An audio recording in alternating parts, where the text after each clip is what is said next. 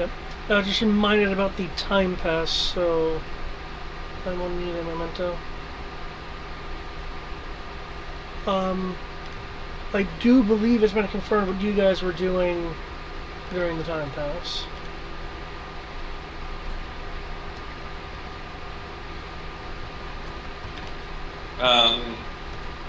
Greg and I confirmed. I don't know if Matt did. I don't think I did this. I had not thought about the time pass, but you'll have to give me a couple seconds here to finish my thought for this message I'm responding to. Titan, do not open that door. Also, actually, I realized on top of those two things I sent you, or I said in Roll 20, David, Rory also would have started trying to work on the issue I messaged you about, the amphibious speeders and things of that nature. Okay. Because when I got back to the Zenti, to the game, I saw, to look up stats for something else, I saw, there's a lot of like work in progress phases in the middle of. Yeah. We need to fix that. We should probably fix that at some point.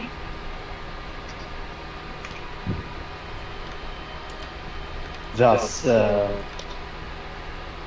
making amphibious speeders the Zenti way. Thank you, Geonosis, and Outer Ring.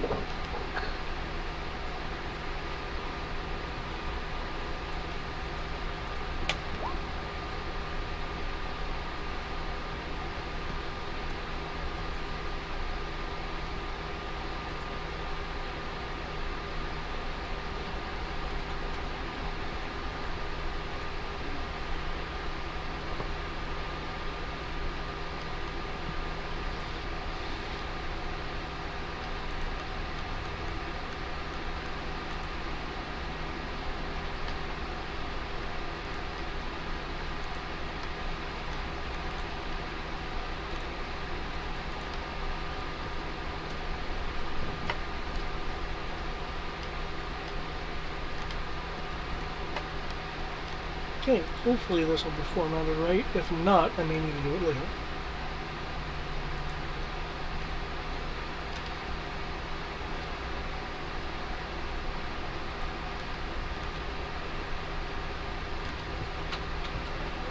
Oh.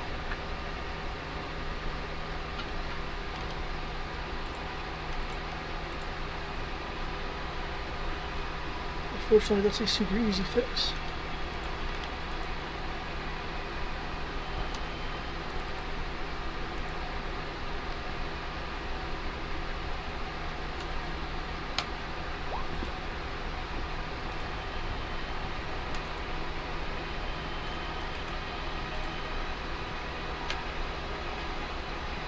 There we go.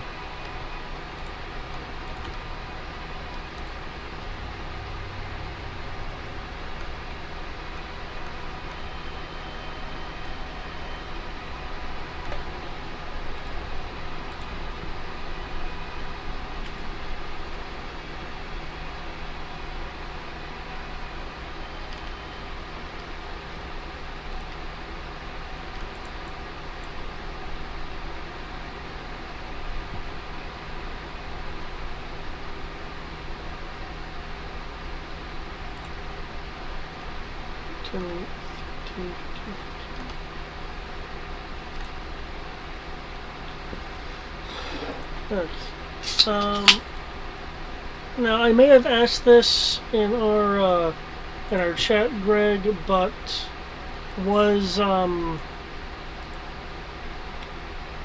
that a thing that you wanted to legitimately build, or was black market prefab good for you? He was probably looking to manufacture or take existing speeders and jerry-rig it. Because honestly, from what I saw in how it was described in the Munilist section, it's basically, it is a repulsor craft, but it also has it basically has two types of engines on it. That's basically all there is to it. So it's not that hard. It's just more or less fitting everything together. But yeah, he's just working on prototypes essentially. Okay. Nothing extremely solid yet. Do you feel comfortable with the idea of writing me up some stats and I can determine difficulty checks? Sure. I'll have to come up with it at a later date. Is that okay? Oh, yeah, I wasn't expecting, like, right now. Oh. Because if for the sake of others, effectively, Rory is trying to come up with, as said, transport, most likely more troop transport-like things that can go underwater and operate up like on land like the Ulster craft. Because I know from the raid on the aquatic base that we did get we got submersibles or something like that, Yeah. right? I didn't see where they were in We didn't get the stat. We Roll weren't hit. 20. The stats aren't in the journal. Okay. Okay, which There- unit was this? Okay. The watercraft. Because I believe we had retrieved. It was kind of a sub-like. Yeah, we have Craft, a but also- we got like a submarine carrier, a bunch of like small like patrol subs, and then some like sub fighters. Exactly. That said, there is a vehicle mod that can turn an existing vehicle into a vehicle that can operate underwater as well.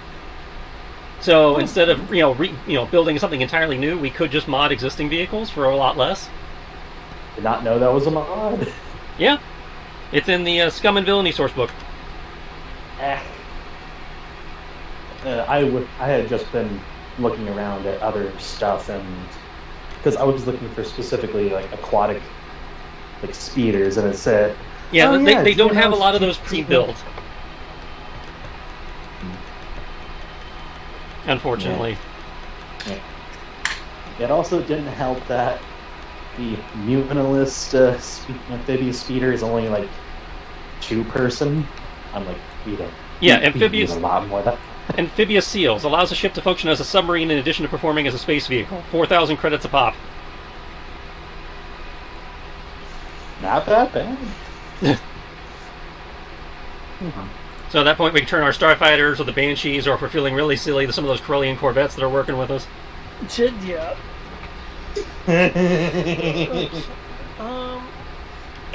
I put in the research. No tiers have moved at this point. And that's for all 4 weeks. Oh, shit. Since it says roll per week.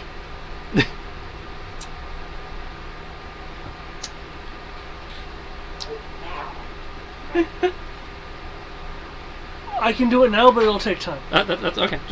I was just asking. No, I forgot to put in. You forgot to roll for multiple weeks. I forgot to roll for multiple weeks. Okay, we got some new missions. But yeah, Rory might make something that's more attuned to it. Okay.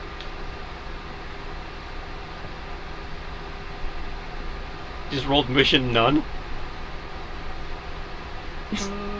Number 8. Number 8.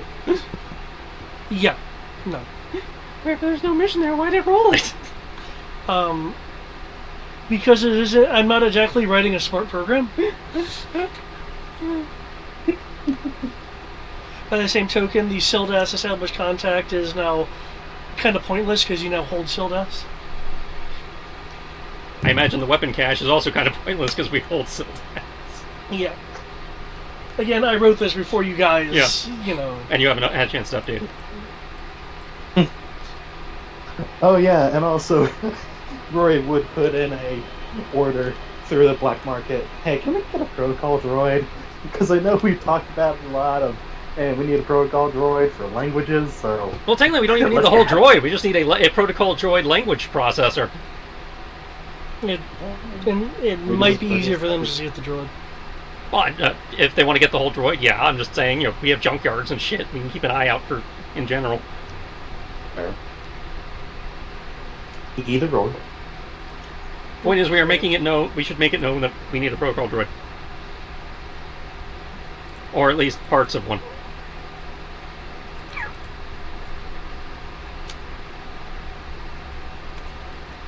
We're going to have Legos built here in Virginia. Woo! And just to confirm, none of these randomly generated missions are supposed to be PC missions.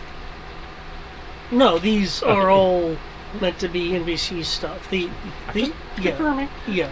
After last time, I gotta be sure. Well, last time I thought I was clear that it was like missions for you guys, but... Wait, did we finish up the other one? Yeah.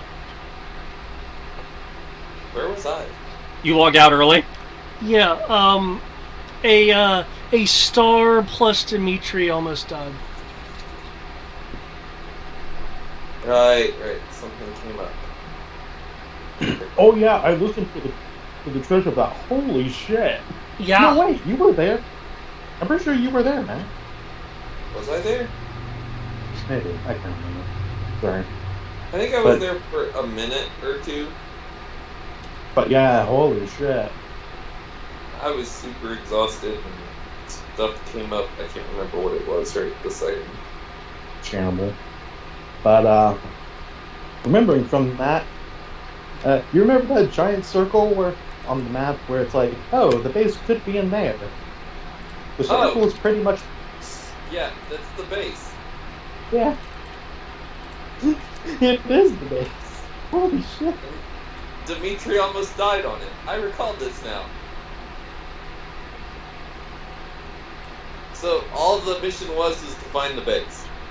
Well, we had the mission that we had to complete. The other mission we completed, which is where we slapped the guy around who slapped our guys around. That took 5 minutes. And then the other thing was confirm that the base that the Admiral told us about is there, which we did. We were trying to get intel on it, and found out that it's fucking big, and that we can't get inside the force field, in theory.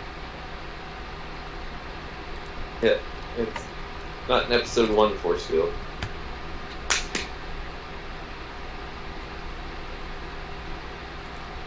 Alrighty then. So, and that's the end of the world spot, yeah. Yeah, that's the end. That's the campaign. In theory, that going there kicks off Endgame. Okay. As I mentioned, there was going to be some other things I was going to do for the time pass and such. And I do believe you guys wanted to. I don't think you guys followed up with the Eclipse agent, the one you rescued from Karnak, have you? That was one of the things we wanted to do during the time skip. Okay. And did we get intel from the Mandalorian? That was one of the people I wanted to talk to during the time skip as well. Okay. Yeah, I recall that now. Yeah. It's starting to come back to me because we talked. That was what I did for the mission. Was I had brokered the talking with the Admiral. Yep. No, ma'am. Get in bed.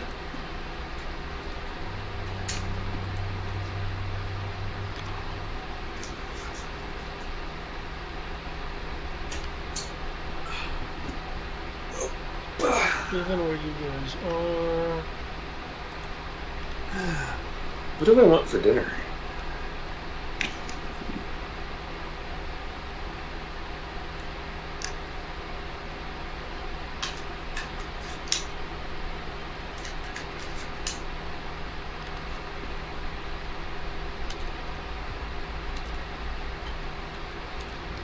Okay.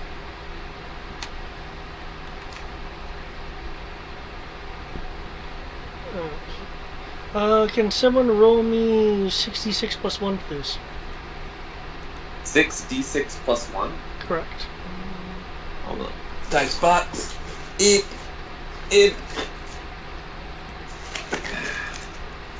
using my actual dice. Fuck, roll 20. 66 what? 66 plus 1. No. Are any of them power die? Why are we rolling 66? Oh, I'm rolling for your, or I'm requesting a roll for your black market guys. Sorry, I don't think the joke is catching quite because of how it's pronounced. 6D as in Delta, and then 6T as in like under 60. Okay. Come.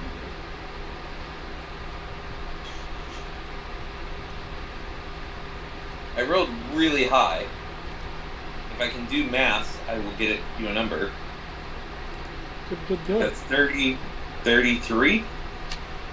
33, excellent. It was 3 6s, 2 5s, and a 4.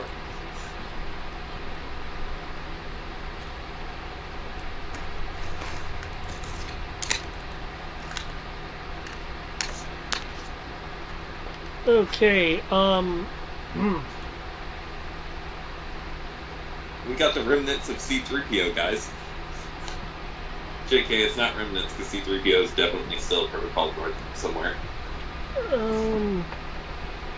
the contact Kutevma can give you a whole last protocol droid. That is not the official designation. It's C4PO. It's like C3PO, only it blows stuff up. Specifically, it is a GE3 protocol droid.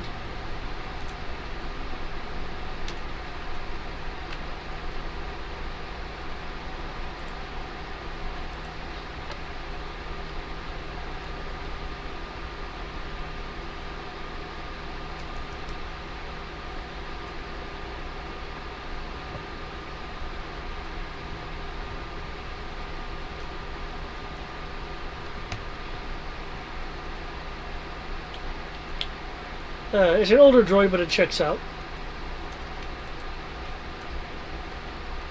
Excellent.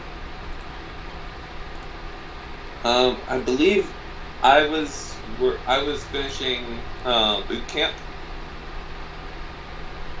Good old boot. Okay, we don't need to inspire hope in Coco K because we have Coco K. I'm pretty sure I boosted my attribute.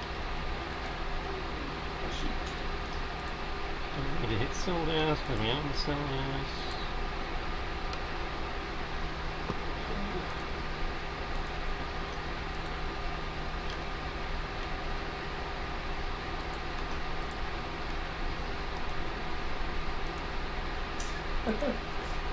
I was like, wait, what is that sheet? And I was like, oh no, that's my sheet for if we choose Seeker's agnostic.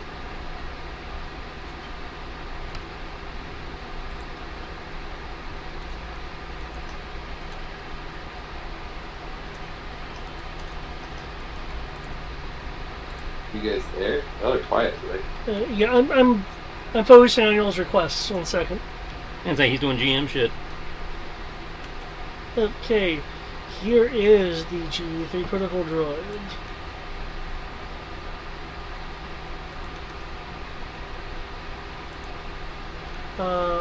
It will cost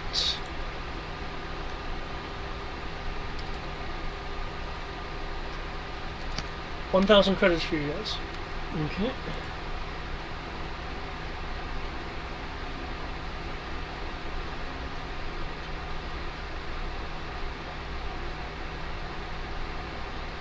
Oh, it's smarter than your average bear. Hmm.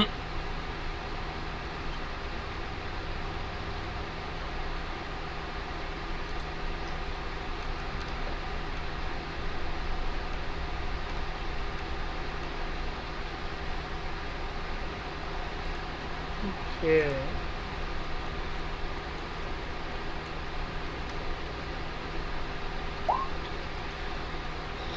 Okay, FO wasn't able to detect anything, so yeah, if you wanna pay your black market contract, you can get the protocol droid within the month. I will pull 1,000 credits out of the loot crate.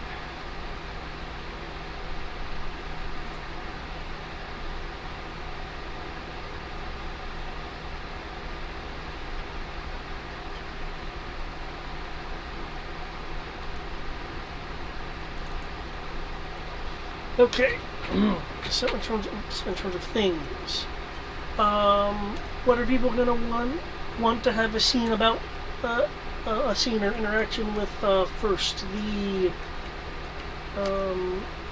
Eclipse agent or the Mandalorian.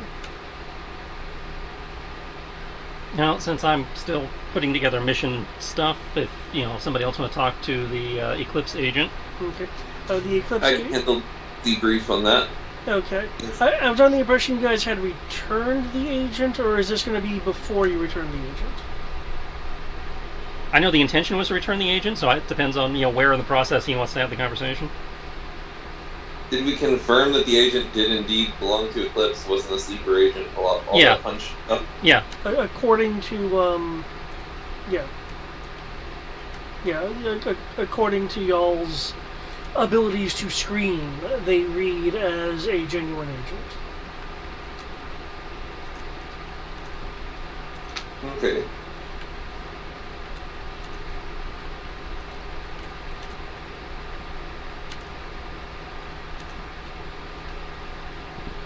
Then yeah, we don't actually need to talk to them. We are going to be there. Like, I don't know. Screening them and following up on them or talking to them are different things to do. I know, but I mean, from what I remember, I'd say if you wanted you debriefing. were information on the base, right? Yeah, he was hearing new stuff about the base. oh, okay. Before they leave, maybe we set up a meeting where we send them off to go rejoin their team. Like, hey, so we'll debrief and pump for information. Okay. Provided that you are not legitimately doing an interrogation,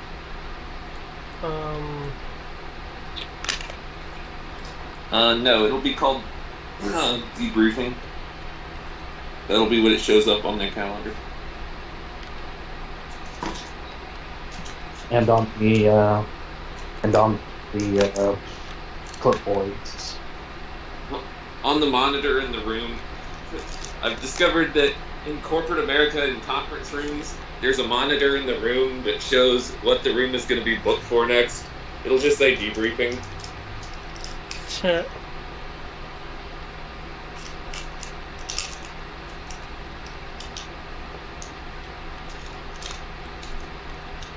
gonna move this up here for ease of use.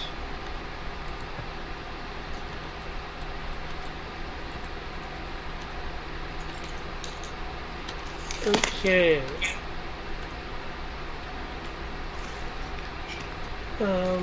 Darin Toll, which is the agent, will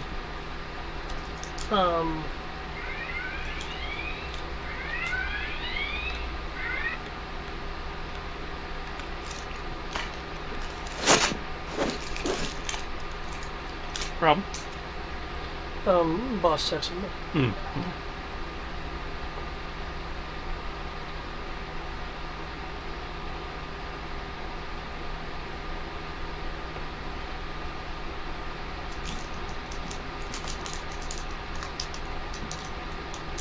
Okay.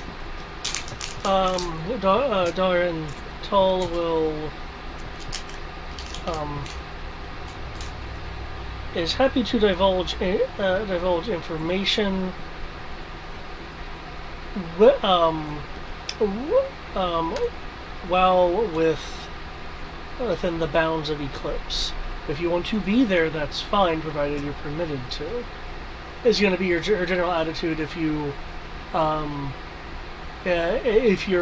not actively using extraction techniques and you're just kind of asking about it. You'll find that her capture was prior to the Maquis Eclipse Alliance, so she's not actively fighting you, because you use the right phrases. Well then, in that case, I will just reach out to my equivalent contact at Eclipse and schedule the debriefing with them. Okay. Be like, hey, we just want to know the same information that you guys know. All in favor of publicly shared information among the rebellions. The thing we're supposed to be doing anyway. Yep. No, we must be the top rebellion. We know all the things. We don't have to be dicks about it. We already are the top rebellion. We do the all of things. No, Yeah. but we must. Yeah, Pieces. I would say you guys have the most hard power. We have to shame the other rebellions into doing stuff.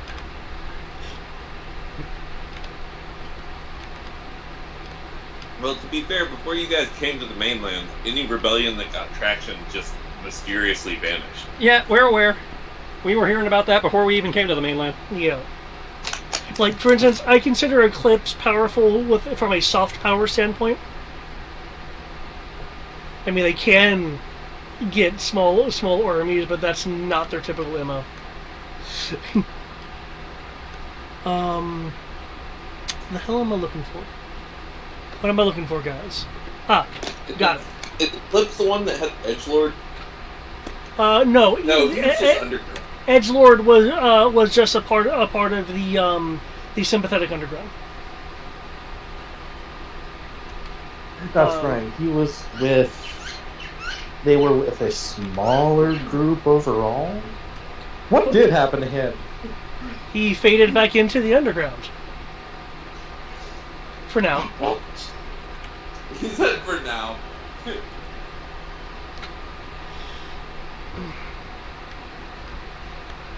Okay, your equivalent.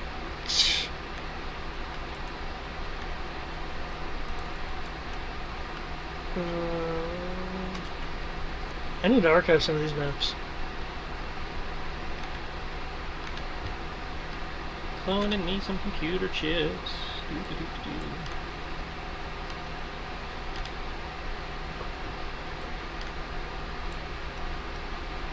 Okay, your equivalent would be Lorian Giel. Lorian Giel will would prefer that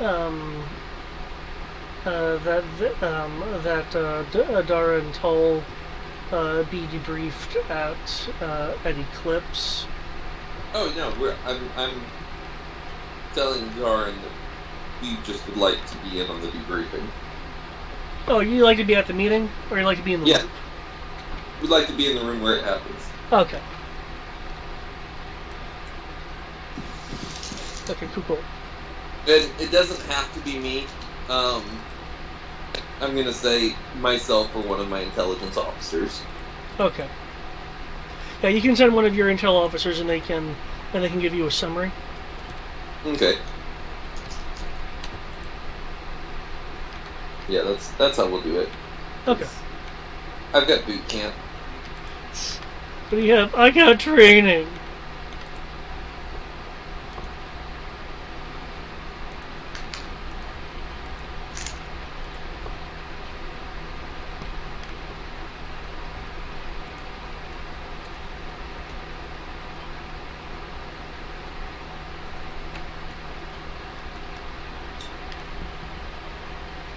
Okay.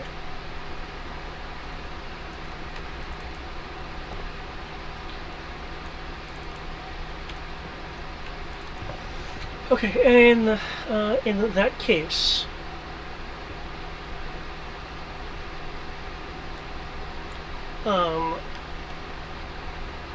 shortly after, then you'll get the summary that Dara and Tull has information concerning concerning possible possible entryway into the shielded base.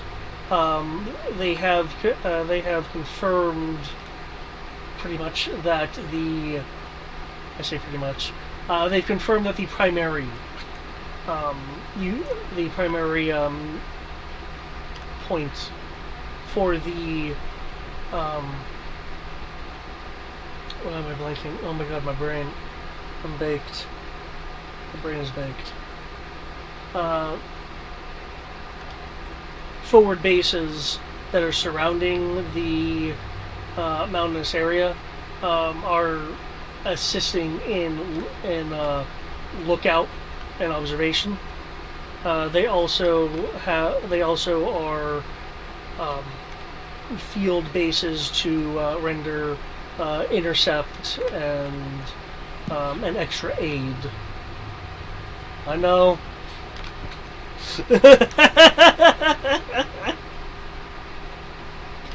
So we only have to worry about being spotted by them and them sending reinforcements. Yeah. They also are occasionally used to bring in extra manpower in the form of technicians and such, if necessary. The complex inside is certainly huge, but they, in the past, according to our intel, have occasionally requested extra personnel, likely to get certain projects done quicker.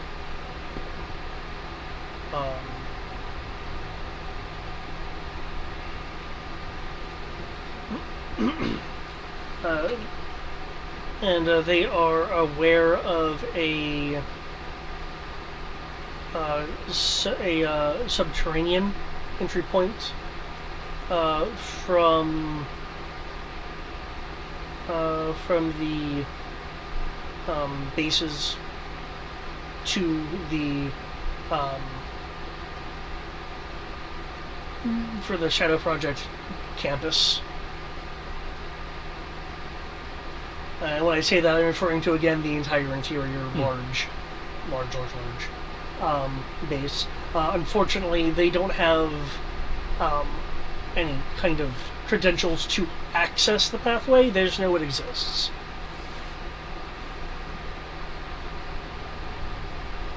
As underground traversal helps mask the fact that that base even exists in the first place. Because if you see transports going to it, then people are more liable to go, "What's going on over there?" Well, it sounds like both the Infiltrators and the Mining Guild have a new job.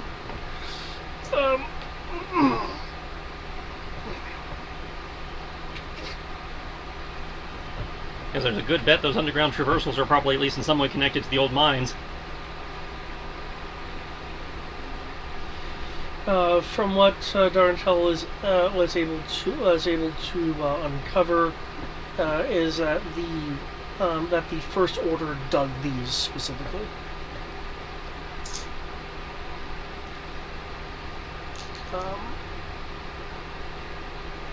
That being said, there's always the thought of digging in a perpendicular path to try to intercept one of the tunnels. Which again comes in with miners, and they may have a mine close by that we could use as a start point.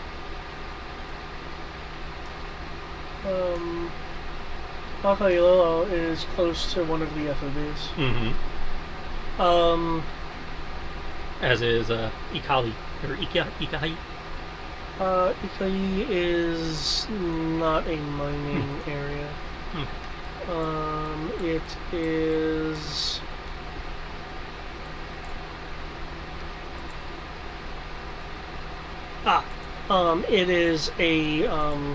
it is a ruined city. Ruined city, you said? Yeah. So nobody's living there?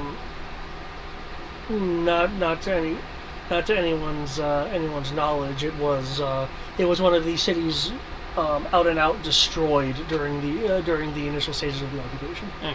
So I guess I'll include an extra mission down here of sending a scout team over there to check that one out. Yeah.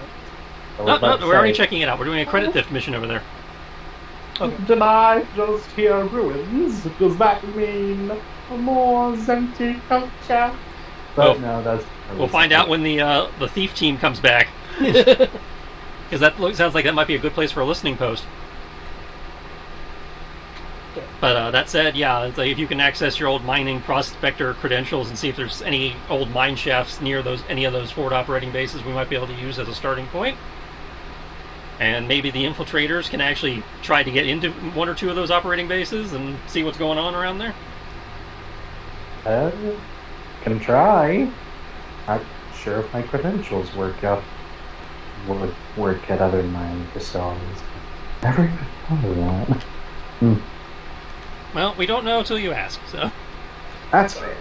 You can make a bureaucracy roll if you wanted to just think on protocol to see if your credentials would work other places in a non-specific sense, meaning that the particular place hasn't enacted their own protocols, just for as a general sense.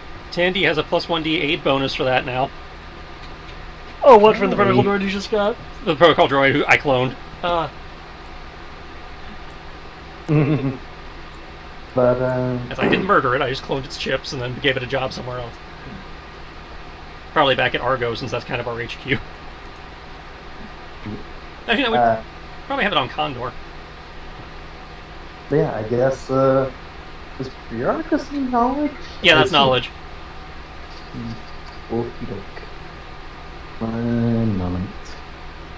Get the dice out rolling. Pump.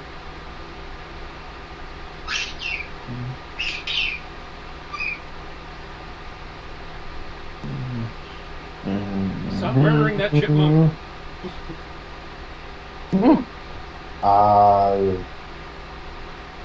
Chipmunk. 21. 21? Okay. Unless there's specific protocols on site, your citizen ID is paired with that of your occupation as a miner, so you could access mining resources.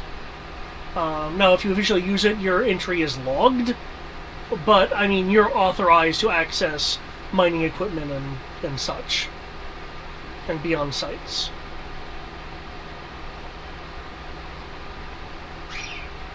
I don't think that's the question or the answer we're looking for. I think what we're looking for is, correct me if I'm wrong, Tris, but looking to see if, like, actually we might want to phone one of the Rior back at Cohol. Because now that I think about it, I wasn't too high up in the hierarchy as it was. People respected me, but that's just because We can make you high up in the hierarchy if you want. What, of the Rior hierarchy? No, the mining guild hierarchy. Well, it's more. Well, okay. Sorry, I lost track of what I was doing. If I remember correctly, we were wanting to know what mining facilities / jobs were being done near. We wanted to know if there were any either current or abandoned mines near any of the forward operating bases we might be able to use as a means of either accessing the dome or accessing the underground transit system they are using to get into the dome. Yeah. Would it be possible to do that with the bureaucracy role you requested, or would that be being a little something different? And we figured that with Rory's mining guild credentials, him looking into mining stuff would not raise any flags, which you confirmed he would not raise any flags looking up mining information. Yeah. Okay.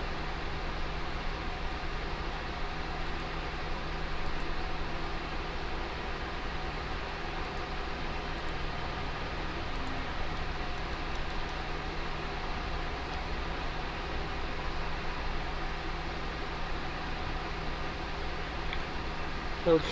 And you're wanting to get that information during the time skip? Yeah.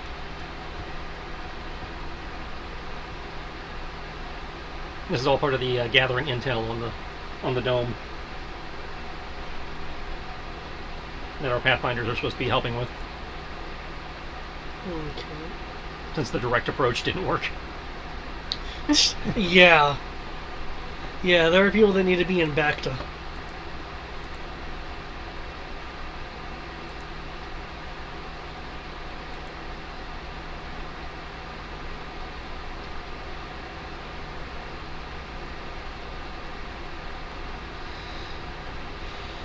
Okay, that's a thing we're gonna have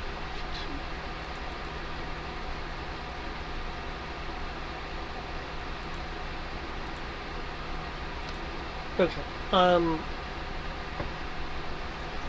That information is going to take some time to get it, unless because I believe Rory was primarily doing other projects, but there are other miners that you guys can use. Point is, we got the ball rolling. Yeah.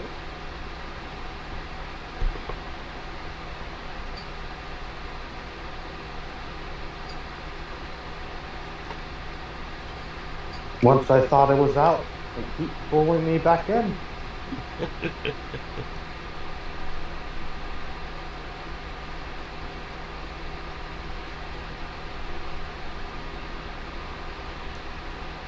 Oh boy, I'm a demo full-time just now. Hey, we need you to find out how to do this mining stuff. Okay. Oh boy, I'm making an aircraft. Hey, we need mining expertise. What? It is amazing how often it comes up, more or less. Okay. If you don't mind, I do want to push the mission resources back most of the game time. That's fine. I was, again, it's posted that's happening. Yeah. So it's on record for whenever you do decide to, deal with that. Gotcha. Okay.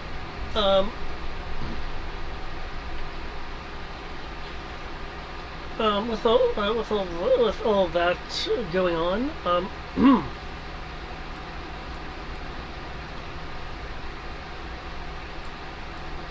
there is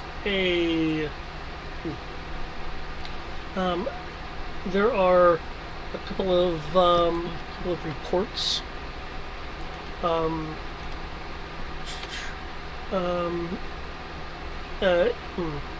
Iako, which is a structure that you're holding, a city that you're holding up north.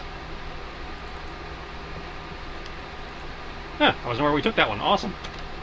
Well, they took themselves. Not the point. The point, I hadn't gotten that update. That is awesome. I was wondering, when we need to commit resources to deal with that. Apparently we don't. This is going to be later in the month, is now in a contested state as there are various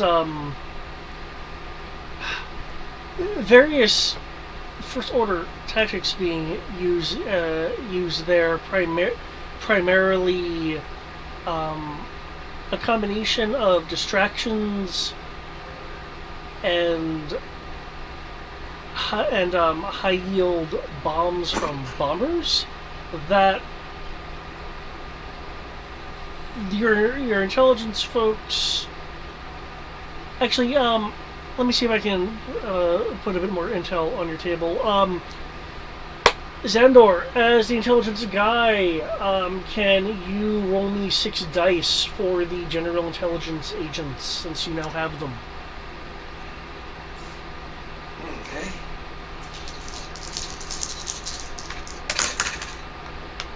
Do they get a power die? Yes.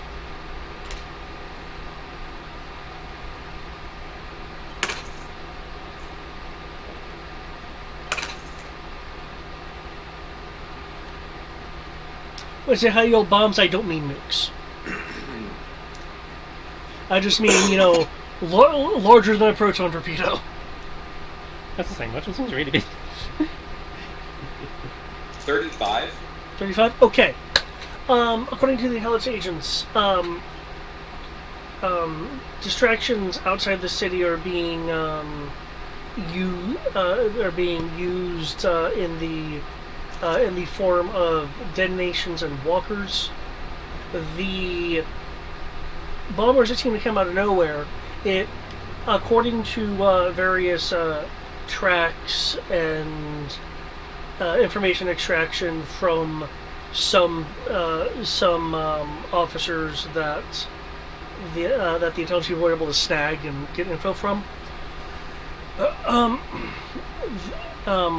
Craft, in this case bombers, were brought in on repulsor tugs and then lifted off from the positions they were dragged to, versus just coming and flying and bombing as the FO tends to just kind of do. Okay, well, that's an easy fix.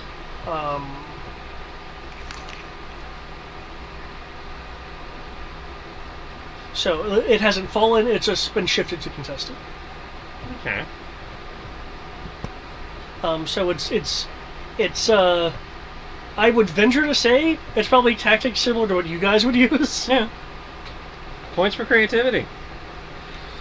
The quote-unquote high-yield bombs would have a high-end blast radius of 50. Just so you're aware. Cool. That's what I mean by it's like it's not a nuke, but Yeah. it's larger than It's it's designed to do massive AOE yeah. fuckery. So we're gonna send some guys up there with some. They're also using EW ties, which you guys first encountered when Silver started actively doing things. Oh, aren't you guys cute?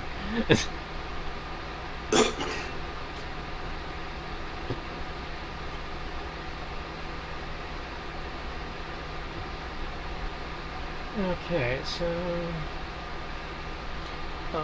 and I'll wait for you guys to digest the information if you want to do anything, because I do have more information for the latter part of the month. okay.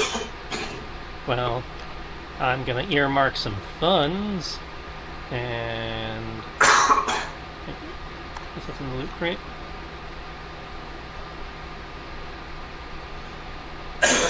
Home. Are they in the loot crate? It is. Where the fuck are they? I know you exist. Damn you, loot crates! Okay, well, with the aid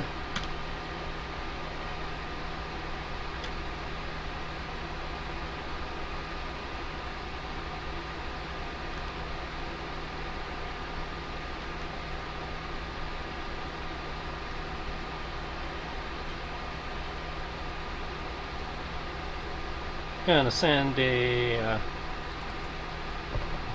mixed trinary of fuck you and fuck you.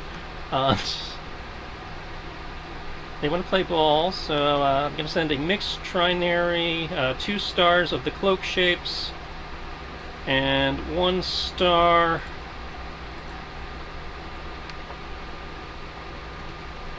Yeah, they're multi-role. 1 star of E-Wings up there to escort our CR-100 Corvette, which is transporting one of those base defense shield generators we like putting up over our cities, as well as guys trained in installing it and making sure they know how to use it. Okay. Which should solve that bombing problem. Okay.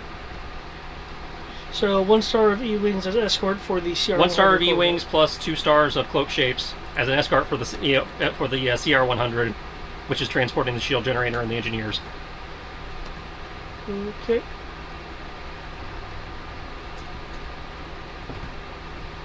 Gotcha. As well as the trooper escorts that come with those engineers.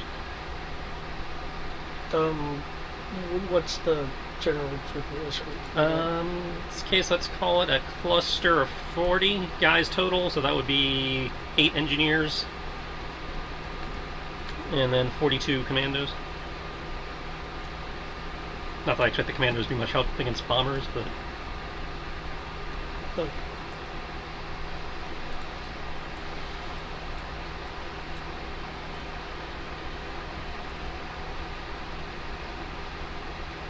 Okay.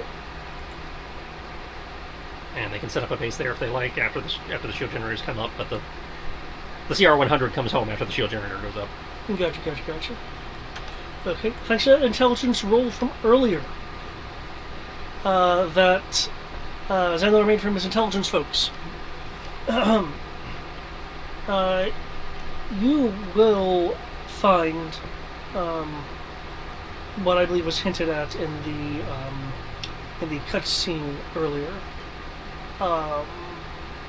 That a First Order escape pod earlier in the month. So I think it was because they fell. No, this would have been a little more than a month. 1 second. When the gravestone fell. Mm-hmm. As it was falling, there were some people that went to escape pods. They don't know if they started the crash. One of those escape pods made a jump.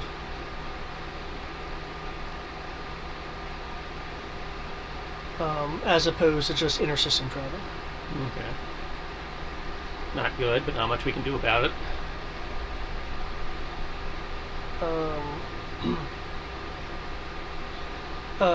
Your intelligence assets are also are reporting more recently. That being at the close to the end of this month, that there is Xandar said I believe it was a 32 was your roll.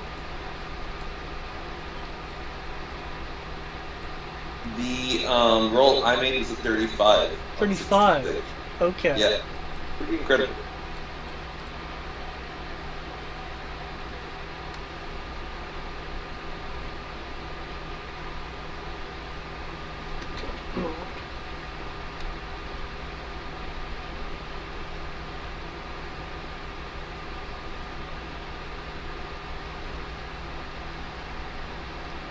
Okay. That the moment.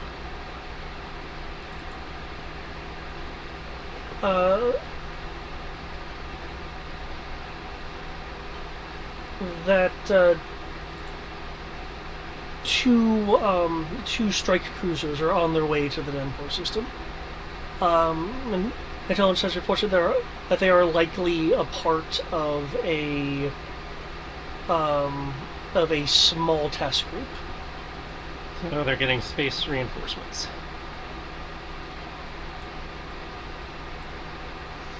ETA, according to intelligence, is 1 to 2 weeks. Make sure the pirates are aware, since they're going to have the biggest problem with that.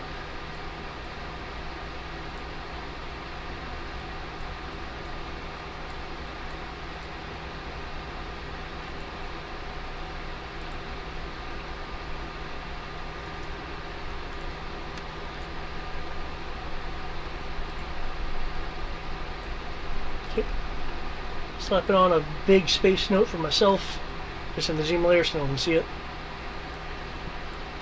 We get it, it's in space.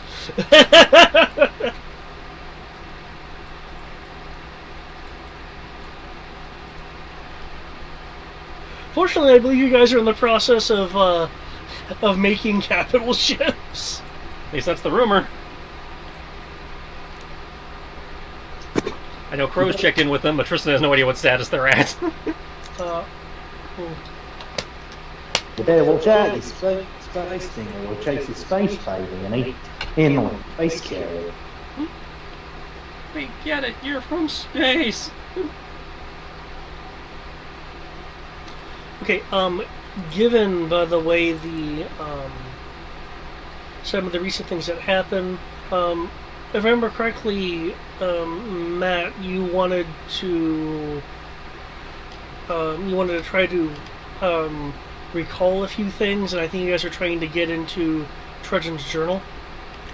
I believe so. Yeah. Okay. Yeah.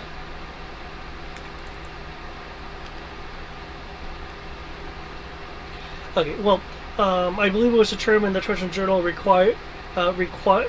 using a internal locking mechanism.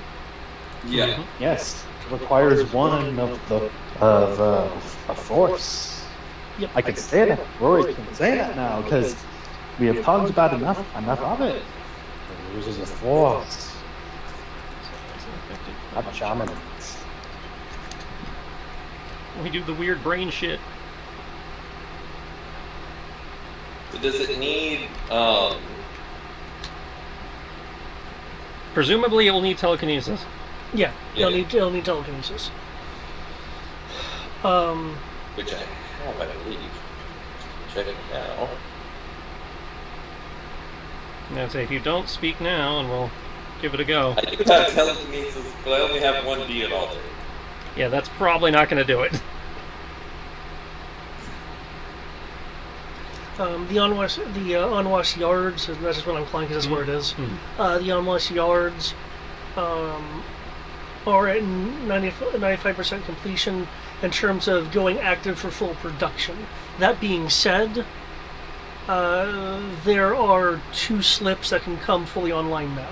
Well, let's bring those slips online so we can get the victory in the Excalibur. No. How many days are we having for... It was a full month. Yes, 30. Okay. If you like, I can give the lockpick an attempt. I'm going to give it 30 days worth of attempting once a day as well, so... So 30 days of rolling a d6? Yeah. Okay. Well, let me know when you're done with that, and I'll give it a go. Due to your return of the the Eclipse agent,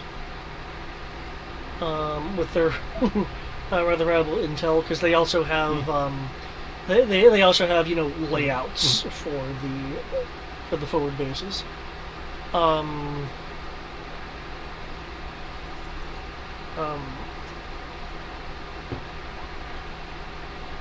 Miracle or Wraith is willing to parse out time to assist you guys on your missions. Oh, cool.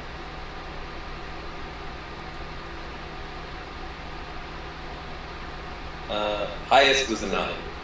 Highest was a 9. A 9 does not make the difficulty, but it's close.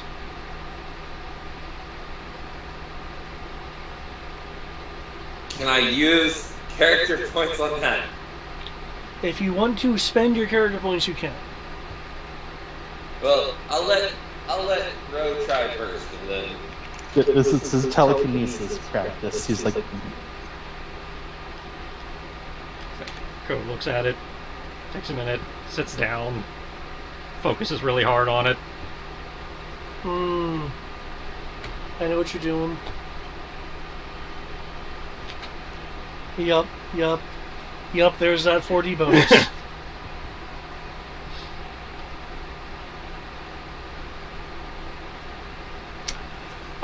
You are able to untumble the locks and hold separate some magnetic pieces and such inside of it to ultimately unlock. Because it wasn't just a matter of tumblers. There were some things you had to actively hold apart to get things to move through. I'd say it's a TK maze kind of thing. Yeah. Which is kind of what I was expecting. I assumed it was more complicated than just switch. Yeah. It wasn't super difficult. The difficulty was 12.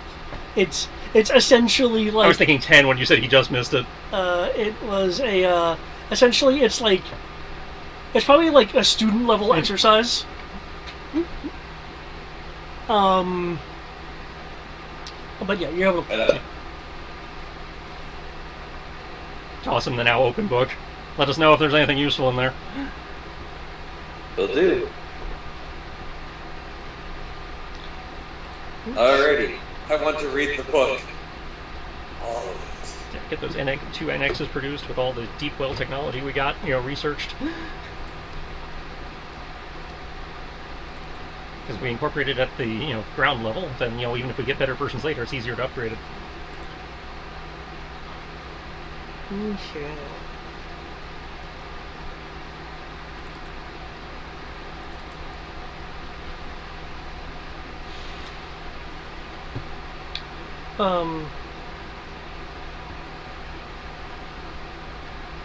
Well,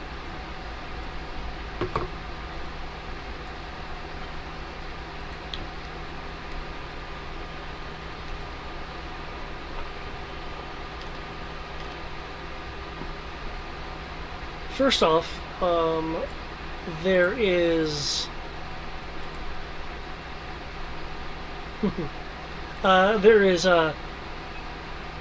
many notes of betrayal and hatred towards Kyrendon, aka Blood Cleaver, as Trudgeon feels that one just doesn't leave the Knights of Ren. You can't. Leaving is you die. Like you have gotten killed doing something. You there's no opting out. Yeah, understandable. Because your Not a loyalty great should be made super strong.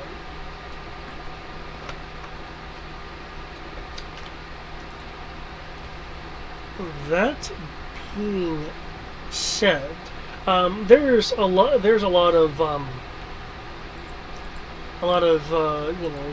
various journal entries of him tracking him down, encounters with him, and for that matter, occasional references to you, but not by name. Oh, that's great. He never actually knew my name. Wait, hold on. No, he knew my name by the end of this. Shit. As you're reading through the thing, I mean, there are entries where he does not know your name. Yeah, of course. Okay.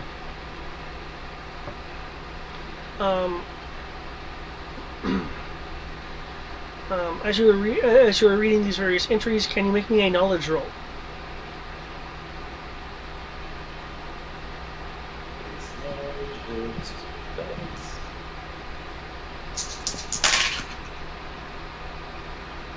Six, 17. Okay.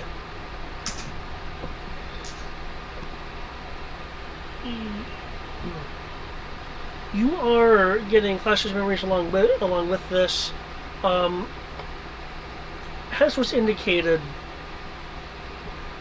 back on, I believe it was either on Karnak or on the Nifong station.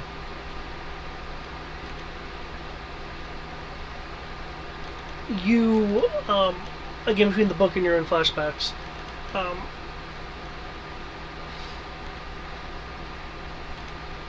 the Rayor woman.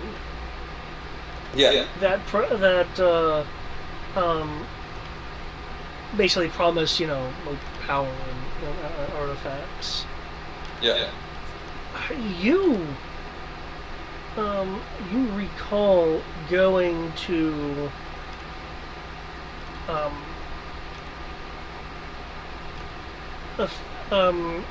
a few other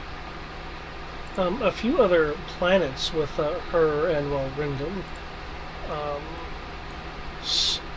Specifically, you remember Lantrix due to its heat. If you are curious. I'm definitely curious.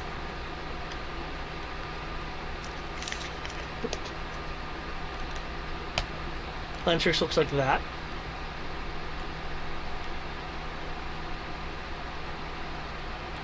Okay.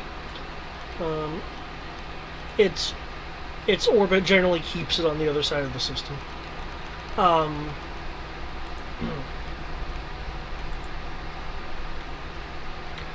And as these travels were going on, you had the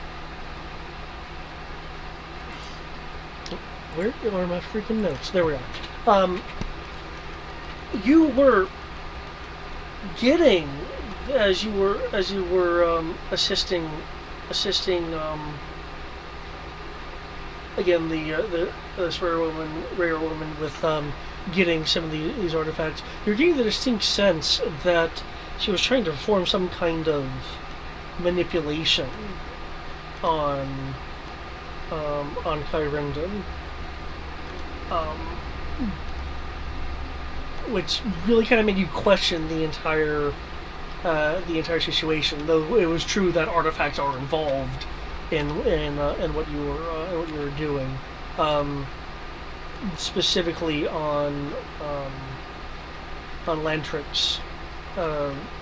You and her and Ringdon were able to recover the Eye of Skies, which you recall is a crystal that you can't so much hear but feel a hum from whenever you got near it. Ringdon seemed to be able to sense the same kind of thing, though it didn't actually make an auditory noise, as far as any recorders were able to tell.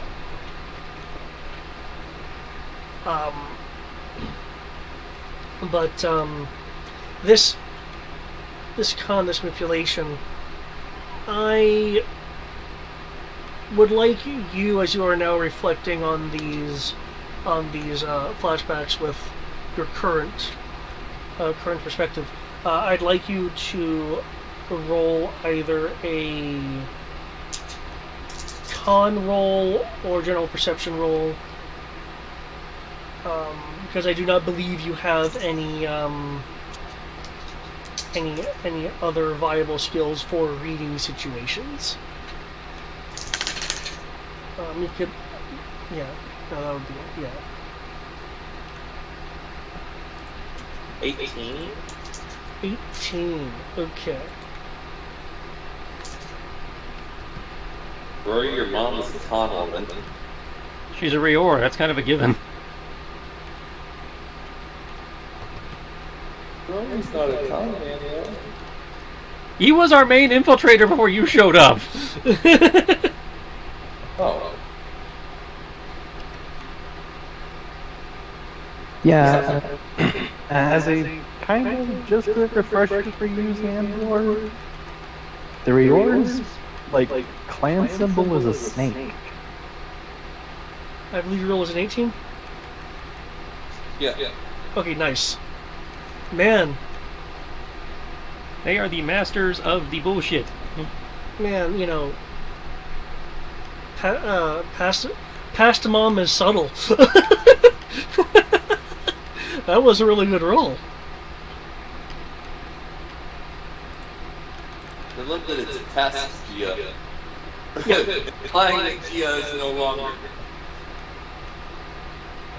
Well, you're driving information from the past.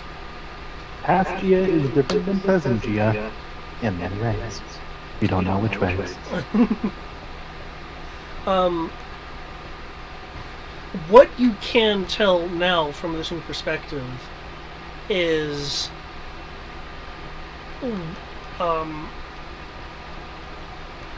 essentially she was attempting to calm his general sense of, well, anger and rage, which usually was directed at the first order, though it could also be directed at other things. For as intelligent, supposedly, as Kyrindon is, I mean, I know they call it the shadow, but it's still a form of dark side, which generally relies on certain kinds of emotions. Sometimes which for him was omnily directed, but again, usually directed at the First Order. Primarily because he felt that the First Order had essentially, through the title of Ren, had usurped the group. Wait, what? That Kyrindon felt that the Knights of Ren were usurped by the First Order by utilizing the title of Ren. In this case, I'm referring to Kylo Ren. That's fair. And thus, I hold no loyalty to this Ren, which is of course blasphemy, because by holding the title and thus the mantle of leader, you have proven yourself to be capable of such in theory. So it would not make sense to break away on those grounds, as far as the rest of the knights are concerned.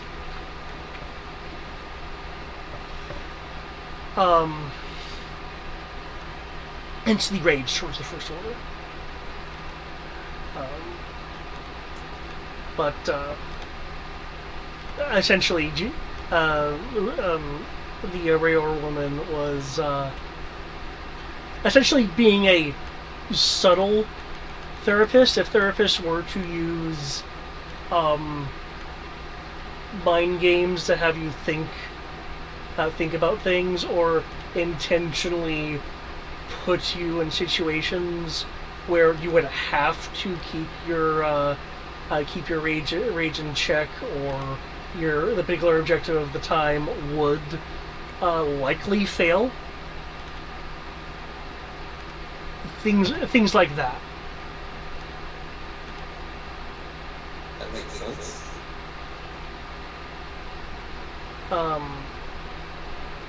Given your role versus past Gia, you're uncertain as to the reasons behind the motivations behind her doing this specifically.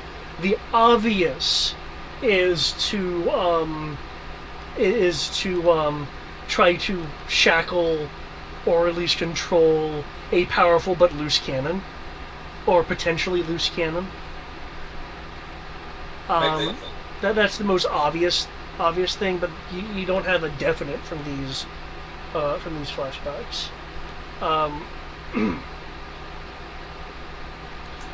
And you do have a flash of something else. You have the feeling that it was occasionally nearby. And I will put an image of it up in a moment. I just need to snag it.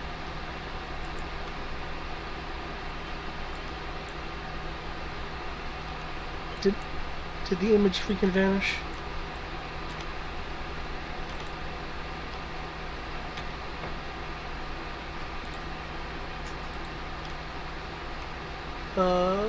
What? Okay, well that image just vanished. Let me fix that.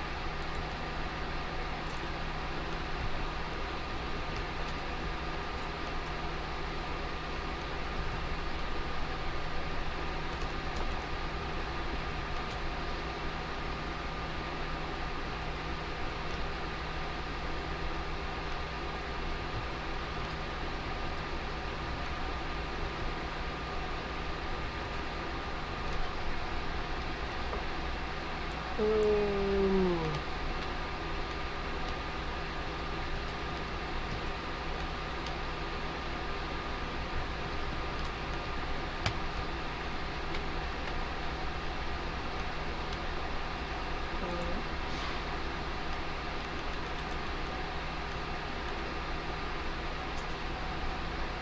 Can I... Oh, well, that's not going to help me because the image doesn't... Son of a crap. Can I save? No, it doesn't save as well. Okay, what you are seeing, since the image has vanished into non-existence, is a large cat-like creature.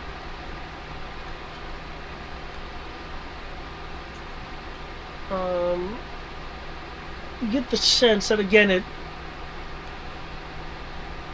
stayed usually near or around the group. Usually vanishing away for a time and then stalking back. You found that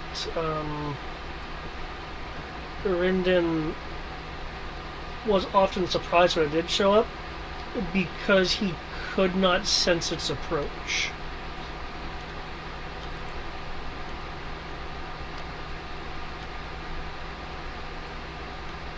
There was a cat that could not sense its approach. It was a large cat-like creature That just showed up.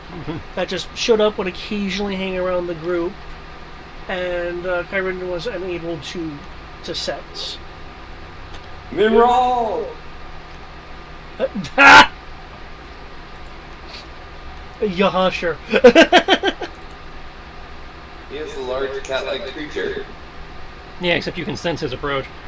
Let me be more specific. This was quadrupedal. Okay. That's slightly more terrifying.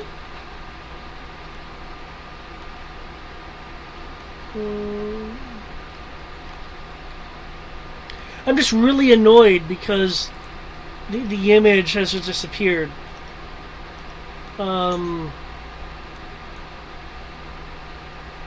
Meh.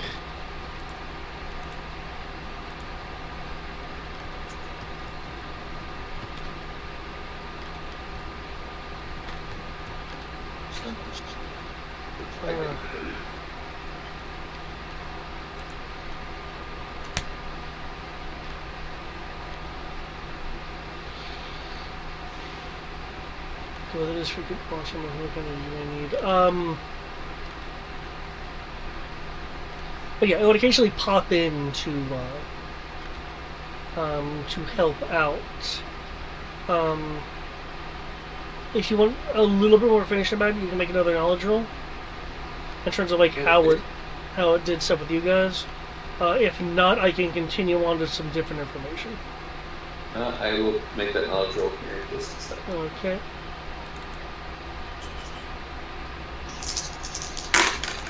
Uh-oh. Uh-oh. That's no good. Total of 4. Ah. You got nothing more on said creature.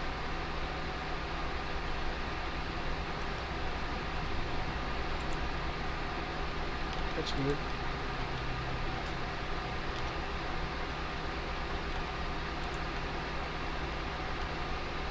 Okay.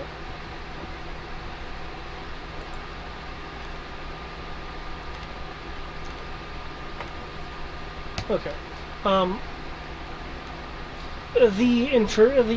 This next bit more comes from the journals, more of a combination of the journals and the flashback. Did it pop up? Did it pop up? You see it popped up? Didn't pop up? Screw it. So I'm just very disappointed. I'm sorry I disappointed you with my roll. Oh no, not that. No, this lack of image, because it's now showing me the broken image icon, and dropping it on the field doesn't do anything.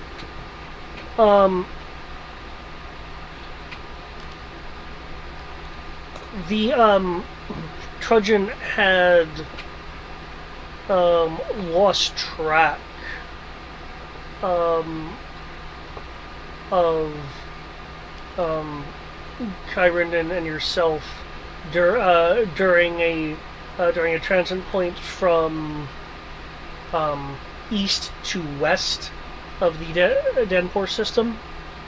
Though according to your journal, his interrogations did not show that a jump was made. So Trudgeon was focusing on the Denpor system. Okay. We were not in the Denpor system. Well, you're in the Denpor system now. Zenti is in the Denpor system. Oh. Yeah. And there was transit from east of the system towards west of the system, but no reports of a ship matching the profile that you were using having made a hyperspace jump. So Trudgeon had stayed stalking this system and his planet and his different planets and hidey holes and stuff like that, knowing that he would eventually, if not find Kyrinden, the other woman, he may very well find you.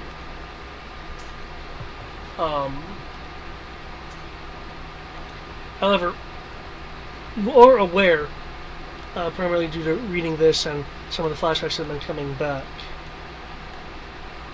that this real woman, was going to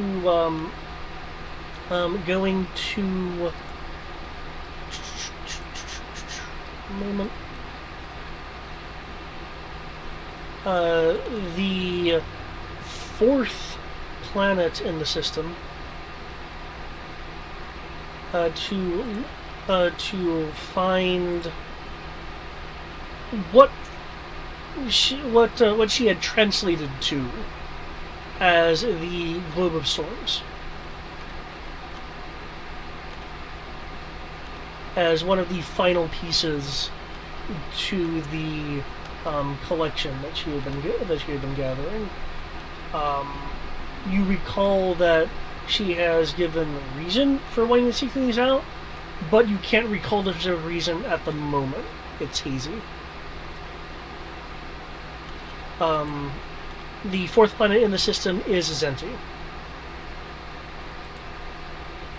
So she was going to Zenti to look for the World of Souls? To look for the Globe of Storms. Which is what she was clearly using a translation from old Zenti in terms of native languages. Its actual name would probably sound kind of Polynesian-esque, given the theme of Zenti, but translated into basic, it's Globe of Storms.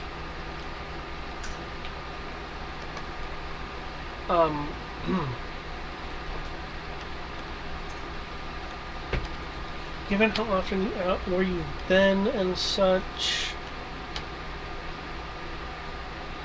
you can make me a scholar roll if you want to try to identify any of the artifacts you've seen in your flashbacks. We'll roughly identify them.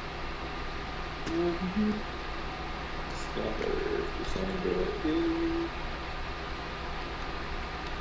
Just regular knowledge. Of the rolls, dude. Holy shit, I went back to my notes and I'm seeing too many dots connect now that I'm looking back. Holy shit, what the fuck? Yes!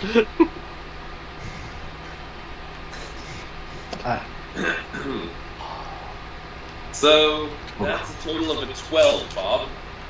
A 12. Unless cultures can be added to that? You know what? Cultures would be a much more apt skill to use. Thank you for mentioning it. Roll that. I don't know if the Tandy bonus to cultures applies, but it's there if if it does. If you are consulting Tandy, then yes. Yeah, sure. I don't see why not.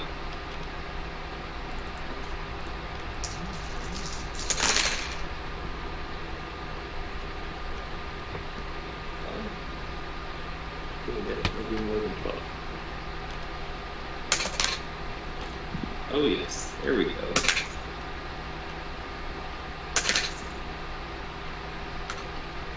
$22 on just the power dice, and then Holy crap.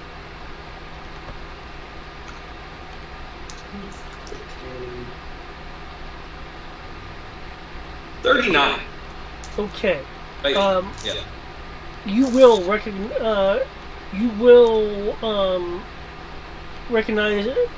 the artifacts with the help of Tandy as being a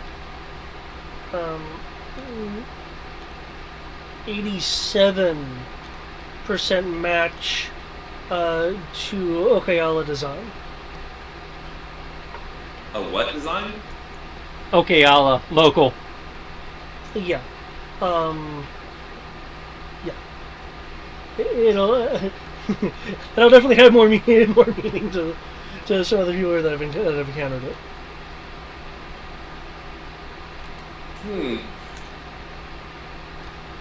Okay.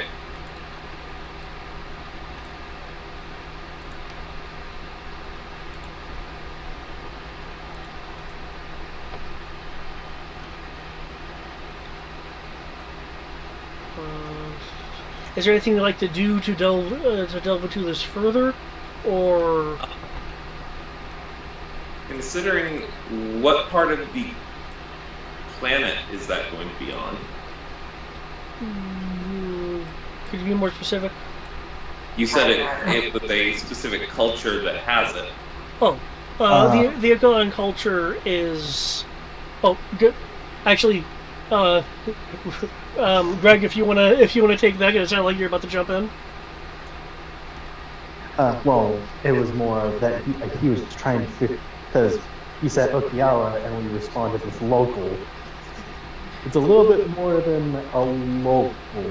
It's not a place. It's like, this is Star Wars. Most planets only have one culture. I mean, I guess. No, I mean, that's how it is. You only have like one ecosystem and one culture per planet. Usually, yeah. But suffice to say that, oh man, I hope you ask one of us, because this is ringing so many bells. Yeah. Like Xandor will likely update Rory specifically, since it's Rory's mom we're looking for, and be like, "Hey, I opened what's his face's journal. It jogged some memories for me. Your mom's looking for the globe of souls? Storms. Globe of storms. I would say very different. From my research with Tandy, it is a insert name of group artifact here. Oh, okay, on then. Yeah. Oh, right. Yeah, it's like, okay. Well, first off, I think you probably will need to crash course in Okealan. The thing that Mando and Badger do, like in lifting up objects and stuff like that, and the stuff Trudgy did, like with all the Force stuff. Oh, yeah. Yeah, they're Zenti's version of it. We call them, history has called them shamans and things of that nature. We've come across several of their location sites. Huh. Well, You're in theory reading one of their books.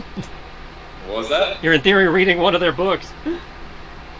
Yeah, they have been translated.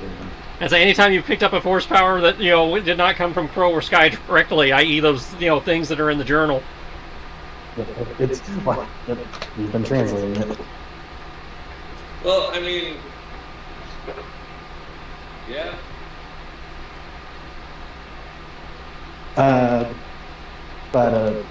Can I make a roll for the Globe of Storms? Because I know Yep. in the text that we came across, there was like,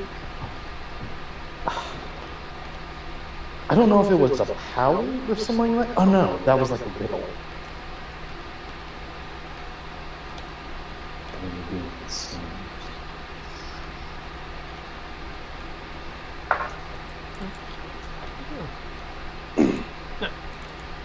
Oh yeah, well, actually, that is a good one. Has Rory come across any mention of it in the text he's been going through? Okay. One moment. There we go.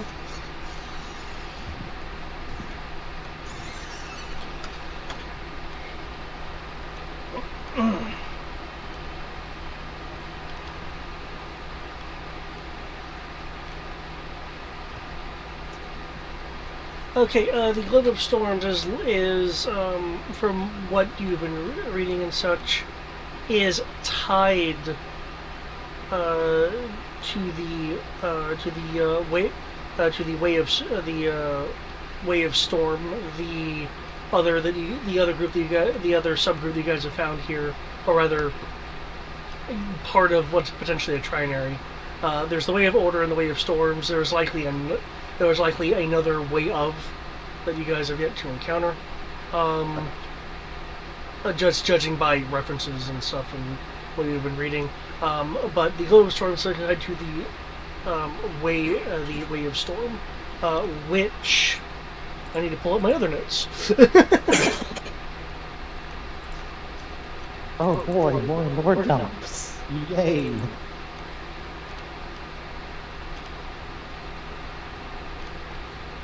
Here's a lore dump. Here's a lore dump step at a time. Here's a lore dump step at a time. That's the power. Well, lore dump time. There we go.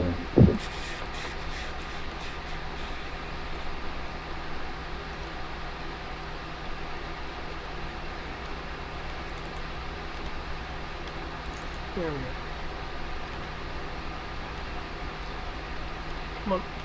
Bring it up. Okay. The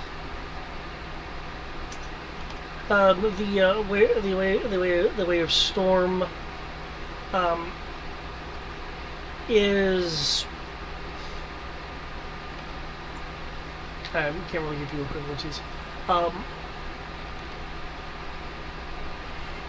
It's the ways equivalent to defenders of the way, though there is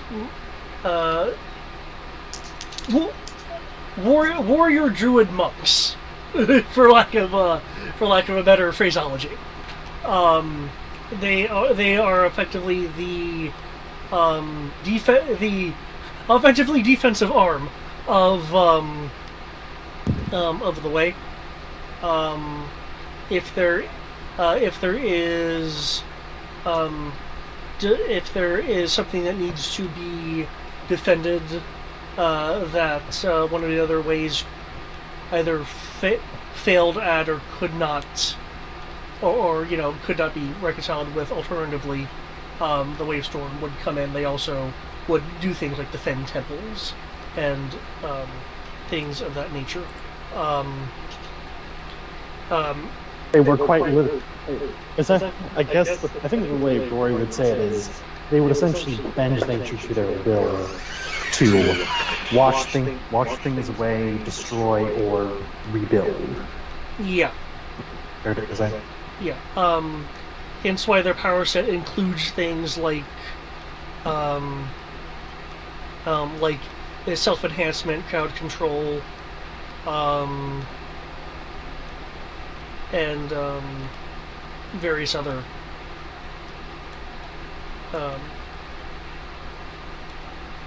things. I'm just looking at the powers right quick. They also have the ability to draw on nature to like quickly heal from injuries. Though from what you've been able to read, they could not impart this healing onto others. It would just revitalize themselves. But what did the Globe of Storms have to do with them? The Globe of Storms. Excuse me. It is encapsulates the power of nature to both destroy, renew, and maintain. Maintain from the standpoint of, for instance, like the rivers, valleys, whatnot. From what you had been able to gather just from reading, is that the Globe of Storms is, in theory, not a unique solitary thing, but an item of significance to. I am trying to figure out how precisely to phrase this.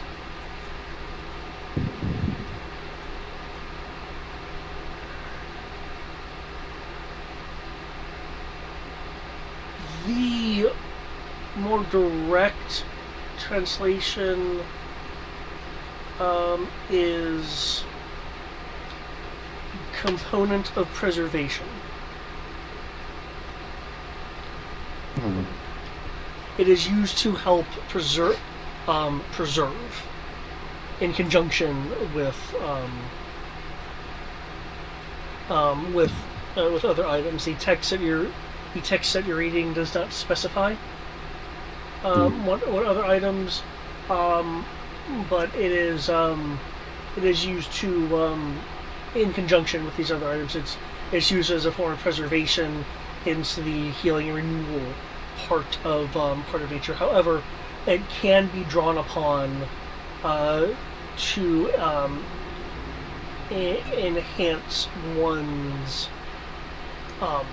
destructive potential.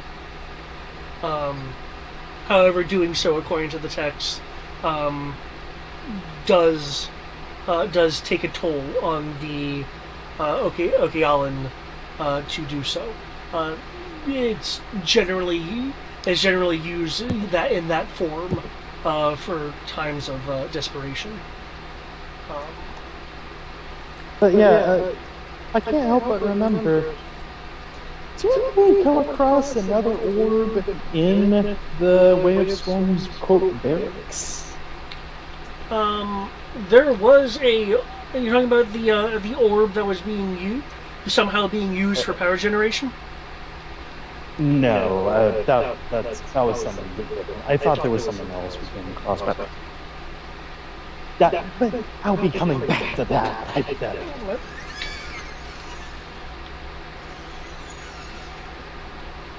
But yeah, so large power source, which either way doesn't really surprise me. It's on something like that of a restored prison that we were able to liberate.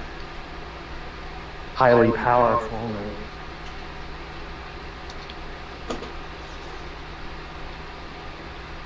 Can't really explain what it is, not even Amanda or I were willing to fully touch it.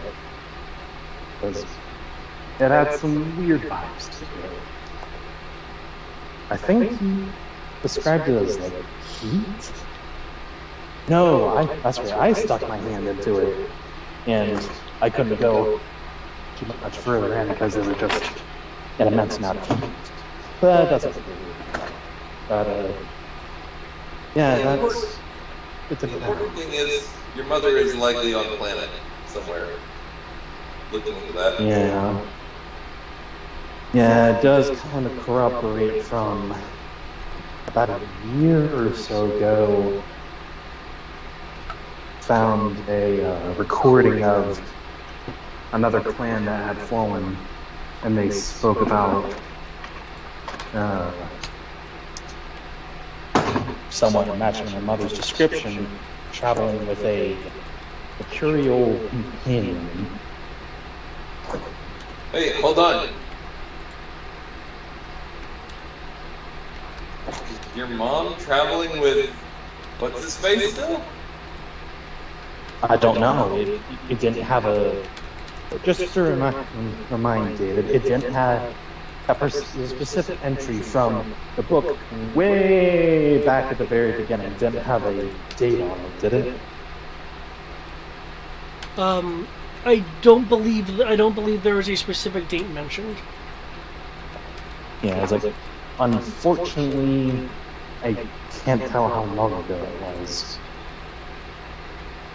We've already established that she was traveling with possibly you and this the other guy, but how long ago we couldn't really tell. If it is going to take the image away from me, I will just put in a new image. Sorry, there's one.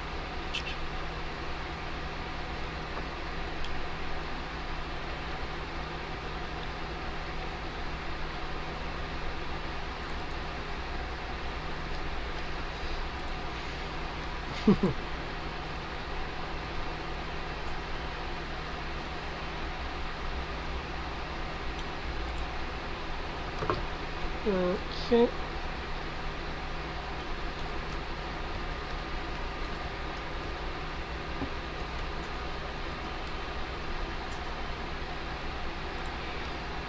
Okay. With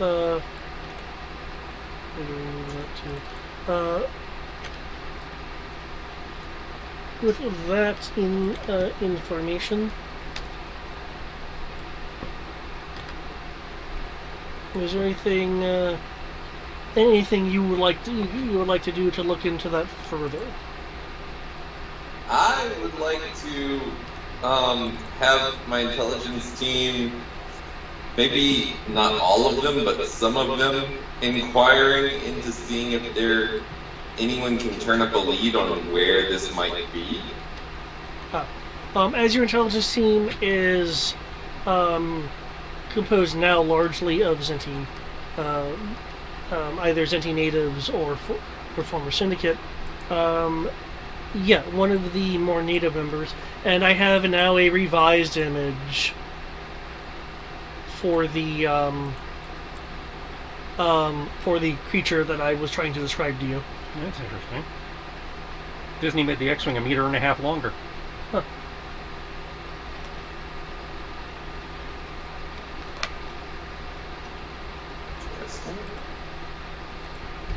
Which, by the way, if Xandor does mention the feline creature, or be like, oh yeah, okay, yeah, I've seen that too.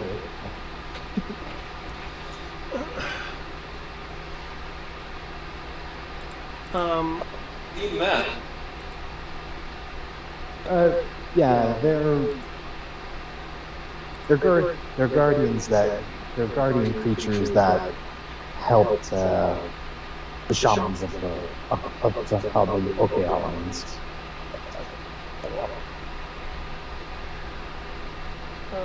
As far as your intelligence group is concerned, a rather immediate suggestion from one of your staff is that Kekahi has a Okeala Research Center in it. Where does? Kekahi.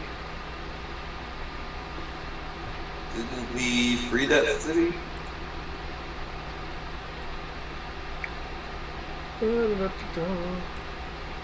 Kekaki is blue, so yes, it is dark. No, that's Kokoke, if you're talking about that one. Oh, yeah. Kekaki is contested. It's over here. Okay.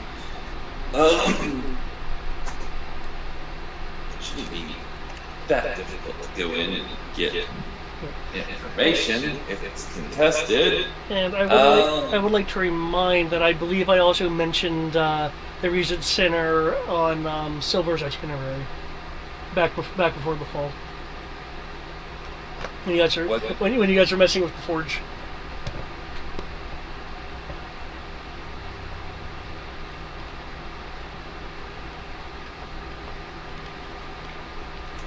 Okay. So you're willing to send intelligence people in? I was gonna go myself. Oh, okay. It's not like insanely difficult, but I understand that, especially if it's contested, and considering that. No. Sorry, go on. Considering that it would be specifically for information about Rory's mom, I feel some type of way because apparently I kidnapped her and was simultaneously the main reason that we don't have her in custody now. Well, I mean, maybe. Oh, and funny that you didn't kidnap her first time, you helped release her? Well, I know. For money? We helped release her, but we also at the same time made it so she isn't where we would have been able to free her.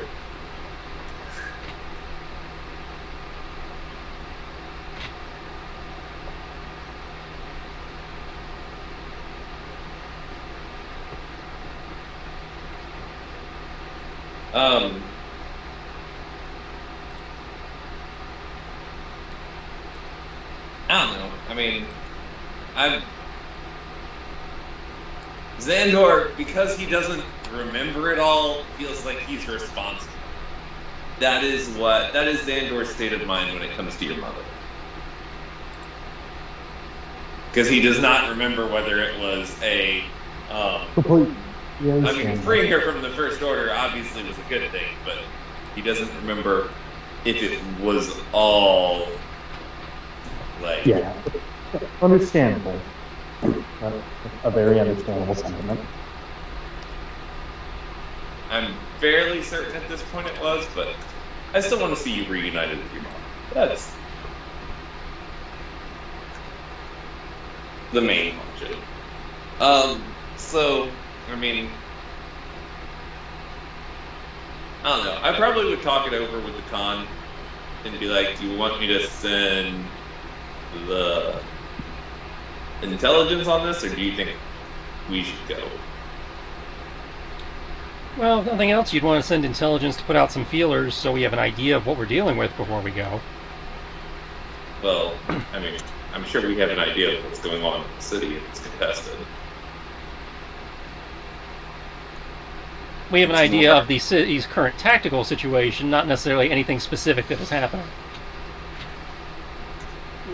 The general tactical thing, due to it being in a state of contestment, in the case of that place, in the case of Kikahi, it's not like they're under constant siege. Essentially, there's lots of troopers in the area, and there's defensive vehicles, the quantity of which varies depending on the day and how much fight's been put up,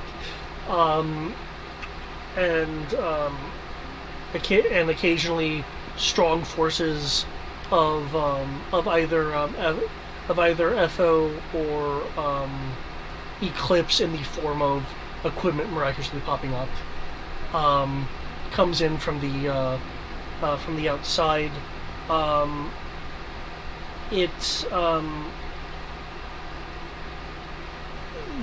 The FO in the city are currently taking measures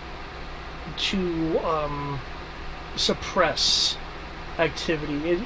It's I wouldn't say it's as far as Taldarin, because Taldarin was especially paranoid. But you do have like regular patrols. You have TIE strikers making patrols that take them over. So that doesn't sound like that's contested. That sounds like occupied with resistance. Take them over, and routinely you will have,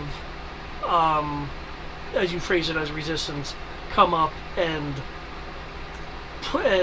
push them back to the to the point to where there are no like ground mechanized units, and troopers are having to like hide in the buildings. So there's like an ebb and flow to it, to where there'll be times where the resistance forces are in control, and then the Imperials will come in with their outside forces and push the control back, and then they'll take the control back. Hence the status of contested. So if you want to walk us into an active war zone, you probably ought to get somebody to do some recon first. To figure out if it's currently in a state of peace or not. Well, that to minimize time on the ground, so we know and have an idea where we're going versus trying to wander the street asking for information while we're being shelled. Okay. So then, yeah, we'll send a recon team to get information. You can make me another 60 roll for your intel team. Also lets us know what factions might need reinforcing from us so they can take that city.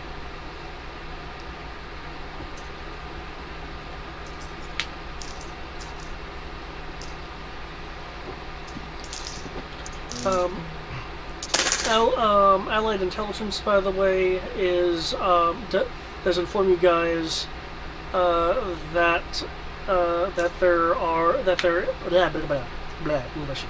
there is two. I need to be careful. I was about to say flipped, and I have to specify. Two captured AT-ATs heading towards that city. Eclipse should get it there in a few days, no later than a week. Which should help significantly. I almost thought of making it an M6, but that's a bit much.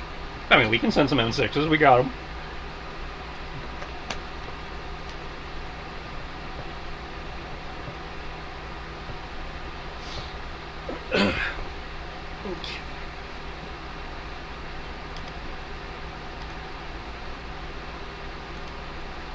I'm feeling generous.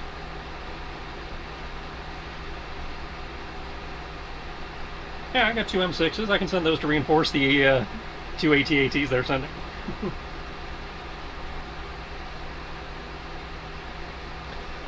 Did I miss the intel roll? Oh, sorry. The intel roll was a 25. Okay, cool. Okay, so you select and dispatch your intelligence team out to see what the excuse me, to see what the current state of things are.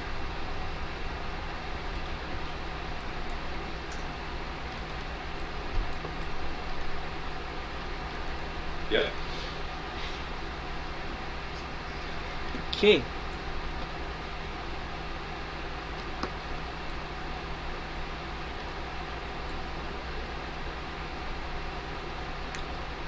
I wish I could just draw it like that. Okay, the current state from what's going on is that the outskirts of Kekahi, by the time your intelligence people get there, is currently being attacked, but the battle lines have not shifted, into like the core of the city. So you have the surrounding area, and maybe a few of the fringe buildings currently under under active attack. Let me. Yeah. Okay. Let me check something real quick.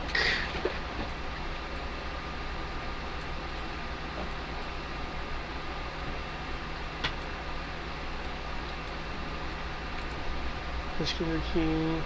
Okay.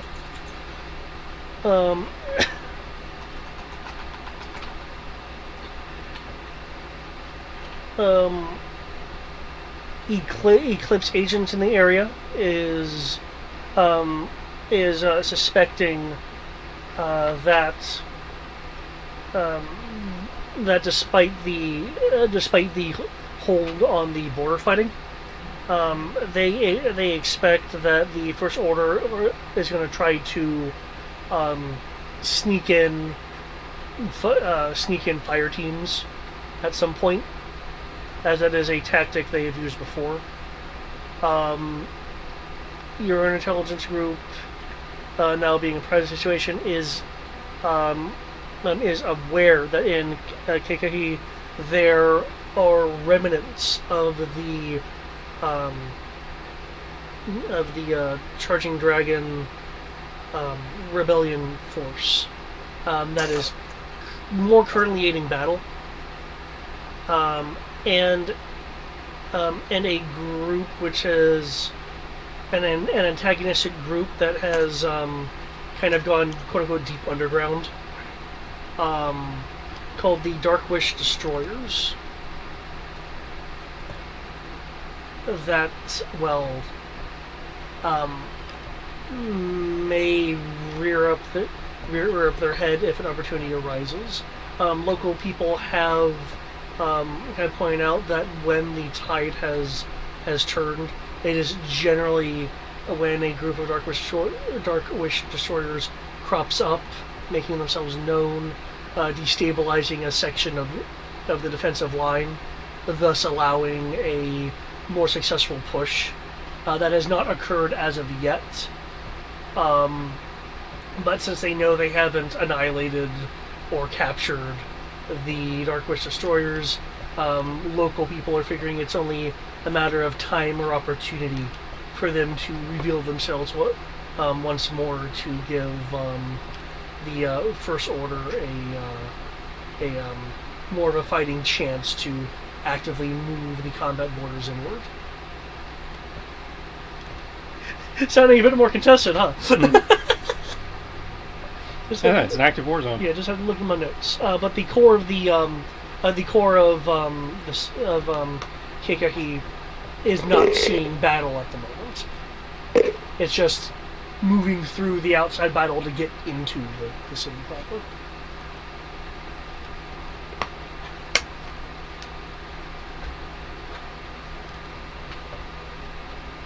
Okay then. To kind of be clear, because of your guys' improved relationship, the Eclipse agents there are specifically part of a ongoing recruiting effort. So just give you an idea of the kind of allied resources you'd have. So things of getting people in and out.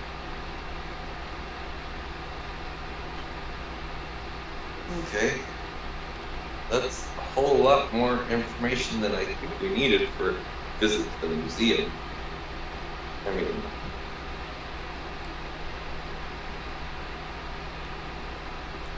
Well, I believe the question was, what's the state of things? Yeah.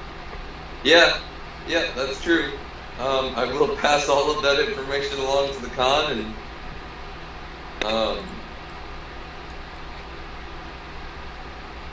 heed his words. Well, what else we got going on? I don't know what you were planning on doing. I was waiting to actually be told what missions had cropped up during the time skip, so... Well,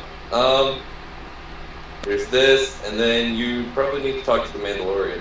I've been patiently waiting my turn to do that. Yep. Yeah, there's been a lot of stuff going on. Feel free to wait until after you talk to the Mandalorian to resolve this. I imagine that this is.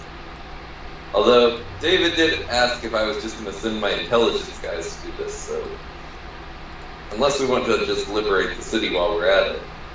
Well, it sounds like the city's on its way to being liberated anyway, just based on the ridiculous number of walkers heading its way.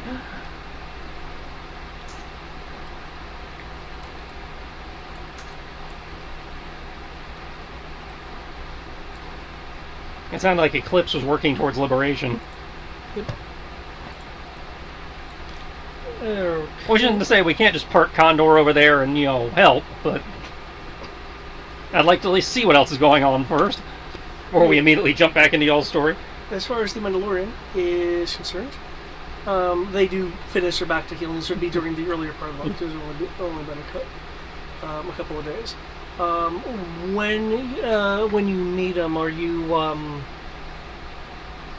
I take it you're in your armor because you're always in your armor. Yeah, I'll be in my armor. I'll have his armor, off to the side where you can clearly see when he gets out of the tank. So when he wants to get dressed, he has his shit there. I'm taking the time to clean it up and do maintenance, that kind of. So it's actually in functional combat worthy condition.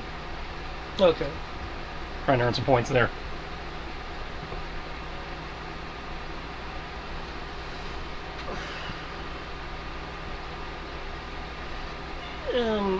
Making it very clear that this is not a prisoner scenario.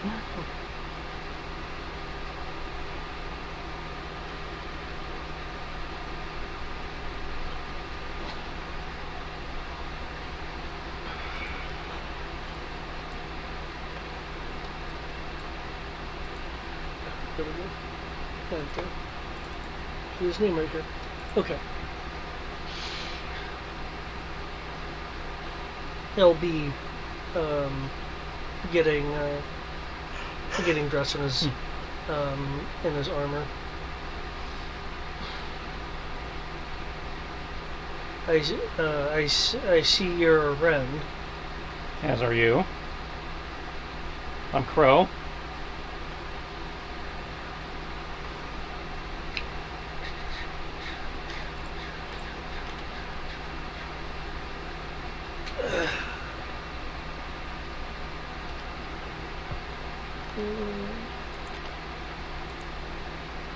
This one,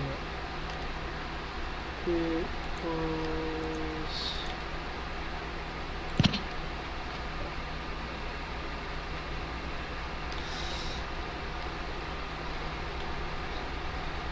Crow.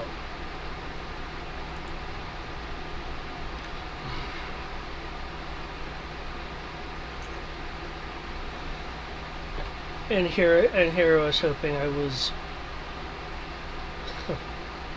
relieved of my prison by someone a bit more trustworthy. Cocks his head.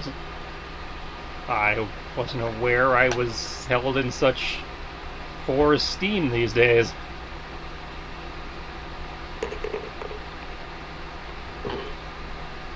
Well, given where we likely are, it can only mean so many things. A few of them not good. You are on a captured First Order mobile fortress after I liberated you from a First Order secret prison.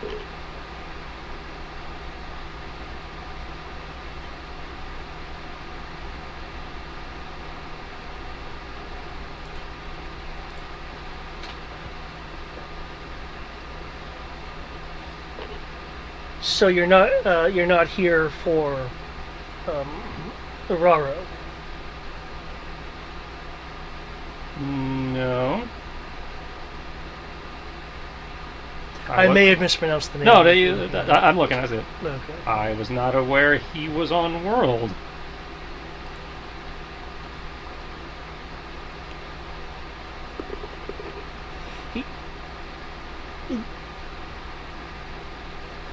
Through since Birkin has his helmet on now, you can tell there's a little bit of confusion as clearly he jumped to a conclusion.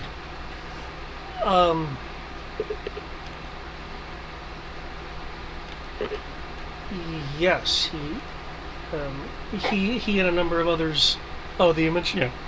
He and a number of others are. I assumed as well with in theory how how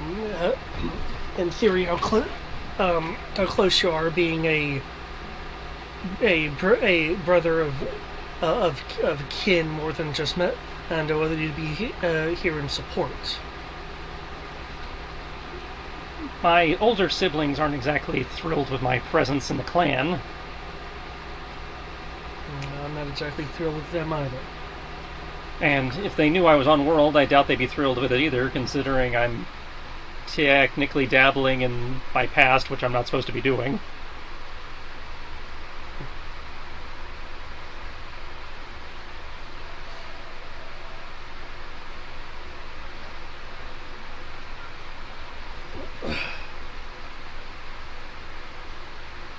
So then you've been completely out of contact. You don't know what's going on. I know I encountered a protector of House Wren at a facility known as the Forge. He seemed to be operating under the idea that forces within the First Order had become more factionalized than normal. Something about trying to bring old Imperial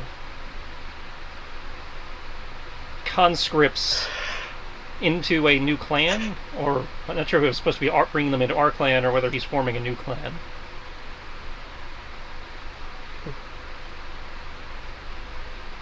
It was not a protector I was personally familiar with. I knew them by reputation.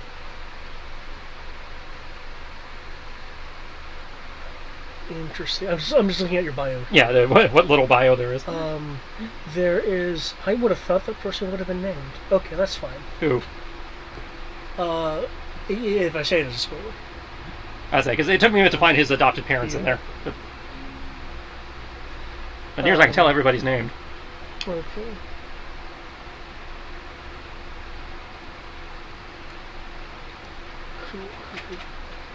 I'd say all the siblings, the parents, everybody's in there.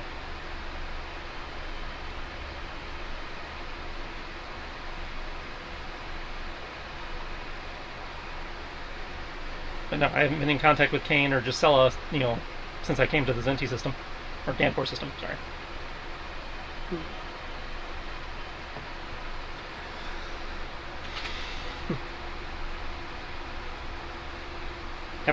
Definitely haven't heard from Raro or Odin.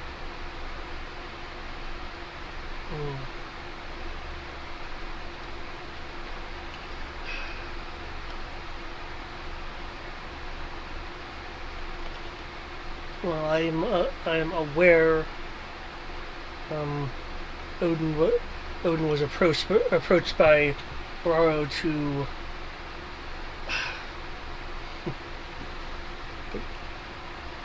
I have to look at pronunciation right quick. Because, freaking Mandela stuff, right? Well, while you do that, I'm going to collect food.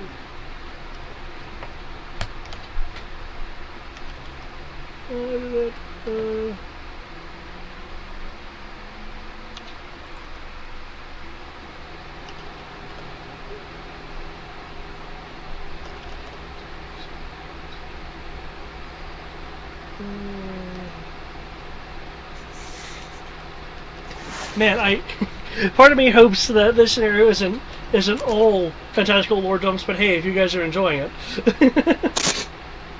What was that? I said part of me hopes this session isn't all lore dumps for people, but if you guys are enjoying it. Just the lore dump. Welcome. I've been here for a while. Here for a while.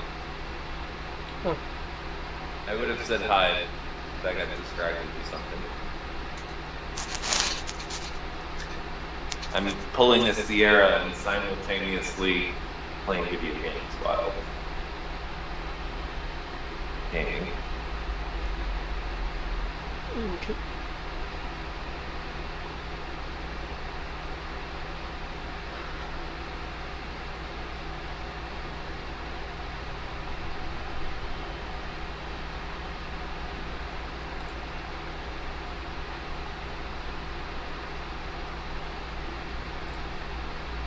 Only difference is I keep myself unmuted and keep my things turned way down.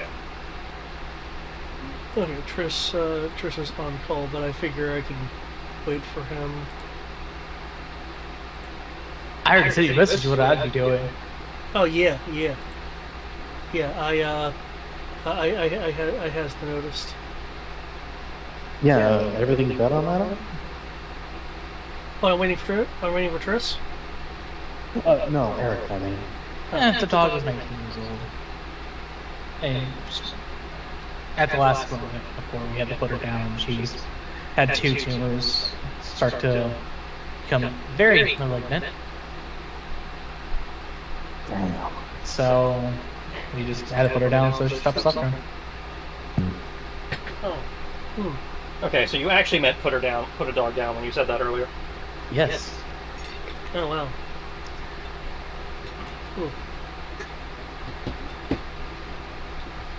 Sorry to hear that, but it sounds like there was a lot of like bio stuff going on.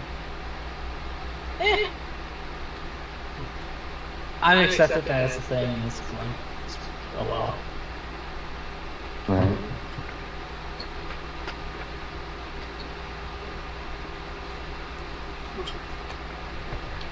Okay.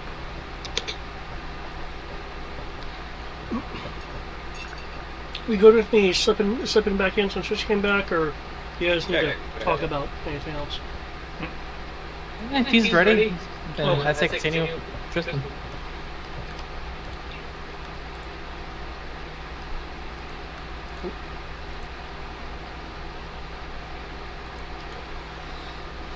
Anyway, Raro had apparently joined forces with a Mandalorian, referring to him or herself. I haven't actually met this individual.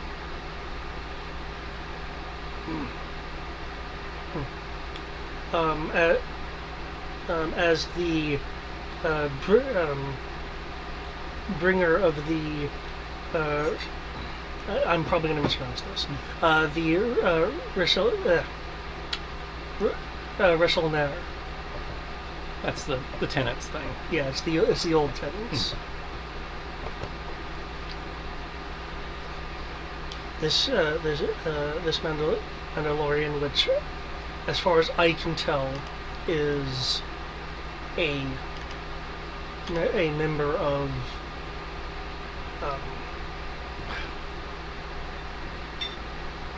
Vizsla or Ren. So, in our circle. Yeah. Is thinking that we've been reacting not well enough to particular incidents in our past.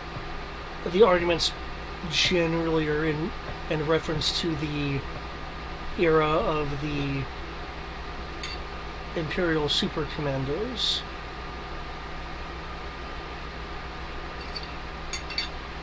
So by becoming a bit more ingrained with the older ways and getting like-minded or perhaps convincing other individuals, I've been able to at least track Raro here. I have heard tale of. There you go.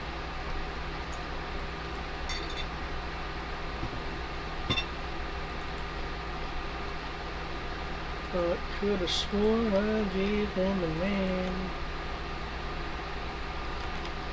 I'm hearing we have a new Death Watch. Unfortunately, regarding the guy's name, he's not immediately in my notes. References the name of the person who is the protector that you mentioned instead of the forge. Though I have not been able to track to track them down yet. I've just heard word that he was in the mountains near a place called Maquis. I can tell you where he was. I doubt he's there now, since the facility no longer has its purpose. We shut it down. Facility, is that the First Order Mandalorian you were referring to? Yeah, the Protector who was guarding a research facility, trying to figure out a way to free old Imperial conscripts and again bring them into a new clan under the direction of somebody going by the designation D1. I don't know of this D1, but perhaps the Bringer of the Restless Air is in concert with the First Order then? Quite possible. That would be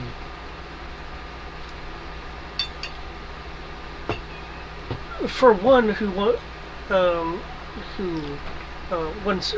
to take vengeance on the sins of the past, as it were.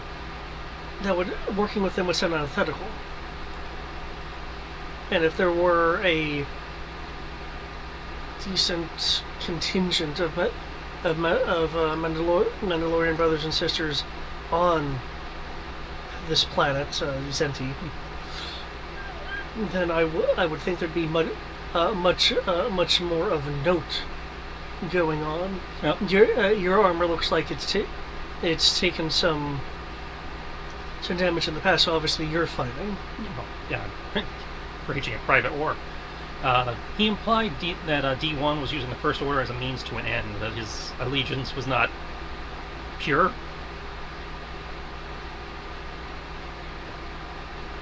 And then perhaps they've convinced the bringer of the Restless Air that they could accomplish something together? Possibly. Go over to a terminal, see if I can get Tanny to pull up references to sightings of Mandalorian in places where we know Crow has not been. See if we can get some leads on these guys.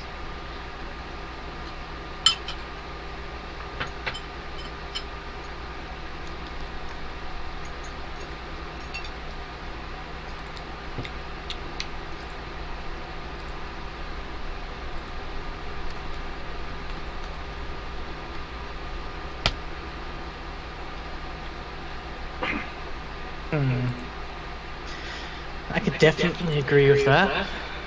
Lucky for you, I have accrued quite a significant network of allies on this planet with that private war of mine, so my resources are at your disposal for helping with the hunt.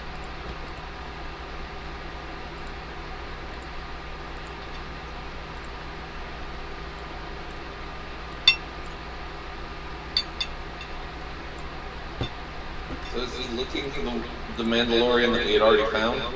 Among others. Apparently there's an entire faction of Mandos on the planet. Well, that's what the rumors said about you guys.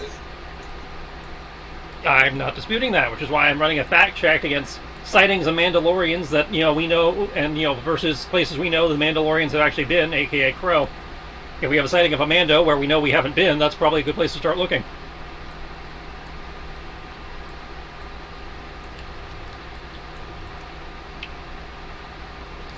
Since Tandy has the combined intelligence network access. We have an entire team of intelligence people. Is that we have the intelligence people, we have the access to the Eclipse network, we still have access to the First Order network because they haven't figured out we're in that yet.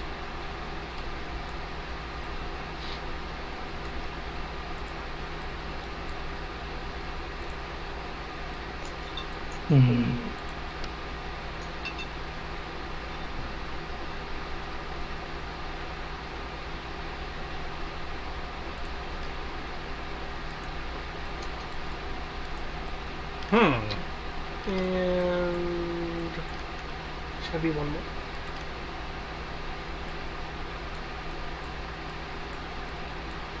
So we have sightings in Hello Halana, FOB1, the middle of nowhere, north of Kakai. And I do not want to go closer to the wildscape. The wildscape scares me. Well, it's the city in the wildscape, so it's at least still a city. I don't know, man. over here. It's still the wildscape. And Ekahi. Yeah. That's presumably some distance away as of last report. But Yeah, and our guys may or not have seen something when they rolled their credit raid mission over there. Yeah, we're only like 2,000-ish kilometers away from the city. Is that truly in the wildscape at that point? I think it's right at the border of the wildscape, like before you go in. Knowing him, he's probably going into the wildscape to go towards a certain admiral. Hello, Helona is known to have a carnivorous plant problem. A lot of that going around. I mean, I can bring the flamethrower. Multiple flamethrowers. Maquis wants the flamethrower. So I'm going to show him the map. I can guarantee you none of these are me or my people.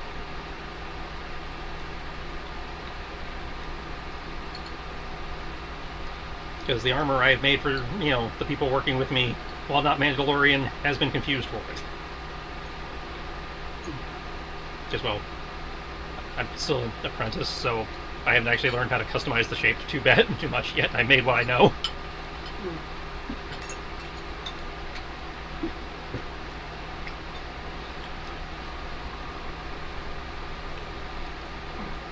This is more information than I've been able to get.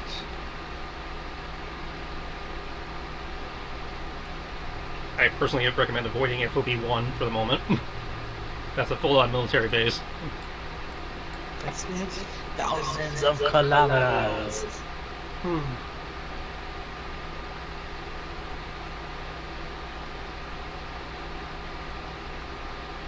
I would have expected more.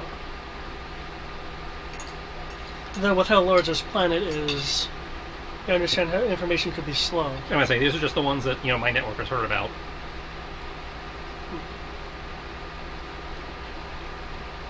And eliminating places where I've been myself that, those sightings could have been made just as easily. So there may be actually more that, just got eliminated by the fact that I was in the city at the same time.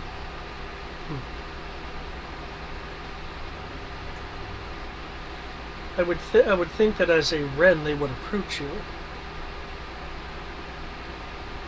Though perhaps that's your brother's doing. Could be my brother's doing. Could be the fact that it's not like I've been shouting, introductions. And they've not taken the time to ask.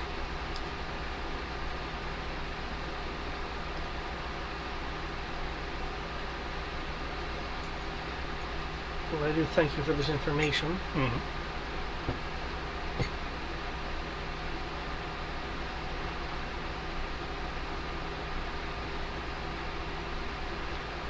I get it flipped. It's House Blizzle Clan Ren? House Rank Clan Vizzle. Okay. I have my people keeping an eye out for sightings. I feel like. House Ren has understandably been shaken at this. Aside from the obvious schism of ideals, this bringer of the Lenair would inherently reflect on the house.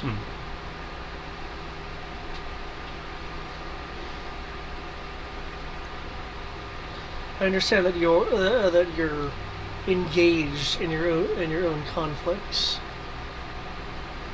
but I could use your assistance as your time permits. I'm happy to help. It seems that your conflict and my conflict have gotten intertangled, so even if that weren't the case, I'd be more than willing to help. Yes, and you have access to whatever resources I have here to aid in the hunt, and if you actually find something worthwhile, I'd be more than willing to move to assist. He'll give a more studious look at your armor versus say just glancing at you and then have the information. I wouldn't want to interfere in your self-imposed quest. As I said, they seem to have, at least for the moment, merged. Well, I will be heading towards this wildscape, that city on the edge. If you do wish to come and assist me, Will do. Tandy, inform the quartermaster that this man can get whatever he needs, and make sure he's issued a PTP so he can reach us if he needs to. Son of a bitch didn't even say he was grateful for us getting him his helmet. I'm sorry, our Mandalorian's known for saying thank you. Just take it that he hasn't stirred a blast of us. That's thanks enough. And or didn't try punching us. Before Broken leaves, he will make the comment that if the bringer of the Resident Era is following closer to tradition, I would expect a total of 5 to 8 protectors. Well, we've accounted for one.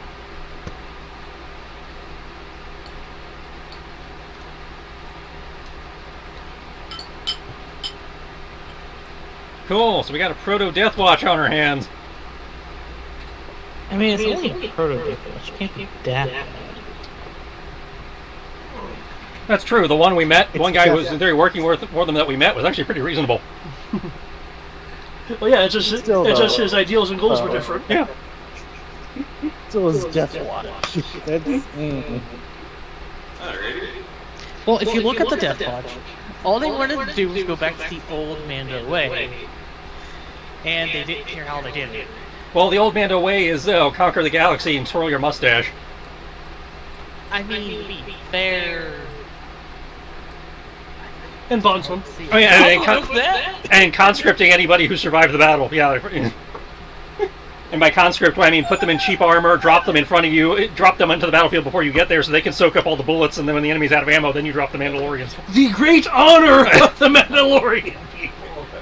I mean, it's either you joined them or you are dead.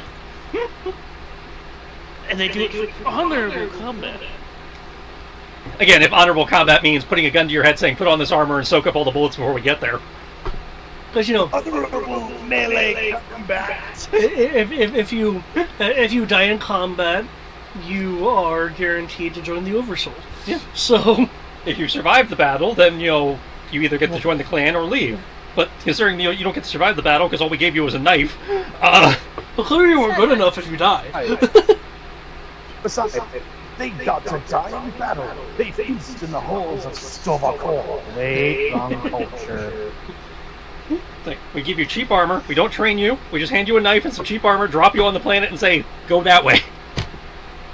And if you survive by the time we get there, then you have your freedom or you can join us and actually, fight with actual people. Okay. So that just leaves checking in with Eagle. Okay. And then that's my shit. Looks like we got 2 missions over in the Kikahi range. Kind of want to go to the Wildscape now, not gonna lie. Imagine if you're just playing it, I was like flamethrower. I would have an excuse to use a flamethrower. Damn, Dimitri with a flamethrower. He's got a flamethrower. It's what's standard on his armor. I know, but I mean, like, him just, like, using it more. I've spent entire missions using a flamethrower for shits and giggles. Oh, I must not recall. Because it doesn't do anything. They suck. No, to be fair, I used it for the last time we went into the jungle and we found the city in the trees. But Okay, then so we found out that there's freaking mutated wolves that can destroy AT-ATs. Oh, so you mean way back in like Mission 1? Yeah, a couple years ago was the last time I was really using flamethrowers. That's why nobody remembers. Yeah, it's only a couple years ago. Checking in with Google. Yeah, only 100 and something episodes ago.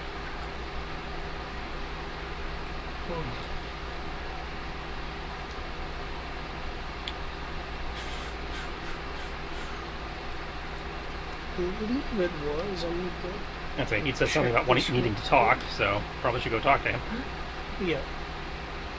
Who are we talking to? Contact former bounty hunter, goes by the call sign Eagle. Said he wanted to talk to me. Yeah.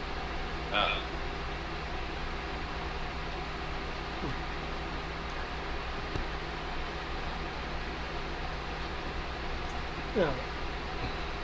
I can tell you that you've definitely gotten the attention of your enemies. Oh, good. What? We've only been trying for a while. I was afraid I was too subtle.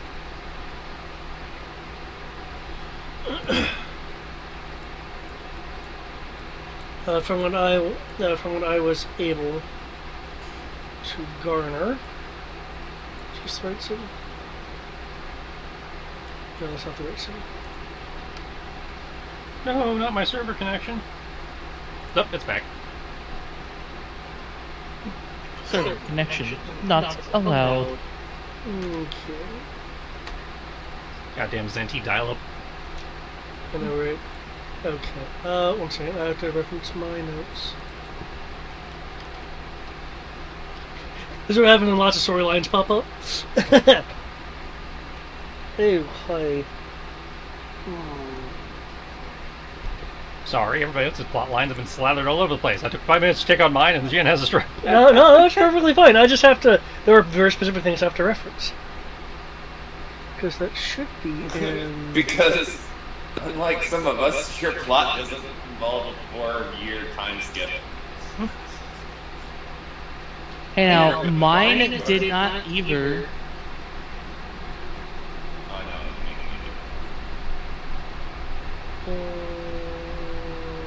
know.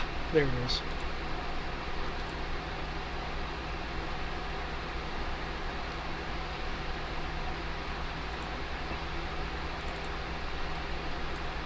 Okay.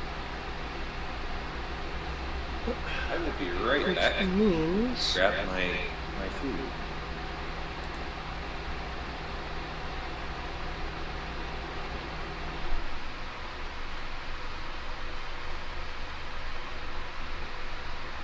I wish I could folder these maps. It would make organization a bit easier.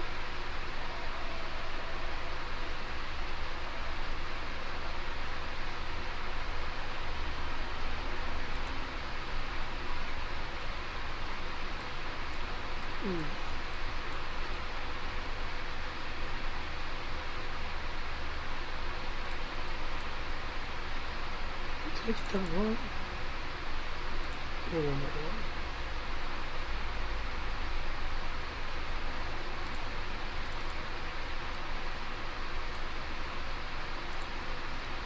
Freaking.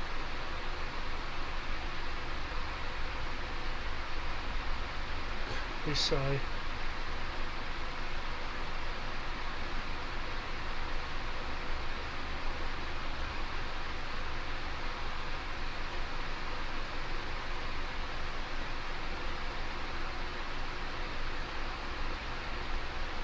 No, that's not.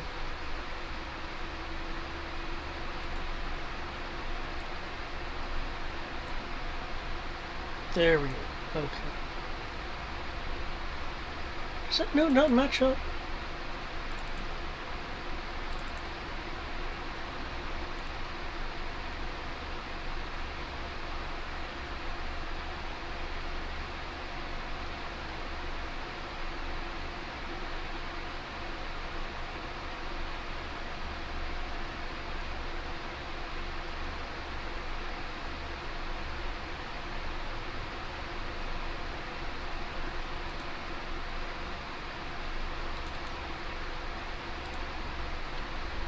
Okay, that is... Oh, there it is.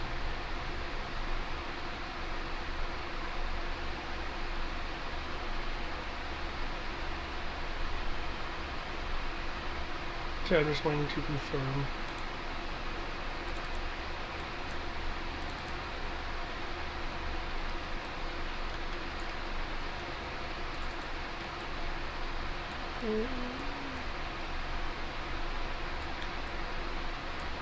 Okay, yeah, confirmed.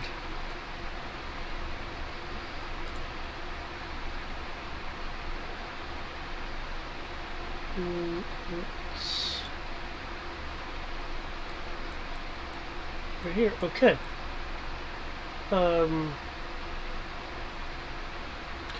Here,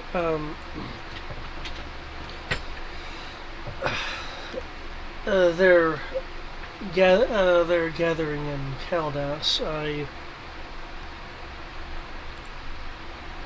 That's when I can tell it's to set up a ambush for you. Ambush what? Sorry, ambush where?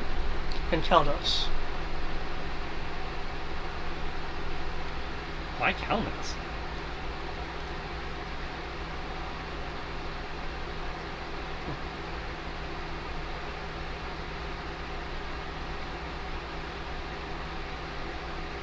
That.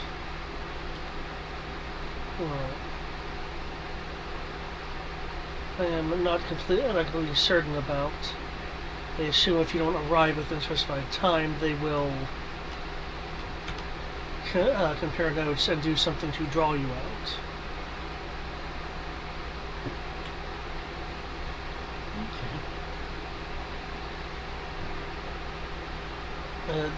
These people that you've pissed off are highly specialized. Yep, they are. It is also entirely possible that in preparing for this ambush, it could be them stalking up from a secret site. Which would be in line with preparing for an ambush. Mm.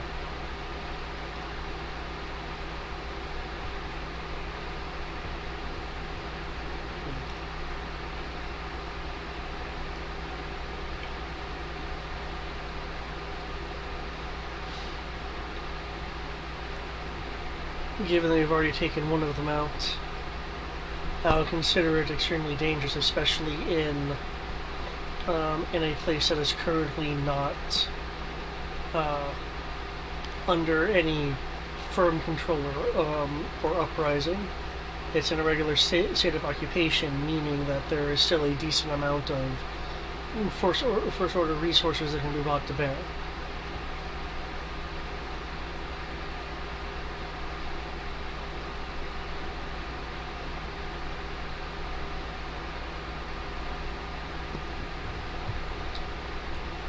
I am aware that they have been communicating with someone in the Caldas area. I, however, have not been able to penetrate the encryption.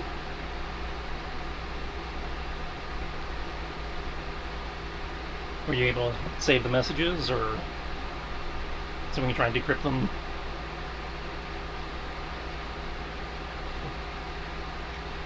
Well, I can give them to you to see if you can. All right.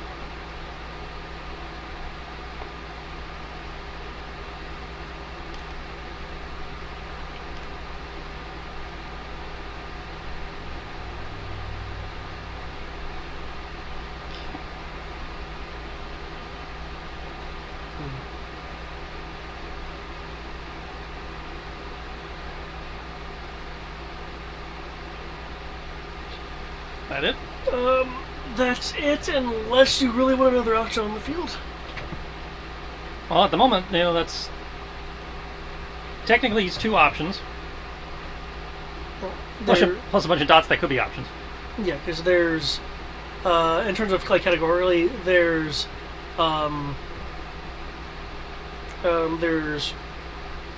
Rory's mom. I say there's Roy's mom and Kakake.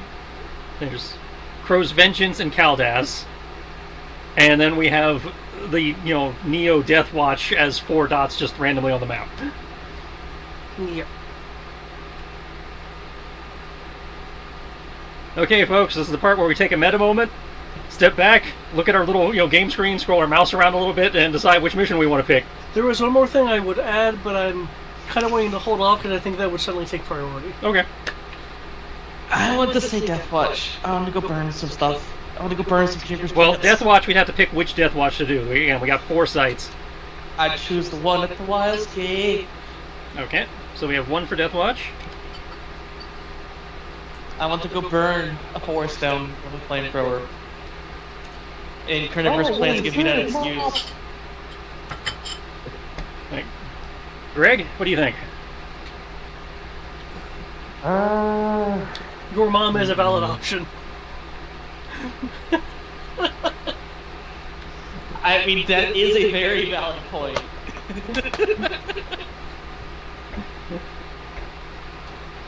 And I'm not discounting finding family. So yeah, say your backstory, my backstory, or Death Watch. Which is kind of your backstory, but also not. I'd say it seems to be using players for my backstory, but it's not a plot that directly affiliates to me so much as just stuff that's going on with people I know. Which could lead you to your backstory. Well, my backstory is very clearly sitting in Kaldas, setting up an ambush to shoot me. What? That's what Eagle was saying. It's like, yeah, those people that you wanted to piss off, you pissed them off. They're in Kaldas setting up an ambush for you. So, But what? We don't have a reason to go to Kaldas. The reason to go to Kaldas is to, shoot them. They said something about resupplying at a secret facility there. So, I mean, if you don't do that, then they'll probably just move on and try to get you later. Yeah, they'll show up somewhere else. Yeah. It's not It's not necessarily time critical. Again, it's an option. We have 3 options. So, like that, waiting for Greg's opinion on what he thinks what he wants to do, and then we'll go to Matt and see what he wants to do. And I have one bullet point here that might weigh on all this.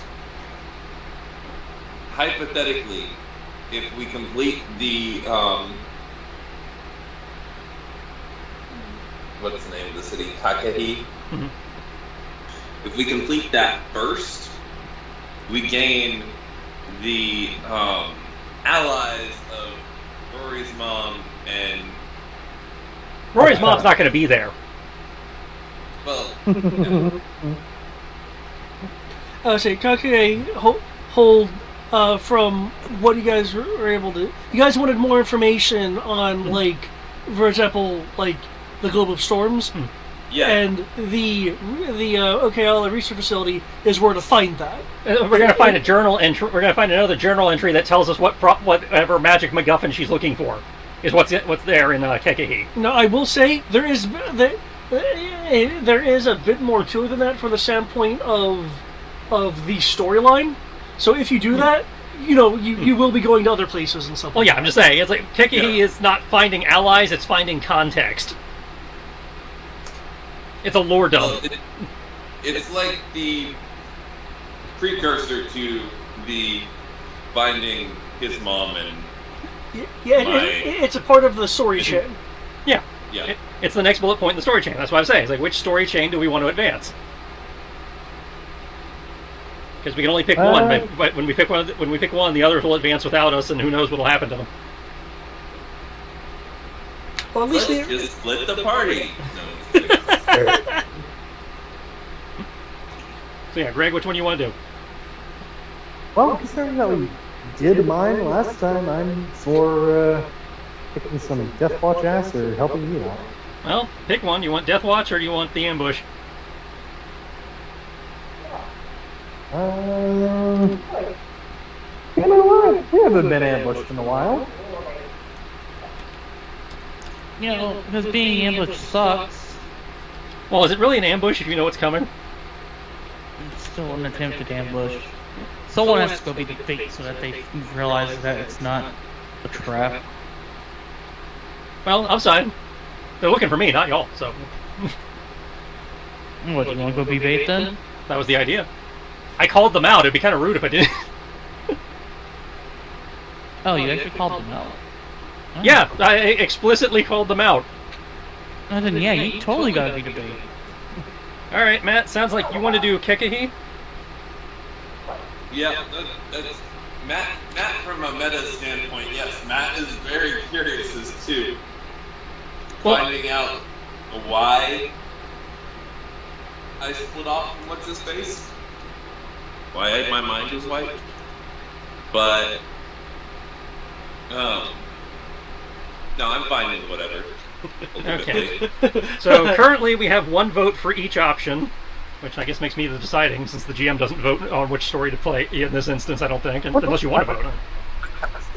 The ambush. I'm just kind of chuckling at Matt's thing, and you know what, I'm gonna say it just because I think it's kind of funny.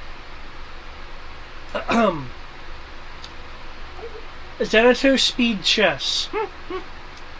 What? Xanatos speed chess. You know he hasn't seen gargoyles. Why was your mind? Well, do you look at TV tropes? Nope. A part of a potentially very complex plan, or a part of a very forethoughtful plan. No, with one Okay. vote. With one vote in each Jack knows category. Xanatos can't. If you do this thing, I win. You do the other thing, I win even more. Okay, so with one vote in each category, I'm going to go for the ambush, because, well, about time I get some backstory in this goddamn game. Okay. And I want to try my luck. I'm kind of curious how many cameos we can work into one ambush. Wait, how many cameos you working on one ambush? Yeah. What cameos you expecting? Well, we proved in the cutscene that Dingus has been doing some research.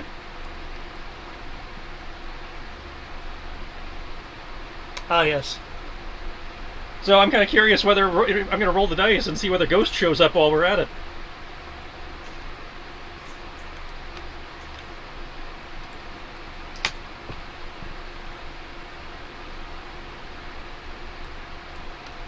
Okay. And that also means we can very easily hit Kekahi on the way back. Just make sure that you all stop and point at each other like the Spider-Man meme. It's more likely to be Chris and the monkey.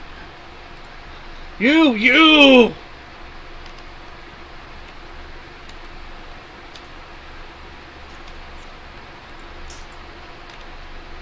Okay. Oh, I do have a question here. Given that Wraith and Miracle have offered to help you guys in your own endeavors, due to, again, the big thing of recovering multiples of their agents. Evidently one lower tier than the other, but that's not the point. Do you want to take either of them with you? I don't know. We want to bring either Wraith or Miracle?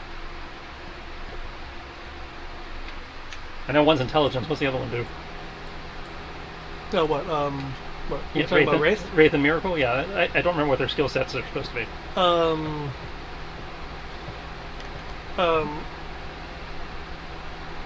Wraith is you guys actually know his name. Wraith is Katel. That's the Rayor guy. No. This is the Shade. Ah! The guy heading the that you met heading the Sildas location of Eclipse. So excuse me. You're looking at a stealthy frontline combatant with some a stealthy combatant with some leadership skills, because he was heading the group. Again, primary assets would be the shod stealth, and thus ability to sneak around and strike places. Has and because there's been time, I can let you know he has jungle fighting tactics, which isn't necessarily good in an urban area. But probably would be useful in the bordering wildscape area. Good ranged abilities. Okay brawling abilities. No, I misread that. Okay, decent brawling abilities. So again, you're looking at section leader stealth type. For Miracle, and I will not use Miracle's actual name as she hasn't revealed that to you. Let's spell that for them. Is if you at least believe her jacket anyway, is a New Republic, or was perhaps a New Republic, I believe, lieutenant colonel, judging by the ranking patch that's on her jacket. You're looking at frontline combatant skills. And a variety of tactics as Eclipse second in command.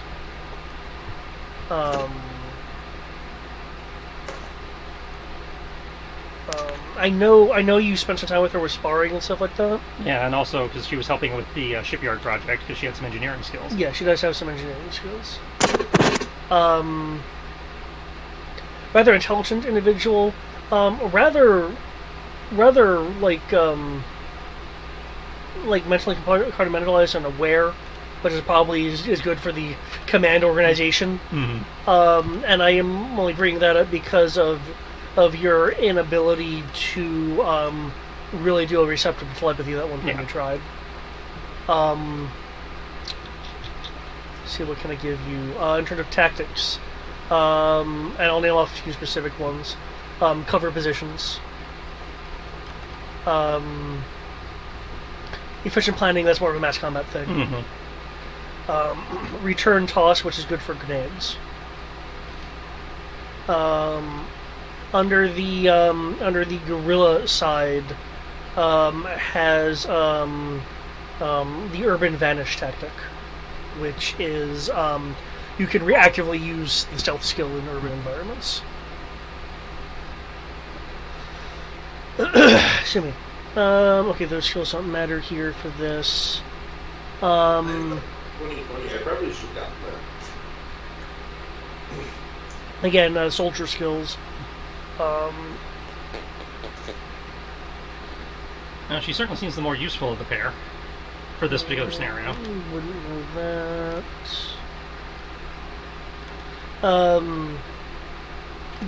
Good brawling abilities. Technical skills, as you know, from the engineering stuff. Because of your fighting with her, I can tell you this. Not that I'm sure if it'll impact anything. She does have 2 levels of the flexible advantage. Hints good evasion. She takes side. Yeah, we want to bring Miracle along? Unfortunately, I never roll 5s. Yeah. Oh, so you're with me. I don't see one here. Cool. Get in the short bus. Nah. Okay. Get to the shop. Okay, are you taking the Kaitol? Damn straight. I take it you're taking it from Condor. Yeah. Where, since it's been a month, where is Condor currently located?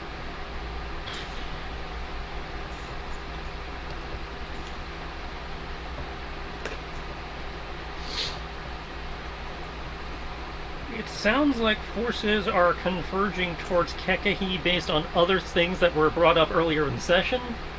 So probably moving towards Kekahi.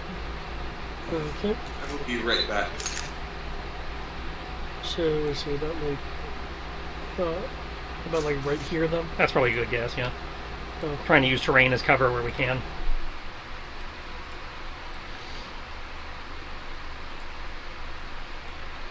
Also means, given her skill set, I can actually see that. I have to do a regular thing.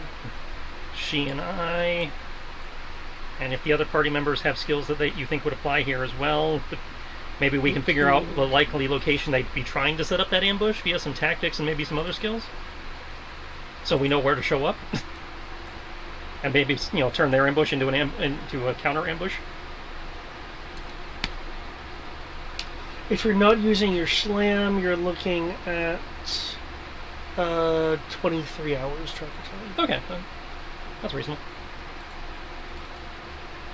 So yeah, maybe taking that time, some of that time to again look at the layout of Caldas and maybe figure out where the make some tactics rolls to counter ambush, and figure out where we're supposed to be, where they would want to ambush us from. It sounds like she's a way better tactician than me, and between her, me, and Tandy, and then whatever skills the party can bring to bear, that would be helpful. So am I going to be the bait? Why would you be the bait? So that you can sneak attack them? Well, I mean, I called them out. I don't know why I'd misdirect. Oh, that's fair.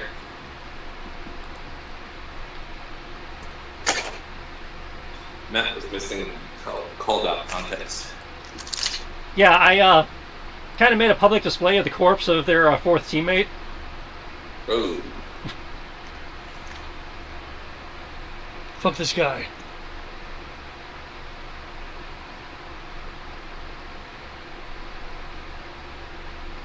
I feel like... No, it doesn't matter. That said, if you want to have some fun, we know what they look like. You could sneak around and fuck with their team formations.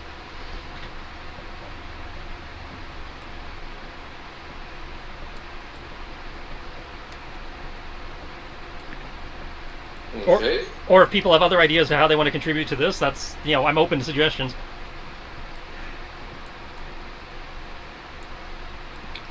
Where are you guys going to be coming from so I can start laying down tokens? I mean, where we're coming from. Like, where do you guys be entering so I can, lay down some tokens? I imagine that where we'd be entering from would be up to the Pathfinder to figure out where is a good place he thinks we can hide the ship and sneak into the city.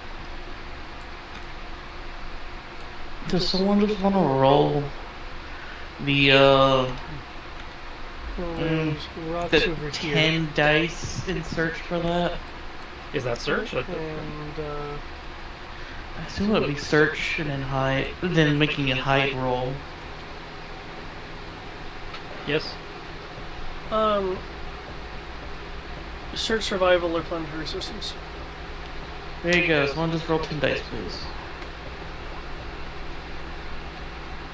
32.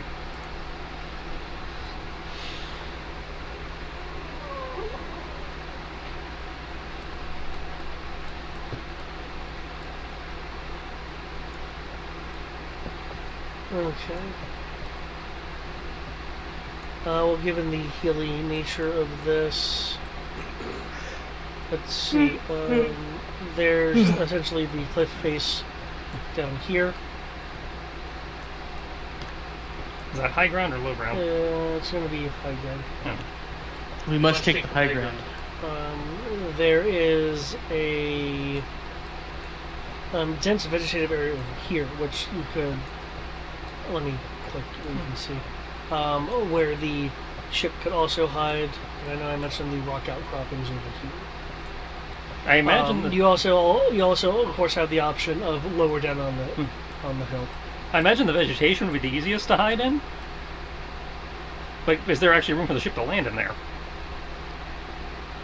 Depends how good your piloting roll is. Well, It'd be that way. Okay.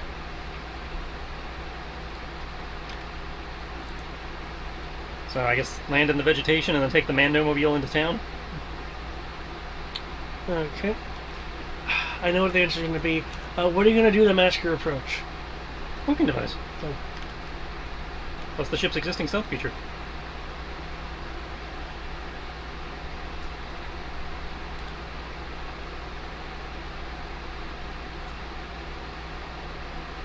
Oh shit, 2D.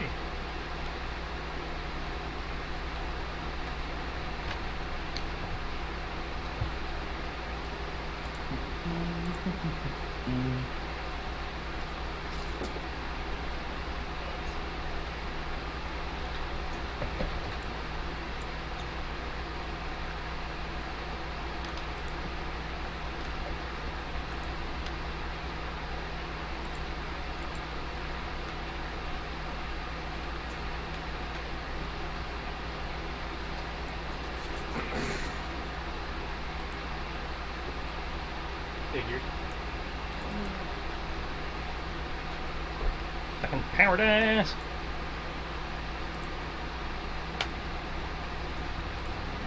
That's not too bad. 32, yeah, that's not too bad at all. Okay, yes, with the 32, you will be able to land. You will find that the ground is soft here, and you found a spot that the ship will not sink into. Awesome. Surrounding you are essentially a light forest. With some qualities of swampland, again, soft ground. It's a heavily watered ground.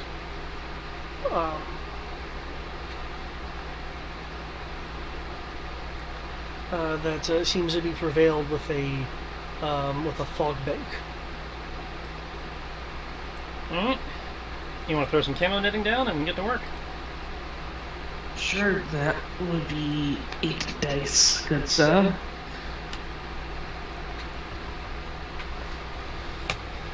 Hmm. 27.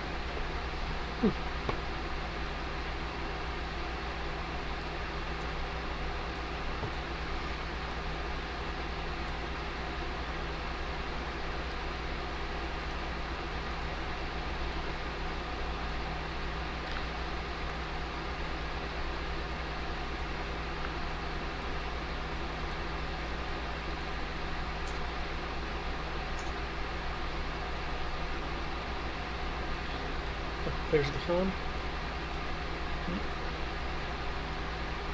It's Quinlan with you. Damn straight. Can't do this without Ace. Can't take it with you, it's too cute. Too cute.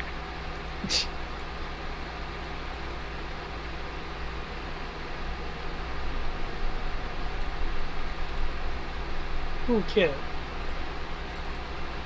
And I'll just do this for myself. Items. Okay. So what skills do we need to... I'm presuming tactics, but I could be wrong. What skills do we need to figure out where we likely think they're going to be doing their thing? That'd be tactics. The miracle will say, is anyone familiar with Caldas? It's not like Sildas. Yeah. I imagine that would be Coyote. Being our mainland expert and all.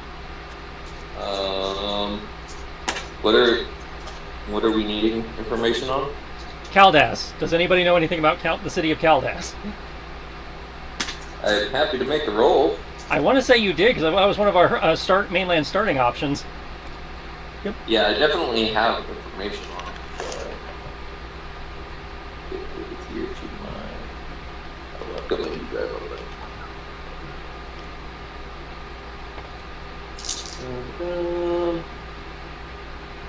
Are we looking for information on the resistance there, or just... We're trying to figure out where these guys are likely going to be setting up shop. First order or resistance? These are first order. Do you want the general information? Do you want to also give the general information that you'd have? Yeah.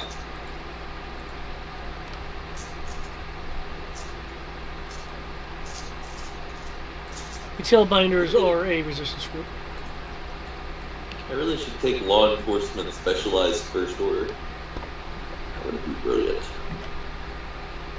So, a law enforcement role, figure out where they're setting up shop, I guess? Where what The First Order would set up shop in Palpas. well, this city is under regular levels of occupation. That's it. We're trying to figure out where the ambush is supposed to be. Yeah. Okay, well, I guess that's just general knowledge then. Because Miracle was just asking, is anyone familiar with That's it. Yeah. with the city? Because with familiar with the city, you would then be able to have a better chance of figuring out where people would be.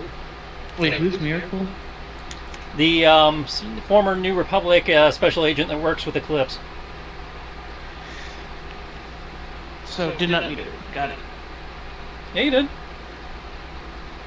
When? Yeah, that's this individual. When we met, when we dealt with Eclipse. Specifically when we met Idiots Away. Yeah.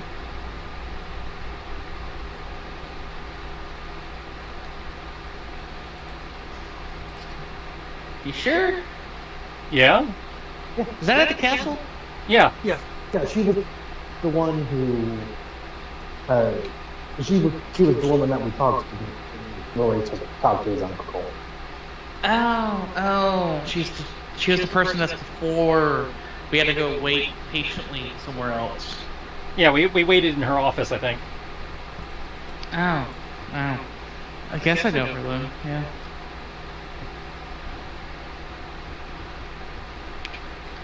Yep.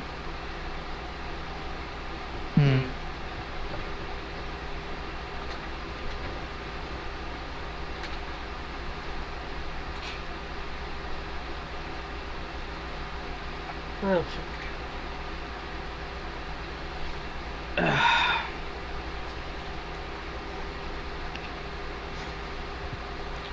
As we've had no active operations here, I only have limited familiarity.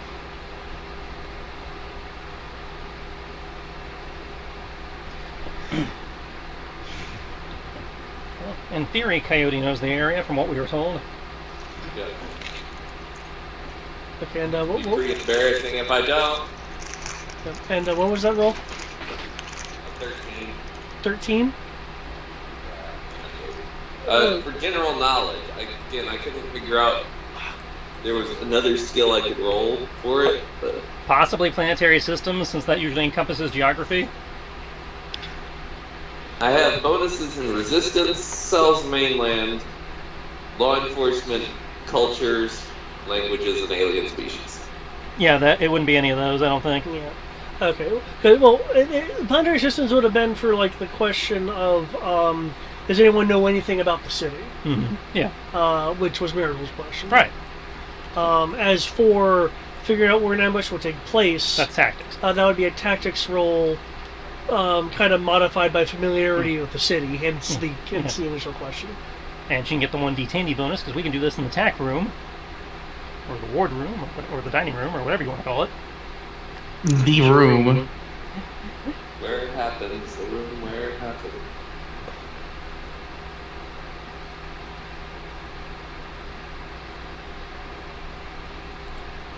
Okay.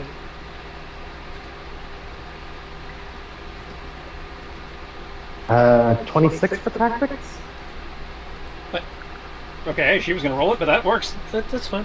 Yeah, I took, especially after hearing the capital ship thing, and like, yeah, we need to set up doctrine. I made a realization.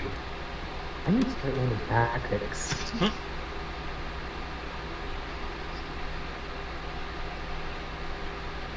I've been working on it, but every time I try to put a point in there, somebody decides to raise my command difficulty.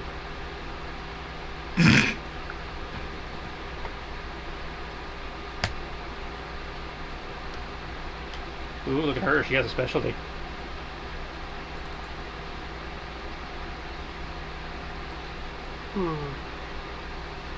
And yours is what, Rory? 20 something? 24. 24? Okay. I almost wanted to say she rolled a 1 and on her power die, but she didn't. Nope. Well, actually, no, she did, but it wasn't her first power So it doesn't count.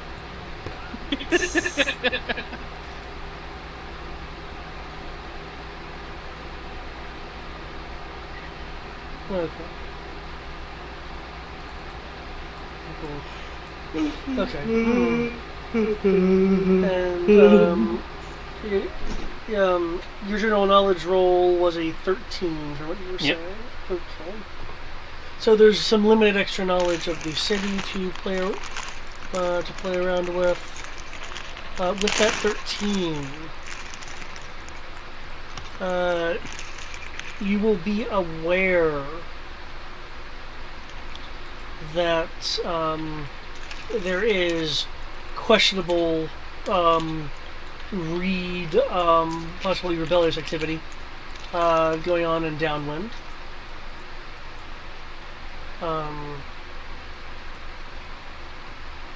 And you know the location of the Patriation Project.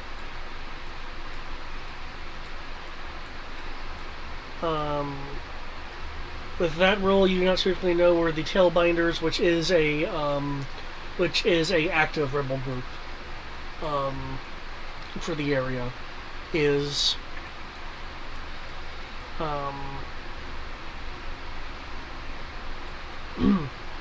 I just realized the naming of the districts. Hmm?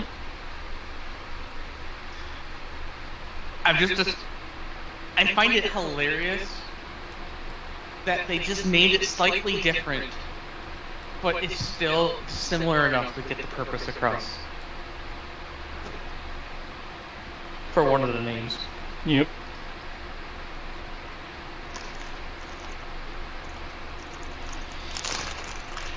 Okay.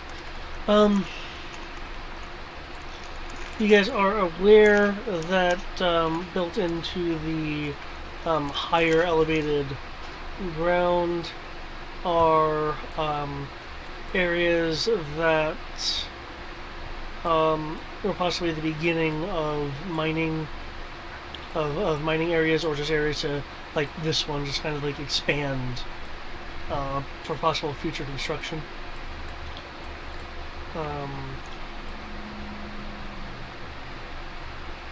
For Rory, a good ambush point would be like this area known as the maze.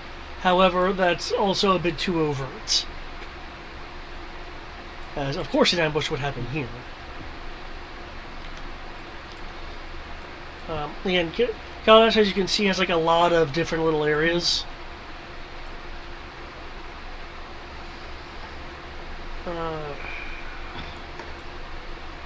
So, I mean, we could just commit to the open warfare. It'll draw them out. Yeah, well, we didn't come prepared for open warfare. given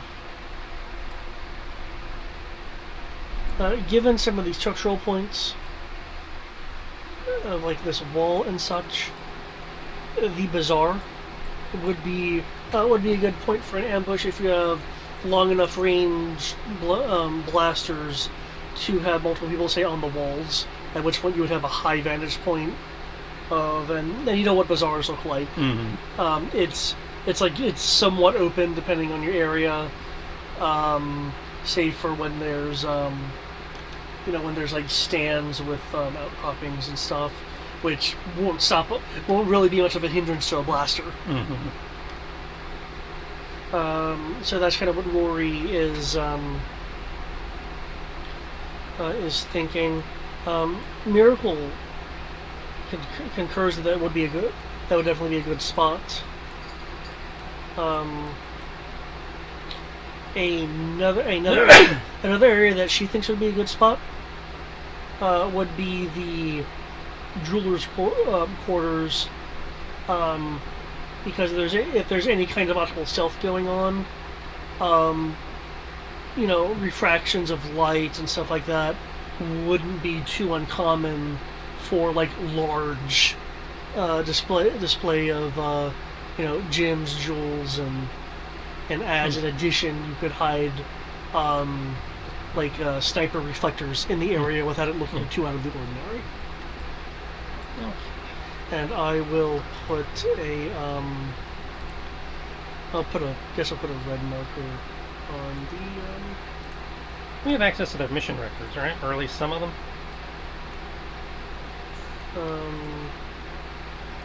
Yeah, 1 second. What kind of information are you going to be looking for? Well, I was going to have see if based on Rory and Miracle's suggestions, if Tandy could run those suggestions against their past mission profiles to see which one seems more likely to fit with their MO.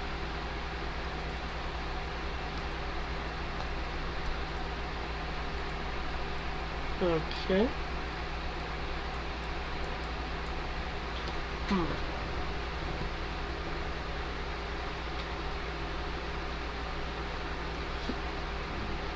Okay, Tandy will be running that. Is there anything you guys want to be doing while Tandy is tabulating things? Alright, based on those options, do you guys have a preference on where you think you'd like to set up? And I'm just going to throw some additional information here because you guys would be aware.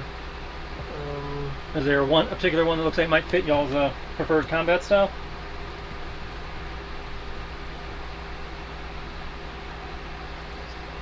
I don't know for me. I think I'm good.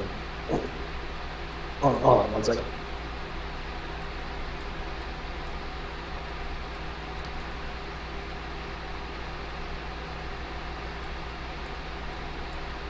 What's the Patriation Project?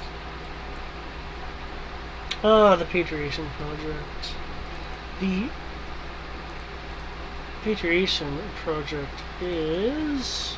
And based on knowledge that he handed you a minute ago, the FO Native and Alien Patriation Project probably has something to do with brainwashing.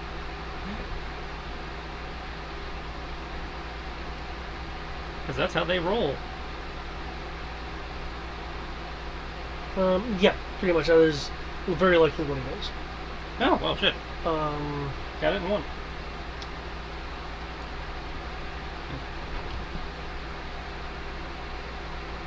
That's Operation.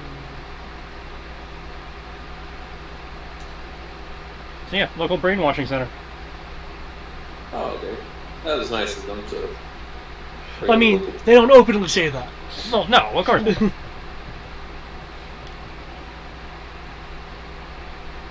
would require them to admit they're fucking evil, and Disney can't have that.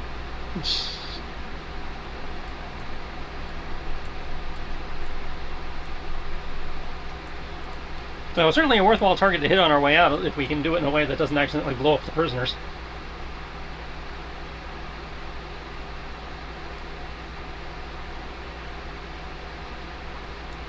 Okay. That's right, Tandy So was... nobody has any preferences? None for me.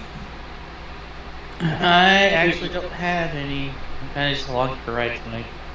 Yeah, Rory will look at Crown and be like, "You're the one that taught me." And just, Sorry, isn't setting up for combat supposed to be your expertise? Wouldn't that be like me going, oh, we're infiltrating something? I'm just along for the ride tonight? My expertise is finding the location. We found the location. And Well, hiding and shooting things from... You have to have a minimum expertise at being able to shoot things to be here, so... and Let's say that counts. We are Wow. choosing our battlefield, in theory, and each one of you at this point have developed your own combat styles. I am not necessarily fully privy to what those developments are, since it's been a month. So I am checking to see if what skills may have changed that might inform where you would prefer to set up a fight. The change for me is I got stronger, so... Let's see. Things haven't really changed for me. I mean, I've been pretty occupied with finding a base and then, I don't know, being damn near turned to dust from it. Because, for example, Coyote probably would prefer to fight in an area where he can change faces rapidly to be hard to find. Yeah, that would be ideal. Yeah. Honestly, the Bazaar would probably... The only issue I would have is civilians, but... All of these are going to have civilians as an issue. That's just kind of a given. Honestly, I feel like the Bazaar is our best chance to stake a claim, as it were, because what I'm seeing in the Jeweler's Quarter is, from what, out of character, what David said, it's like a maze, right?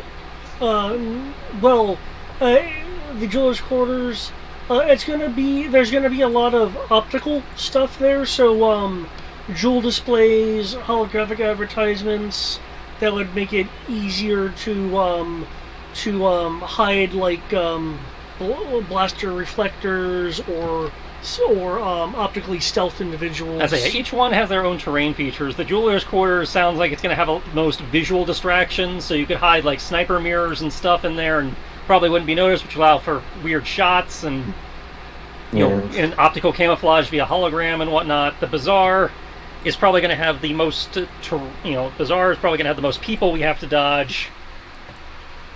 The most places to hide.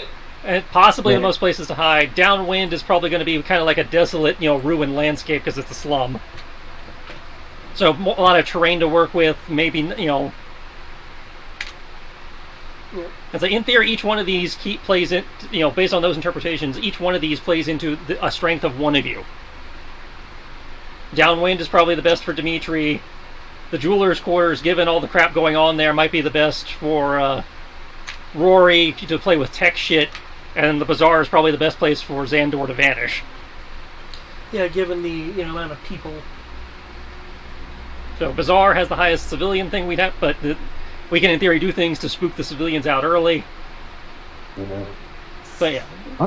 Honestly, I have no preference. While you're right with the jewelers that I can have some tech fun, it would take a bit to run those and. It could, if this team is as crack as you pissing them off, well, I'm not sure what my holograms and other things like that could do against a squad like that. Well, even a momentary distraction is a distraction. That's the point. I have no particular preference. Let's see if Tandy comes back with narrows it down.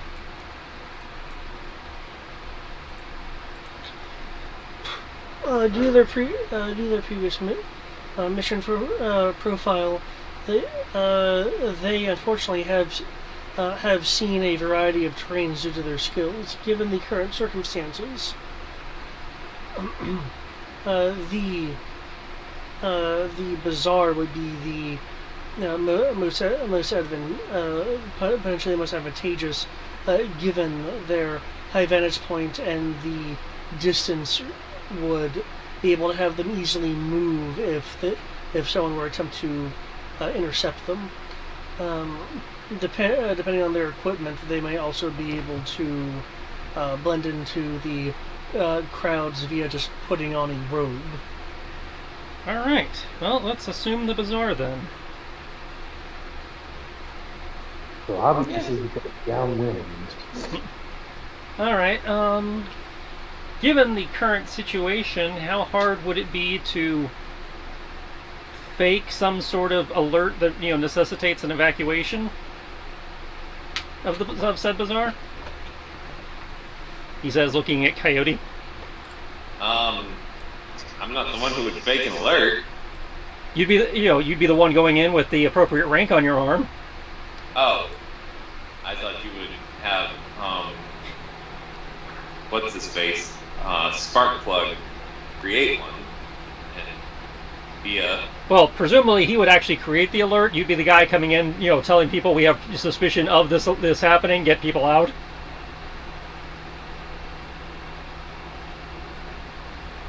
We've learned that pulling the fire alarm doesn't always get them to do what we want.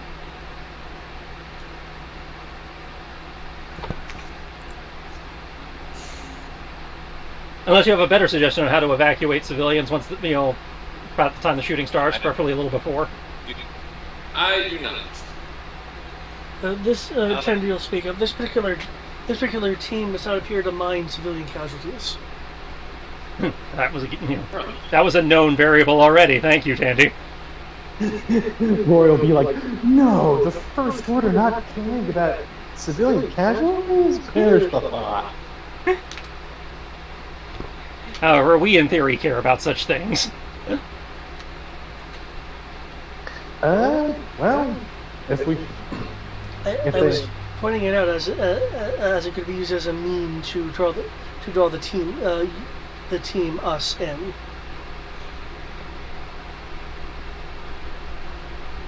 So you think they're going for the hostage play? If they're trying to set up an ambush for the Mandalorian, who has been known to help the helpless and the downtrodden. Well, then maybe we should poke our nose around and see if we can find any party favors to disarm early. Because if you think they're going that route, that would get the civilians out automatically. It is a possibility. Ooh, okay. So, hypothetically, Coyote can go in with the express intent of a bomb threat has been called in. Well, I don't know. And either way, got you with bombs. Or Yep. And you can even set up some noisemakers to sell the threat. Yeah, I was thinking of that. Some fireworks. Lots of flash, not much substance. Oh yeah. If there is one thing I have learned, it's how to do that. All right. To the Mandomobile. Da-da-da! Turbines to speed. Dynotherms connected. Okay. So,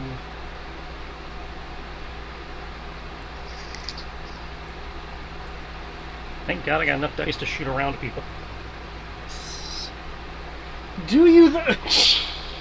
I'm sure you do. Are you prepared? I mean, I'm not Eric Super's character, but, I do okay. Oh man, that character, I can't wait.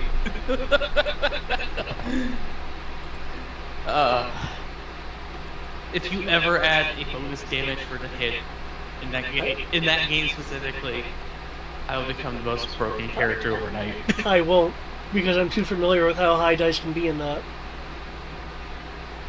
And of course, that assumes that wins the vote. Yes. I will hopefully have temporary character to be able to do that in Star Wars, or be very close to that. We will Somehow. We have options by the sound. What was that now? We will have a lot of options this time coming around for Oh yeah. next. Yeah, so I think the list has 6 things on it right now. Might be 7. There's only 2 that interest me. Oh, sorry, 3 that interest me.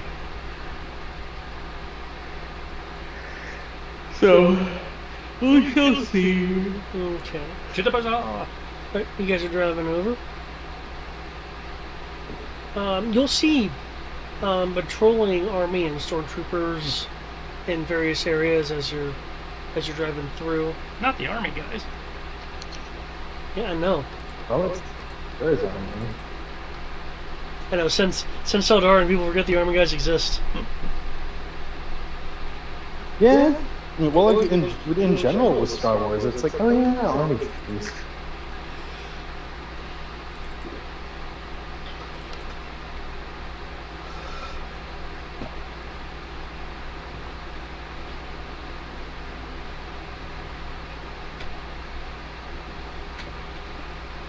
I'm a houseless.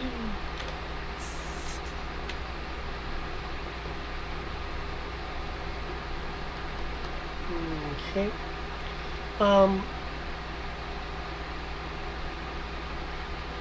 Merrick will kind of be looking at the group because, as I understand it, I think Crow's the only one that's really taking their time with her.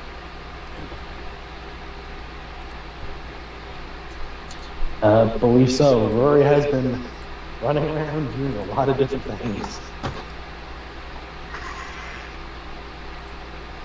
So who is it exactly then that I am teaming up with? The Mandalorian I'm familiar with. The rest of you I know of at least somewhat by very general reputation.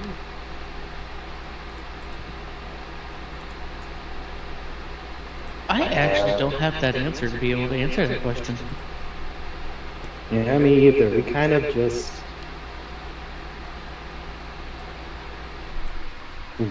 roll like a ball. Roll Because like a ball? we kind of just roll. We just roll in as one big thing and kind of do our own strength. I don't know. Like looking to the mandolin to grow up. Like I don't know.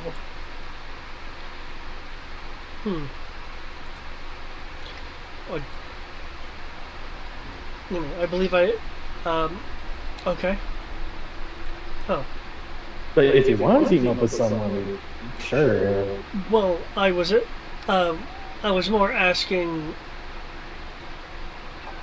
what are your qualifications? What is it that you do? What should I be expecting? Oh, sorry. Combat engineer.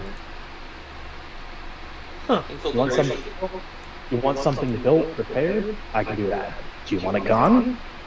I could also do that. If you want something found, that would be me. Unless it's Rory's mom. Hey now, I haven't tried to find Rory's mom yet. Yeah, and that's a bit more like investigation. He's a tracker. Huh. He's like a. If you want detailed maps, you come to me. If you want to find a base in the middle of the continent that's thousands of kilometers long and survive to live and tell you about it, that's also me. Well, that sounds impressive. Yeah, I saw that feed, man. Ugh. I only had to come in contact with a planetary shield that almost melted my armor. Mm-hmm. I heard about that. I am surprised that you survived. Maquis armor, very strong. Perhaps you should make armor for Eclipse. If I have enough left over after armoring my own troops, by all means. It'll take a while. Quite a while. Not as much, not as long as you think, now that I got apprentices.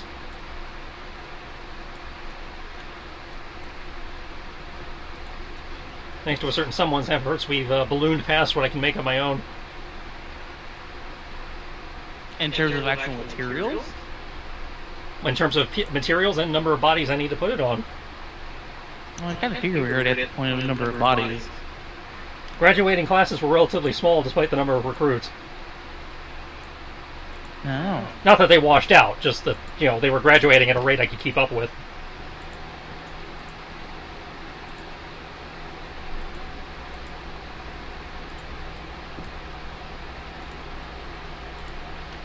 Now the classes have gotten bigger, and I have a hard time keeping up. While leading a global war effort. Yeah. The global war on tyranny? Damn straight. First order. Which reminds me, it's been brought to my attention, we have several holes in our cities that we need to start plugging. Yeah. And, I didn't realize we had such a large swath between cities we captured that was just still enemy territory.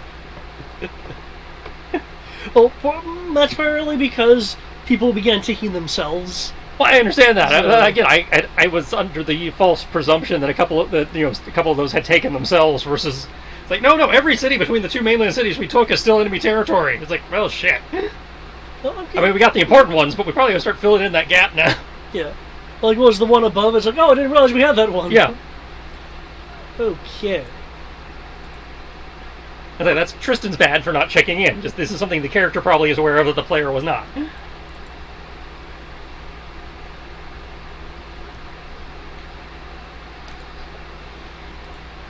Now let's see. That's probably one of them. And I think Kefka down here is one of them. Just fuck clowns. I just need to move this statue. Quick, kill him before he becomes a god.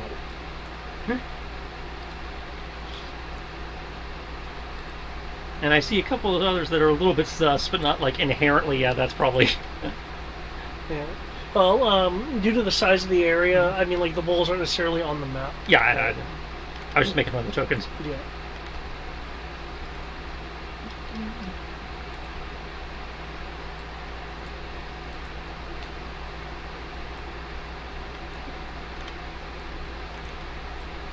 There's bustling that is. All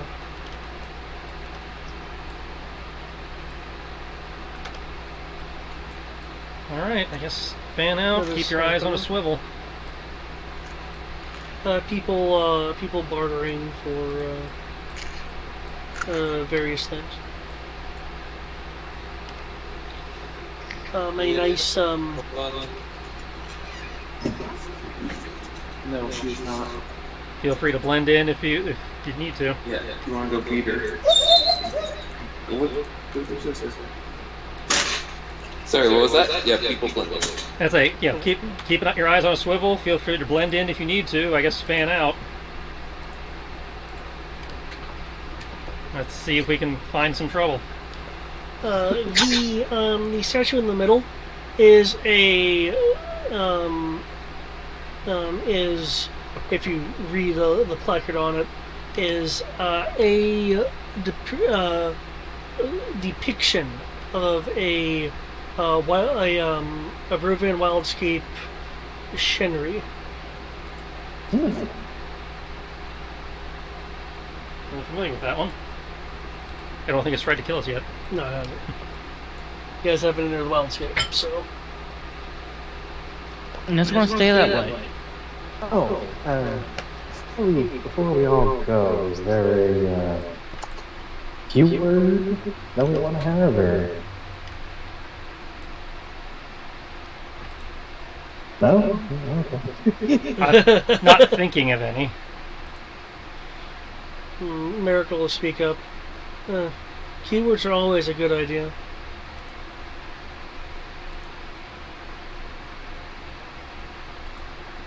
Any thoughts? You say keyword? A go phrase.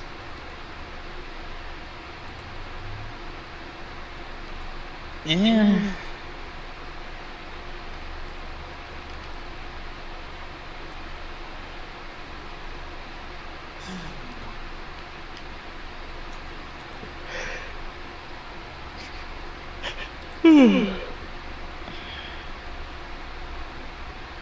Don't have one in particular in mind.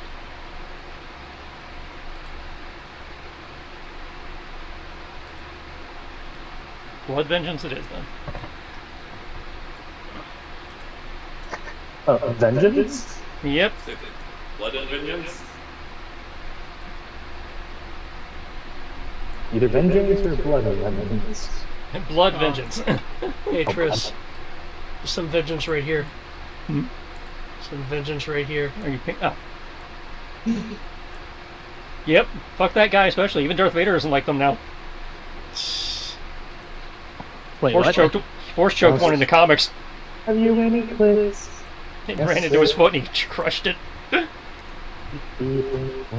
One for the hanger, one for the bed, and one on the That's it. David put a mouse droid on the map. It's probably one of those exploding ones. We found it back in like episode 2. Kill it. Just now! Mouse droid, have you any? Have you any clicks? Yes, sir, yes, sir. Do we even still have any left over? Well, we got a whole bunch of them. We haven't really used them. I thought we used like almost all of them when we took Black Box. No. Blackwell we didn't use it for. We used it for a distraction effort to like buy ourselves time before we even found out about Blackwell. Yeah, it's like we sent a few of them in. We got reduced numbers, but we still have a good chunk of them. Dang. Like I said, I thought we used all of them at Blackwell. I know we used some before that, but I thought we ended up using the rest of them at Blackwell. Nice to know. As you guys are wandering around, I get perception rolls from you. I gave you a search. Oh, you're usually searching for the enemy group? Yep. Either the enemy group or people who seem to be troopers in disguise. Troopers in disguise. And then you said, throwing a poncho over your stormtrooper armor apparently works, so he's like keeping an eye out for that too. Yeah. Well, it sounds rather Star Wars-y. Oh, it is. I do it myself. That's why he's looking for it. I have very bad news. My perception was a 10 crit. Awesome. Okay. keeping out for the Halo 5 Master Chief where he threw a poncho over the Mjolnir armor and suddenly nobody recognized him. I still never understood that one. No one's. Nobody understood that one. That's why it wasn't even in the game. It was just in the trailers.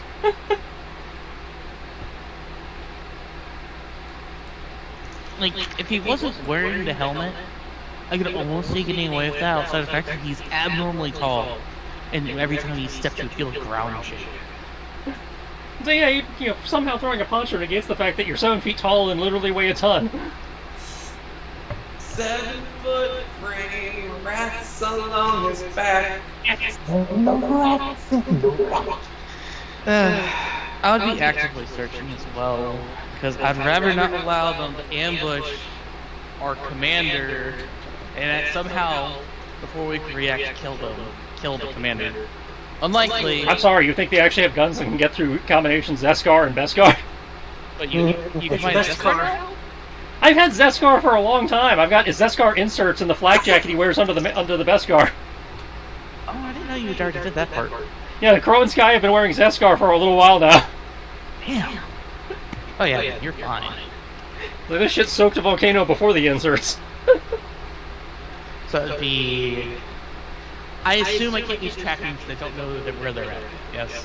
Yeah, you I mean, you have footprints that you can track, but I mean, it's a bazaar. But you don't have anything specifically for them that you can track. Cool. So I am going to let Roll20 do this, and I will probably regret it. No, it's like Like you're simply searching. I don't regret Roll20. Okay.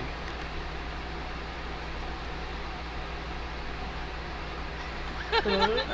Roll20. And everyone is specifically looking for troops, it sounds like? Well, that's what I'm doing. I am specifically looking for threats that would impact our goals. an obstacle include time specific. I couldn't quite understand it, Greg. But I'm gonna type in what I'm searching. That way it's like for oh. In my perception roll, I think I'm looking for souvenirs. Whoa, yeah. Come on. Percent, number, percent. Yep. Well then. I'm no longer using that API, so... It would auto number on drop.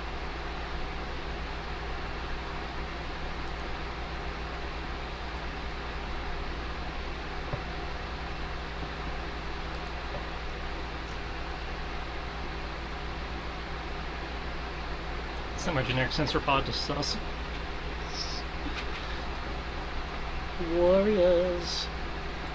Come out and play.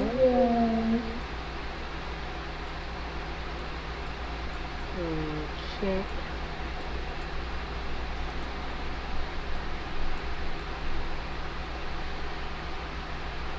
Yeah, there are a couple of troopers around. There's murmurs going on around you guys, but you guys are rather focused on looking for dangers and whatnot. But except Xandor, was yours just a perception roll? Yeah. Okay. Did I miss the number in the chat, or is it something you said? He's a 10. It was 10. 10? Okay. But he also rolled a 1 on his power die. Okay. A 1 and a 6. It was a crit fail. Okay. You'll hear murmurs in the bazaar amongst people that are trading, that are making conversations while they're trading. One person is trading a. It looks like a long incense stick, attached, not attached, but wrapped in a. Looks like a weed covering. I'm gonna go home and rethink your life. and it looks like they're trading that for a bit of I resets here. Well, mini reset on Okay. my bag. It looks like they're trading for a. Excuse me. It looks like they're trading for a. At first, it looks like a set of goggles, but it looks like a set of goggles that has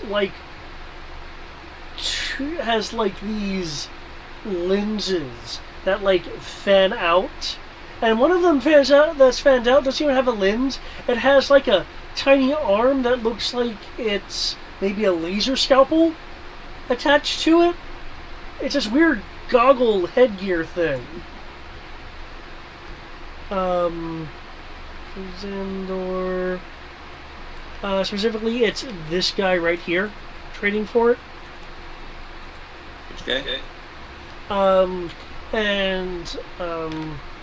You'll hear in kind of hushed tones as people are realizing that there are some stormtroopers in the area, or at least that guy is, given where he's facing. You'll catch him whisper.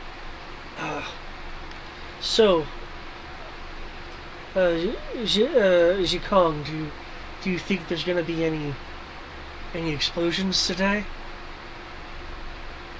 Zhikong, the shopkeeper, look at him for a moment. You should not be wishing such things into existence. No one knows when such things are going to happen. A person in the back of the cellars area will whisper, and you're able to catch the whisper. I think it might be the mouse droids. And the shopkeeper look back. Mouse droids don't. The mouse droids don't explode. They may, however, trip you very harshly. I will whisper pass this along to the team. Some people think the mouse droids are going to explode. Have y'all ever encountered an exploding mouse droid before? You got that, spark plug? Yeah, I made some. So you want to check that out just to be safe? Yeah, I got it. In terms of the comms,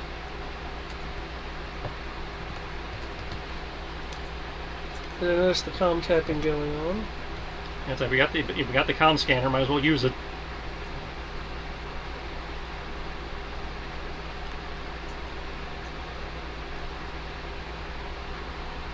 Comm scanners. The bane of the existence of every GM everywhere. I've had fun with it sometimes. Oh no! Oh wow! Oh, that is it. No! Robot Oh sex, no! Aerial defenses. Aerial defense. Okay. First off, I'm gonna deal with that. Kind of, almost last. Dimitri, is that where Dimitri actually is on the map, or is Dimitri in a particular place on the map? I'd be in a place where I can know where the closest are. I mean, you can get on one of these rooftops if you wanted to. Sure, if there's a less... What's the word I'm looking for? This is the map. I mean, technically, there's I off in a map way places that's you not can be. conspicuous. Well, not conspicuous, huh? Yes, not conspicuous, because,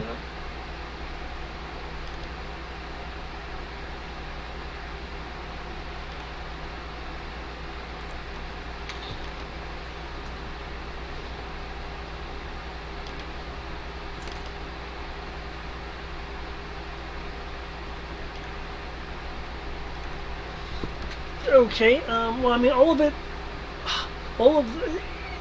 you're not seeing anyone on the roofs of the brick and mortar buildings around. So, being on a roof may be conspicuous in and of itself.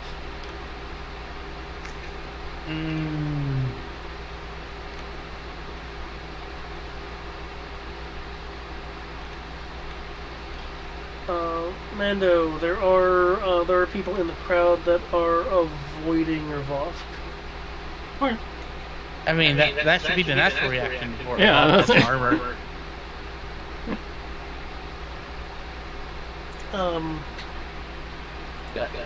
I will chill out on the roof, but I'll sit far enough back that my short stature doesn't immediately give me away. Okay. I shorty. Rory, where is Rory? Yeah, like, Oh, Rory's down there. Okay. so like conveniently working on the convenient air conditioner block that's on the roof, kind of thing. Ah, gotcha. Okay.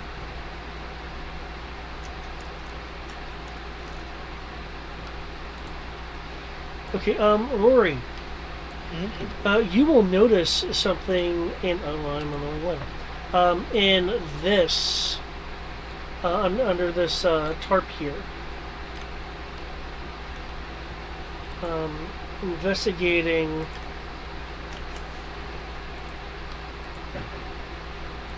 You'll find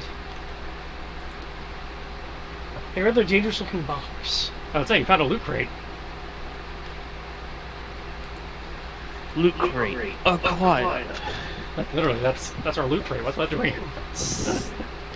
Mighty convenient.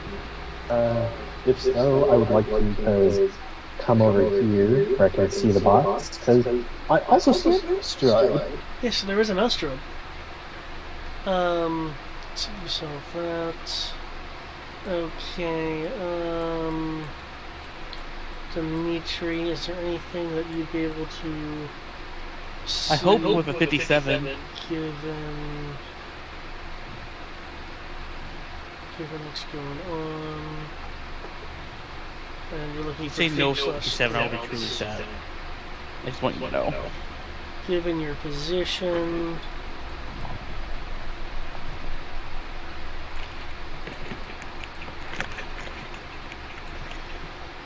Okay.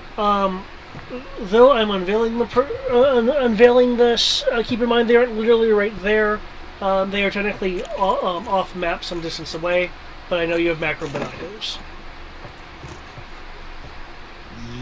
Yes. You'll see this individual on the northern wall. Like not the top of this building, but northern wall. You are seeing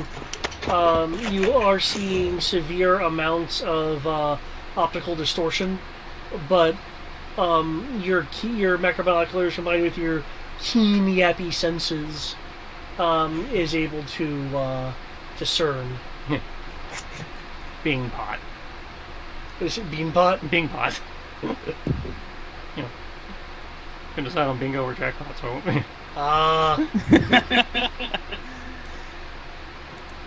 Why am I not surprised by that? But cool. I did my job. Okay, yep. Do I get a present? What do I get? Get a Scooby snack. Yes. Good. Okay, Mando. Mm-hmm. What's... No, there we go. This individual... Oh, you're wearing a cloak, right? Yeah, I got the stunt combination optical stun cloak thing. I mean, but you're hiding your Yeah, armor currently and I'm stuff? I'm hiding. Okay. Sorry, in that case... Trying to get a lay of the land before I start shit.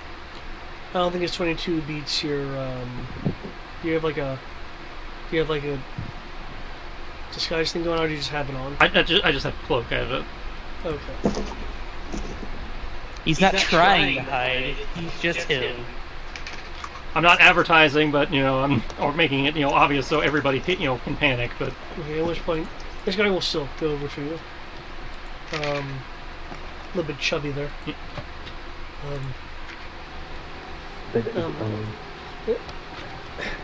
Hey, there you go. mm-hmm.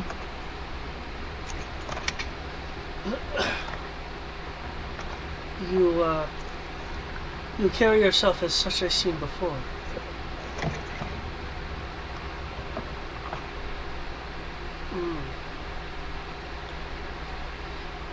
there are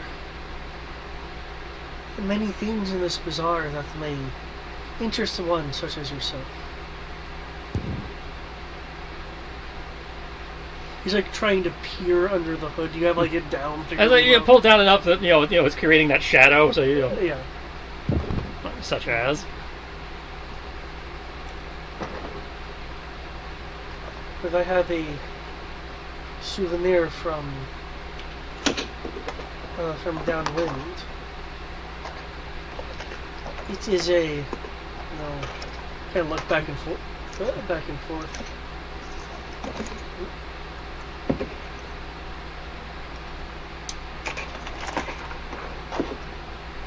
It's a trap. And she rips off his face to reveal a stormtrooper. No, I'm just kidding. The hell of a disguise kit. Hiding that weird ass head shape. I know, right? If any random stormtrooper can do it, it'd be one of these guys. Be fair.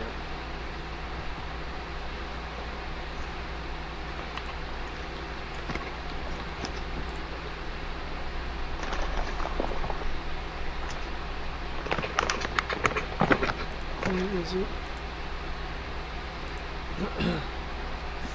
Well, you just spotted the one so far, right? That's so the one I far, spotted 57. so far.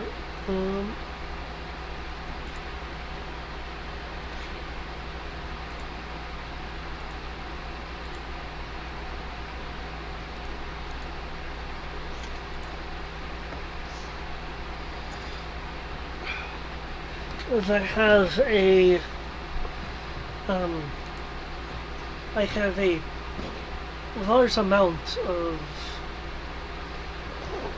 condanium shell that your pet could possibly use.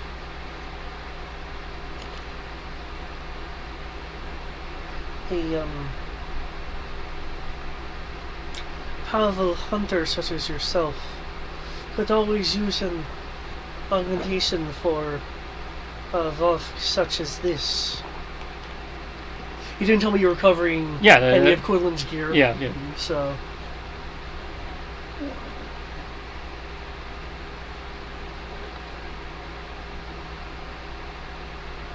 Condanium, you said? Condanium. Well, we'll at least take a look. I apologize, guys. I am about to fall asleep. Okay. I will talk to you guys later. Yep. Ja. Have a good day. See ya. No, It is vast in the north here.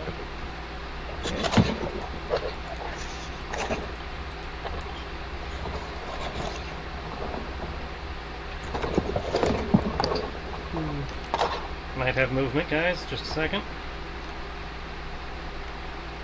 Well, I've already spotted one of them for you. Somebody's trying to isolate me. We'll find out whether it's them or not. Okay, going into this build. Oh, sorry, go on. just noting this as well, I'm doing with my tech scanning, acting like I'm mulling over some notes. Yeah. Just eventually. Okay. This room is bathed in two different kinds of light.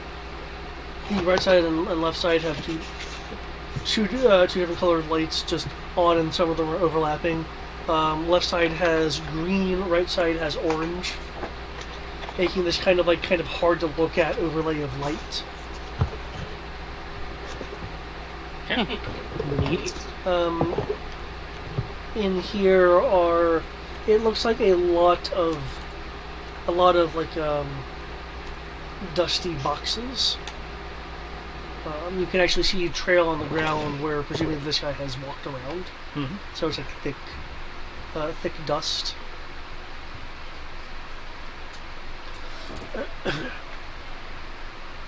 He goes over to a particular box. Goes in, slugs. You're palming someone? Yeah. Okay. Yeah, I am palming. Okay. Just in case it's a trap, he's palming something, so he's ready to defend himself if he has to. Okay. So yeah, I'm palming one of the batons. He's he uses a cylinder to open a box. It will hiss and as it opens. And it reveals a trap. As I'm waiting for like a fucking droid powered E-web or something to pop up and try to shoot me. What he takes out is mangled and roughly in this shape. The box or the mini dinosaur? The box that he takes out. It does look to be beat up. Quandanium armor, if you believe. Actually, you're an armor. It looks like Quandanium plating. Though it does look like it's taken severe damage and has been salvaged from a unit. As you can see, I have, what I said, very dangerous, very pricey to get. I can see that.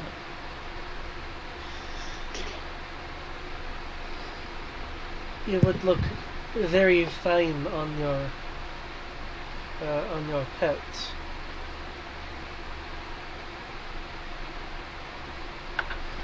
And make all of the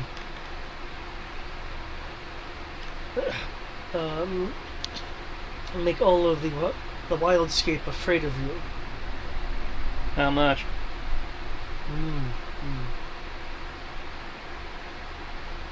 He'd be like looking around as if someone ain't gonna hear him.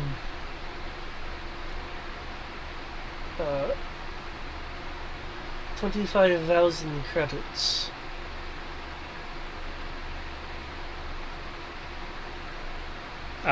Based on my knowledge as an armorer, is that worth 25,000 credits? If I remember correctly, aftermarket upgrade, I think it's 5 to 10,000. So he's like way overcharging here. That seems a bit steep.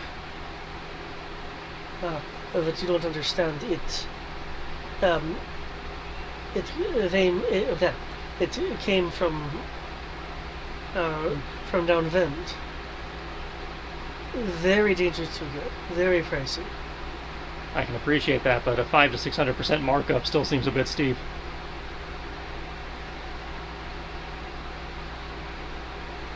It has extra droid parts for. It will like point to the blade works on Quinlan. For armatures. Very good for armatures. Actually, I remember that Call Quinlan doesn't do shit for armatures. They'd become very heavy hitting. I'll give you 10 for the set.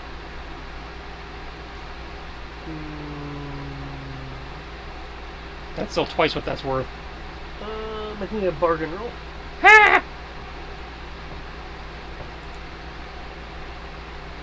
Oh, he wants me to roll bargain. Double half! Oh! Power die's out in force, folks. That's a 1 and a 6 for a total of 6. Okay. Ooh.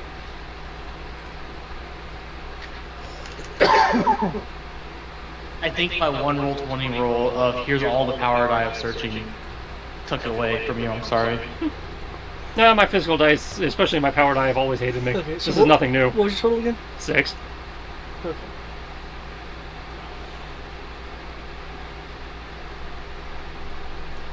Really? If you question it, there are of course things you can roll.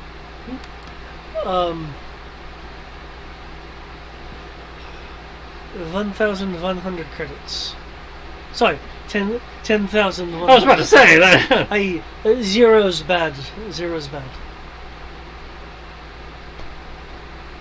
Yeah, you'll put down 10,200 just to. Here. He like shoves it into your hands after giving the credits. Force. course. Now,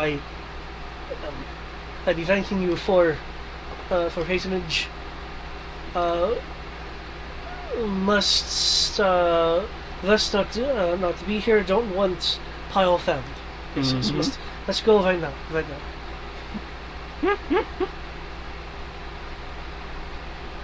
Just wheeling this out. It is a rather large chunk of metal. Some of it's dangling from, like, again, a spare droid that's still, attached to it. You have it, like, slung over your shoulder. Are you... Well, I mean, the image may look like it can hover. I don't know if it actually, or how big it actually is. Or...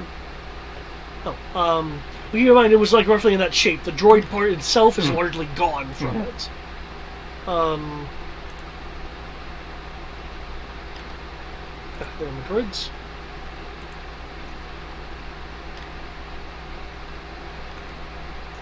There we go.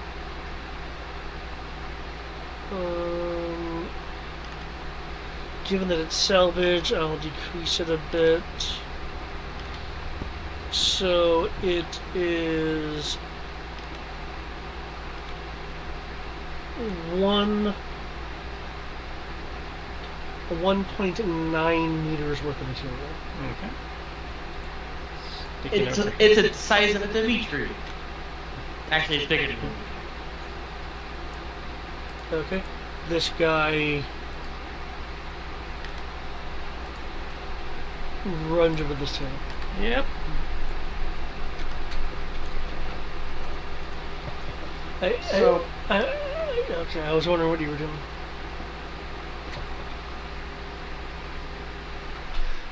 Somebody's just hitting a bomb. So hold up. What's going on? I just bought some, what's in theory ridiculously tanky armor, but the dude is being super suspect about it. So as I'm walking it away from the civilians over here to off to the side here, I'm waiting for the GM to tell me to roll soak as it explodes. Now there's going to be a couple of interesting things happening. One, Rory, your tech scan. So got my Bomb. Sorry, what? Bomb? It's what? a bomb. Okay. Totally bomb. Tech scan. You are detecting multiple receivers on this case, with a number of smaller electronics inside of the case. You're picking up power line, small ounces of power. Coursing to the receivers. These small thin power lines go into the box. So it looks like it's a detonator to something inside the box. Oh, it's a detonator. Or a number of somethings inside the box. So yeah, Master Droid sets off the boxes. Because you were scanning the casing, right? The casing as well as the mouse droid, if possible, since it's Irish. Okay, the mouse droid. Like mouth first and then box. You're detecting unusual energy signature in the mouse droid, and you can tell just from a visual cue, more so probably why. It looks like the mouse droid has been repaired several times. There's like patchings of obviously different metals on its casings. One of its wheels is shinier than the other. It's been through multiple explosions. Or if multiple people have shot at it, cut or kicked it. With that okay, so the mouse droid doesn't have explosives on it. You are not detecting anything like explosives. You are, however, detecting three tight beam transmitters on it. They're on tiny close-knit swivels.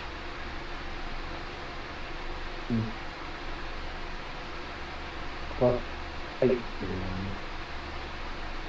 Tight beam being the point-to-point communicators that we use, the laser beam. Which is probably something that the Other guys are. Other guys. So after that, he'll go back to one. Heads up, mouse droid, and near the statue has multiple PT, PTP beams on it. That's probably how they're communicating. You mean tight beams? Or tight beams, yeah. Sorry. For reset doing the comm chatter, there's a bunch of things like section 2 cleared, no disturbances, various check-ins. You'll get possible incident in the jeweler's quarters.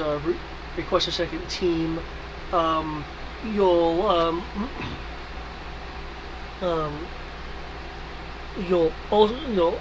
via reset will also pick up. Prepare to initiate phase 1. They're moving. There'll then be another transmission.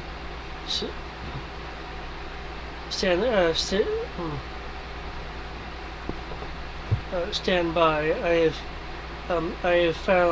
have located R86's armor.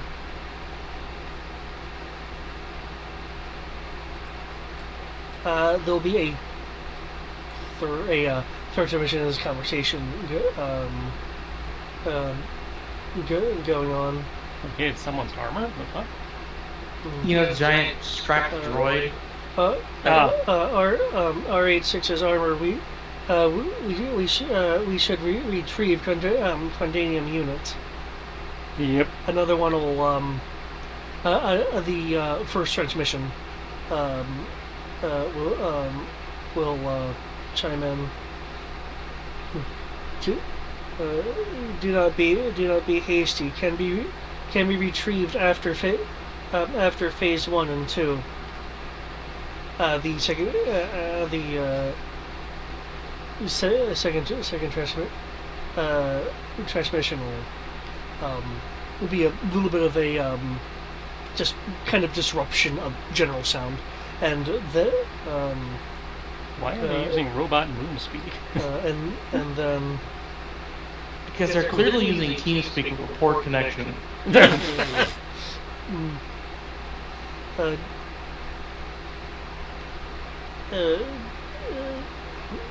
Disagree. We'll move in for better opportunity.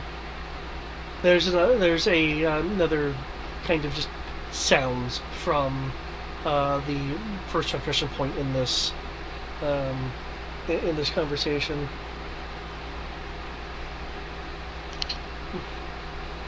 Your penchant for your tendency for not heeding advice is beginning to reach my annoyance threshold.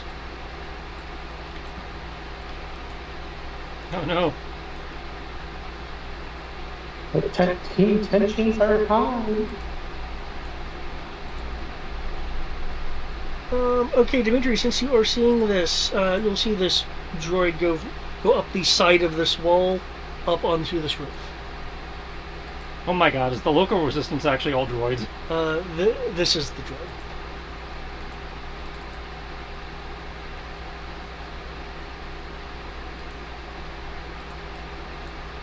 That would be hilarious, a droid rebellion. I really think we're dealing with a droid uprising. God damn it, first Google, now this. That would be hilarious. Droid rights! I mean, do we care if droids have sentience? Character, possibly. I mean, no, as characters, I don't think we really care. Uh, I know Dimitri doesn't care because he's not He's not that experienced enough with technology to really care. Oh, really? I rolled that low? Shit. I only care if they become the droid from Solo. Oh. That thing, just no. Oh, the Right. Viva La Resistance? Yeah. There are things I enjoy from Solo. That was not one of them. So you want freedom and shit? Fine, no problem. Just don't be that droid. I was concerned that you were going to say the other one that with Lando. Yeah, that's what I'm talking about. Oh, is that one? I never watched. Yeah, You guys know my stance L337. on this. I'm not watching anything from Disney at this point. It's like, Related to Star Wars. there are actually parts I enjoyed. Again, that character wasn't one of them.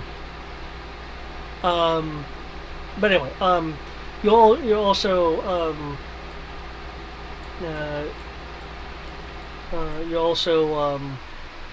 pick up. I have one of his companions in sight, but not him. No, there'll be another voice. Well, he certainly has to be somewhere.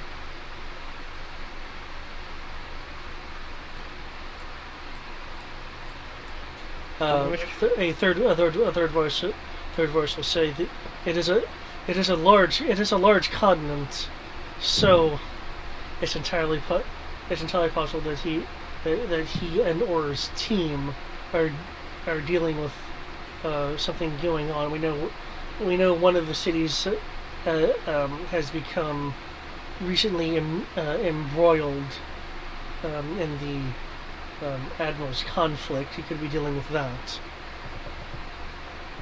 So we're getting an entirely different conversation now. This one actually seems related to the people we're trying to get. First voice will come back. It's rare to see see his companions operating independently. No. Either there's a Maquis team around, or the entire group is here.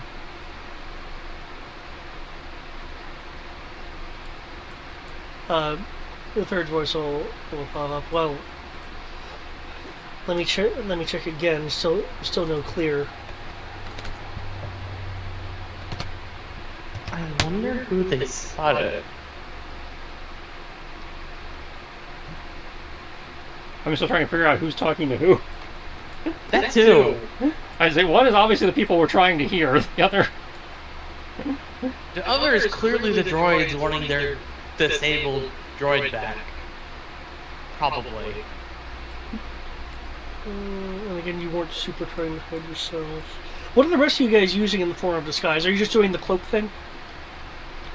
I'm doing the whole cloak thing and being hunched over, mostly focused on this AC unit, but obviously with 57 in search, I'm pretty sure I can still be cognitively and spatially aware of people if things this going on. explodes now.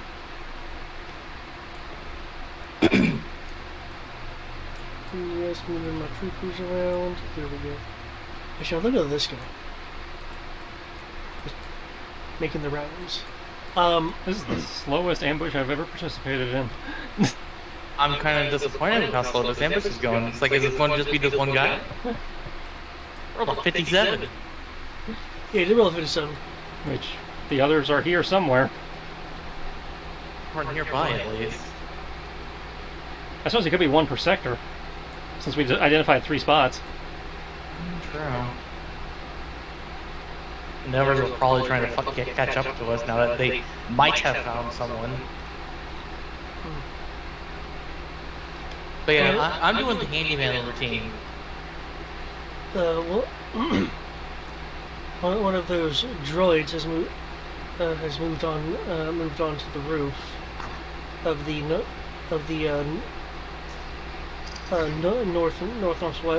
northwest building. There'll be aside from one of the other ones. Well, we know what that means. Let's take advantage of it. Sounds like they're about to pull the trigger.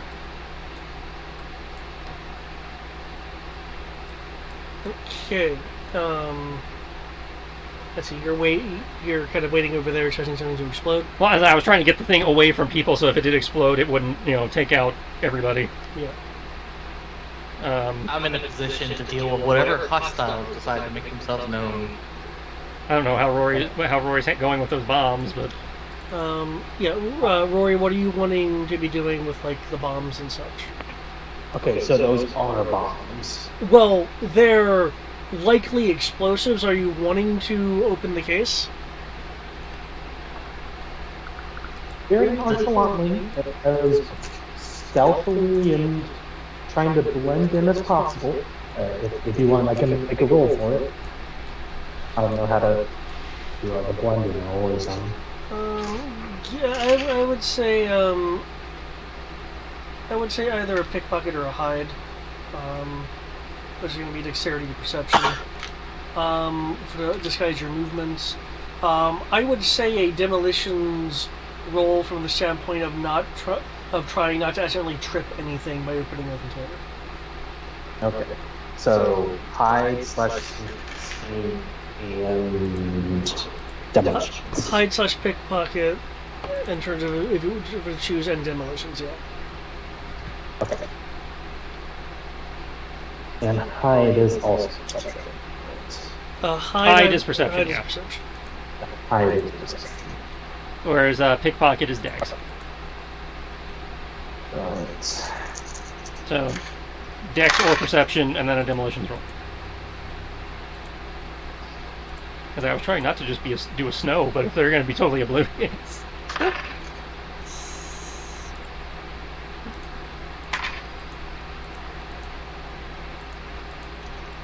No, there's gonna be movement and such. Well, yeah, there's definitely going to be movement because the fucking robot uprising is starting, and they've decided all flesh must go.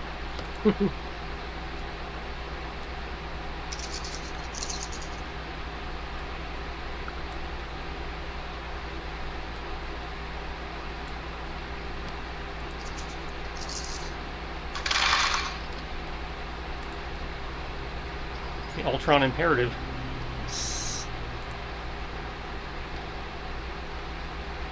I'm still surprised we're getting an Ultron result.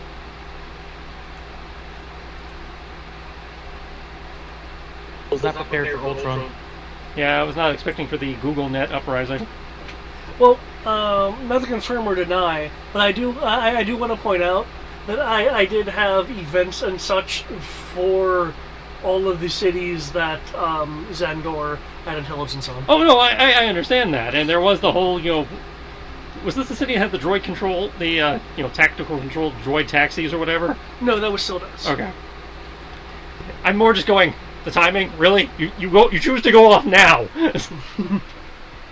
I show up to finally do something with my backstory, and you choose to go off now.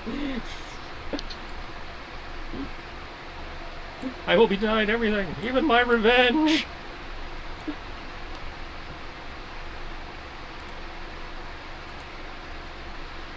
Okay. Hide. I feel like the robots are the villain from Pokemon Sword and Shield. You can't wait 5 minutes. It does seem that way, yeah. It's cool though. Their timing's the pits, but it's cool.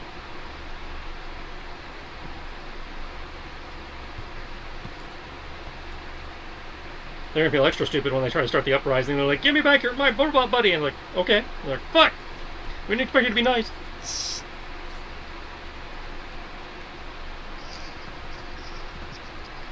But you want, I can fix it too.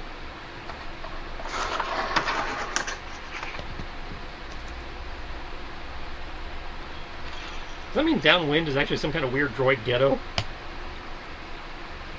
Why am I rolling so shitty? Those two I understand, but this other thing, I'm like, what?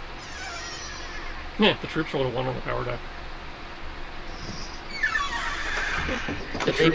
They rolled an effective 0. Yeah. I put modifiers in for the fact that there are crowds and stuff, which is making it easier to. Well, I mean, the seriously do troops stuff. shouldn't be able to see me. They've missed me for the entire campaign. Yeah. Oh, this is rolling against Rory's stuff. Yeah. Oh, okay. That's even better then. They don't see Roy saving their lives.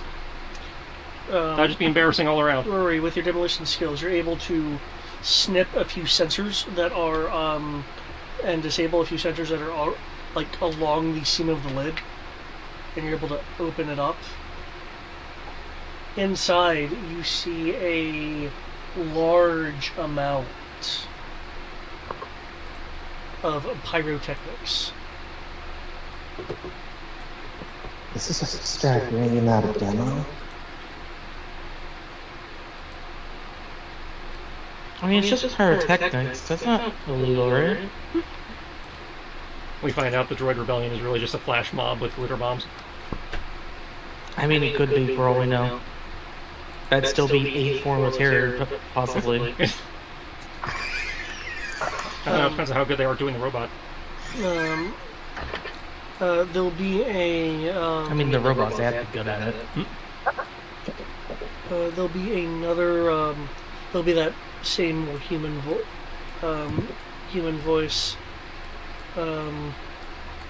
Getting comms traffic. Another one. Another one will. We'll render for this one.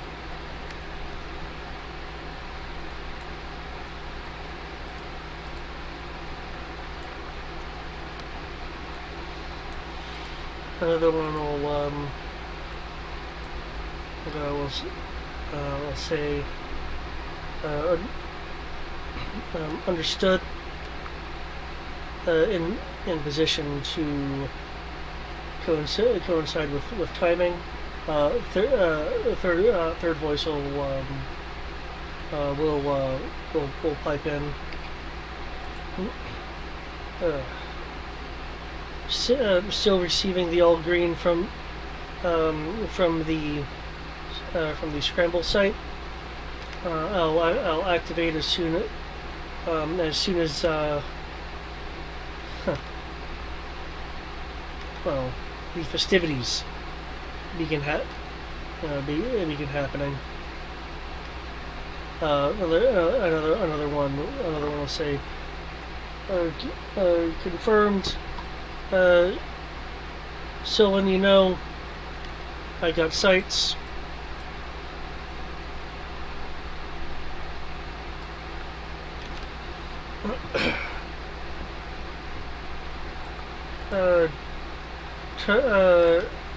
Target is near envelope 3. Prepare it.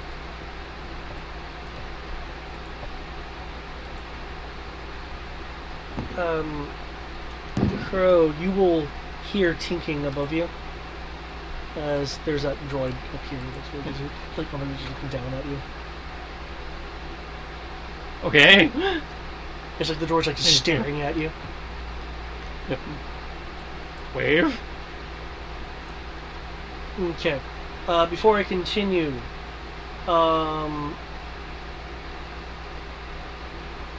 Rory, are you doing anything with the pyrotechnics kits?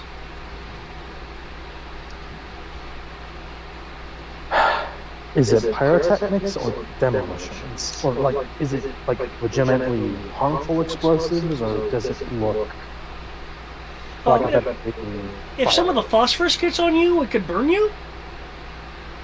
It could cause damage that way, but it doesn't look like you're dealing with warheads specifically. It looks like you're dealing with pyrotechnics. So if it goes off in an uncontrolled explosion, the immediate vicinity will be in danger. But it's not like an explosive missile designed to throw fragments everywhere. It sounds like it's more of a shockwave. As a shockwave and possibly fire. And given the sheer amount, need to remind you of the fact that entire of what fireworks plus a little bit of flammable material can do to a giant section of a port. Mm-hmm. I know. It sounds almost like it's kind of supposed to be a firebomb. Make a very big fireball and destroy a good section of the bazaar. Actually, that is a good question to ask. Sorry, go ahead, David. Yep. Since you're actually looking at it, you will also notice something additional. Because I looked at your roll again. You will notice something additional. You're actually looking at the looking at the pyrotechnics. There are packets attached to them. Oh, The packets. Would you be able to identify it? I need actually a. I'll go with a general technical roll for that to be able to identify it. Because I'm not even sure what it falls under. Technically, it would fall under. Okay, I'll let you roll equipment repair for it. Because it technically is equipment, it just wouldn't be one that I know you're not familiar with it. Okay.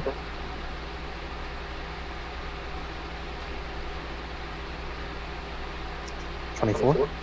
24. Okay. It appears to be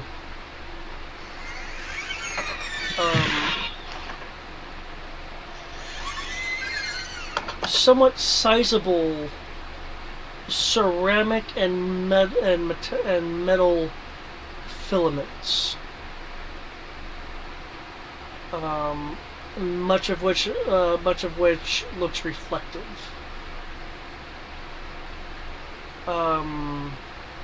so it does have shrapnel as a separate component. They aren't. None of them look specifically, like sharp. It's kind of like metallic. Think of it as like kind of metallic confetti. It's not like super sharp. Oh, Just very flashy, I guess. It's flashy and somewhat dense. so we could do some blunt force trauma, but it's not going to cut somebody. It wouldn't cut someone. The thing is, I know he's not familiar with technology, which is why I'm not outright identifying what it is.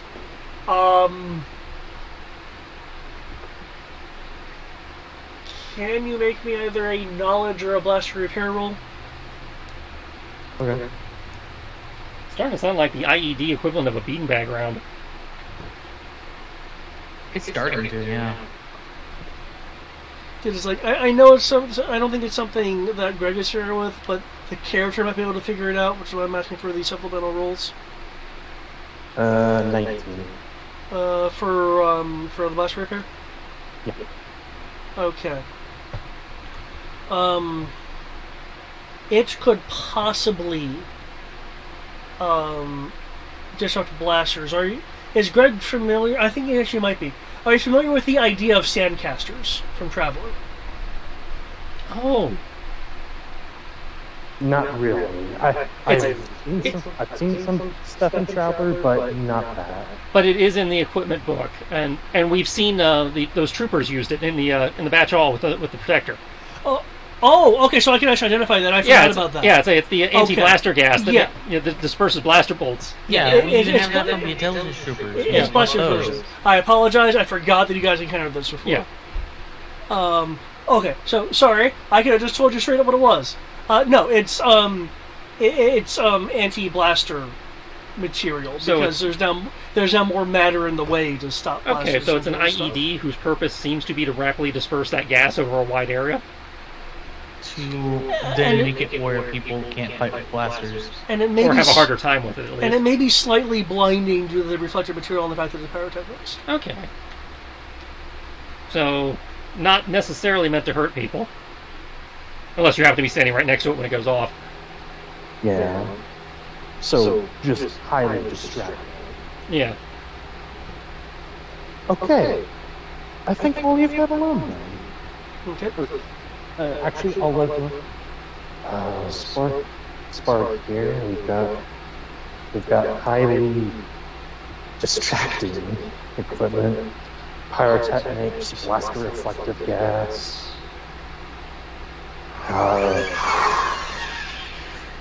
Could be a hell of a deterrent, but don't know whose it is. Well, make sure your helmets are good and sealed, good and locked in just in case then, because it's going to have a lot of flash. It might have some noise too, and the helmet protects against both. Yeah, I'm gonna clear and then City's name it. Alright. Okay. With that, the comm taps will pick up. Commencing phase 1. Rory, are you still standing right there? No, he would have moved. Okay, where do you want to move to? Okay. Suddenly, that area will. Oh, I didn't mean to do. Shoot. I went to the wrong layer with that. Okay. Suddenly, that area will explode in trails of fire as the pyrotechnic rockets go up, detonating multicolor. Some of them kind of flare out in the multiple directions. Rory and Miracle, I will need a dodge roll from random rocket dispersal. It's okay, they're trying to advertise their Black Friday sale.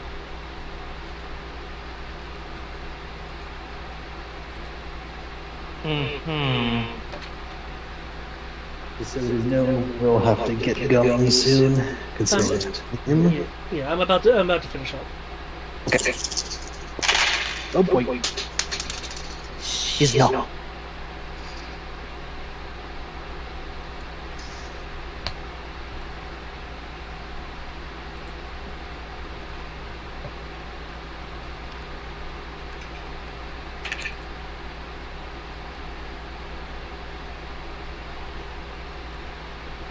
Okay, what was yours, Rory, or are you still rolling it? Still rolling. Oh, wow. I rolled lots of stuff.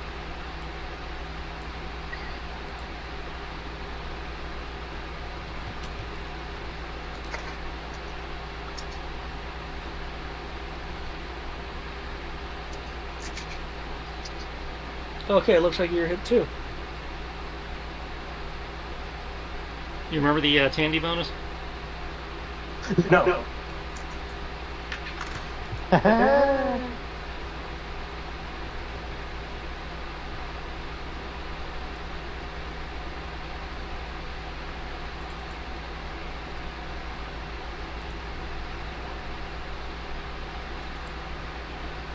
Okay, you're able to dodge out of the way.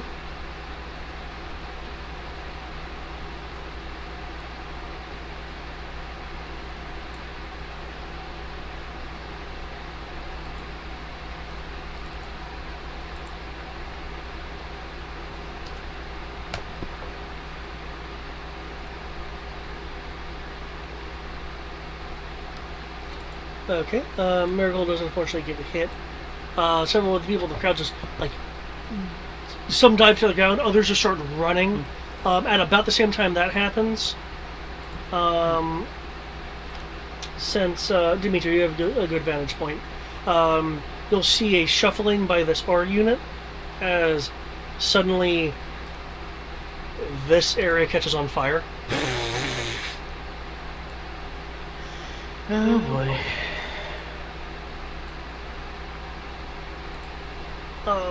The droid on that roof above you, Crow, will jump seemingly at you. Am I sensing danger? You're sensing death. Incidental? So it's in theory not attacking. No, but its actions could cause damage to you. Well, then I'll just, move. That is. Okay, then yeah, you can make a brawling parry because it's attempting to. Yeah, I know you said brawling parry, but I heard dodge. What?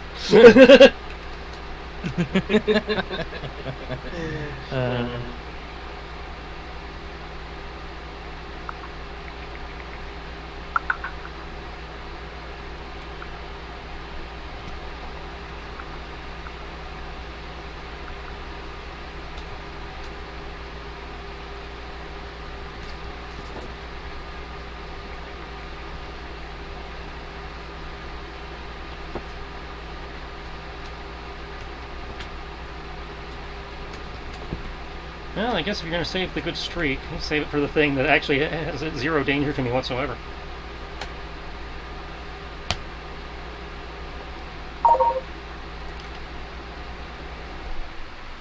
You don't know. It could have been a danger to you. Well, if it was a danger to me, danger sense would have gone off. Yeah.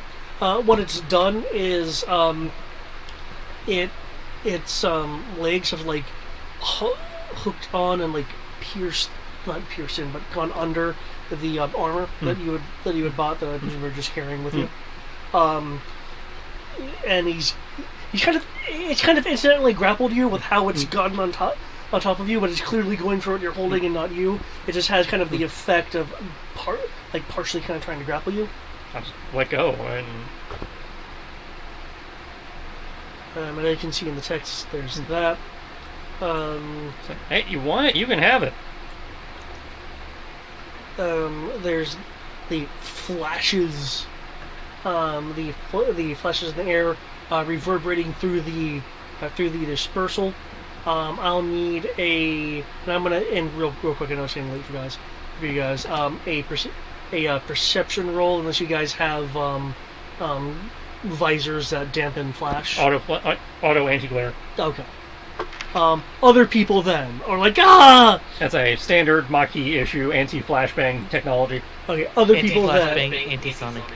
Other people then are like kind of wailing a bit just because they're being flash blind a bit by this. Next time you could just ask,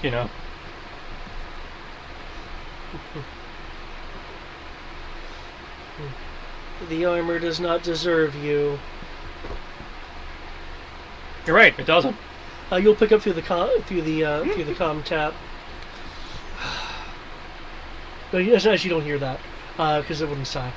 You'd hear a momentary pulse of noise, and then you are not in position for phase 3. Stop making a mockery of the group.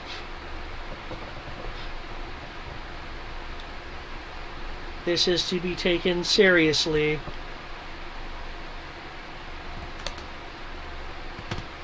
Okay, with that, now your danger sense does go off.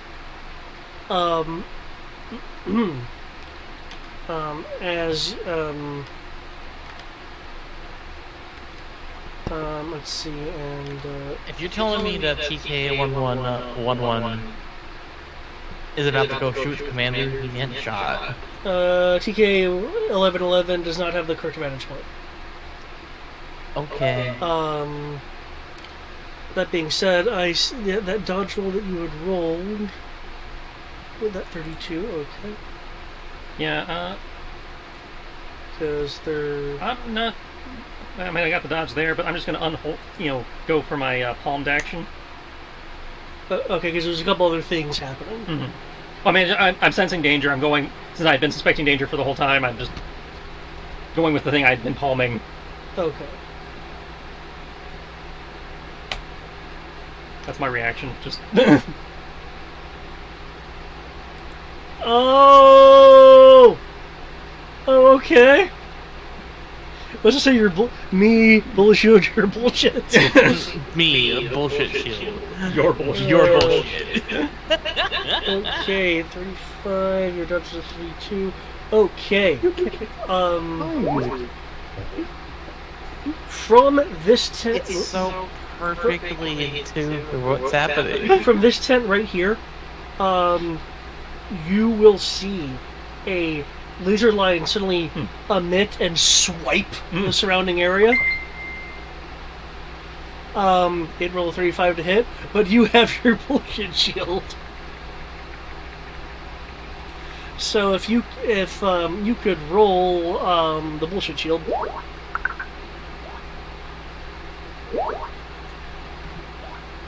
As the first part of the ambush is sprung along with this droid activity.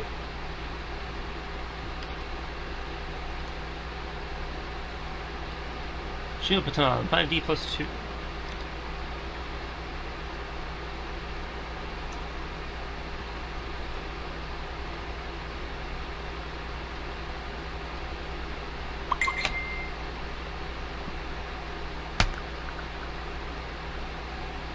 Okay, it doesn't penetrate the shield as it sweeps around. You immediately begin hearing a vroom, vroom, vroom, vroom, vroom, vroom, vroom, just increasing in sound from there. In addition, where the things being in the GM layer sometimes makes it so difficult. Where the hell? There it is.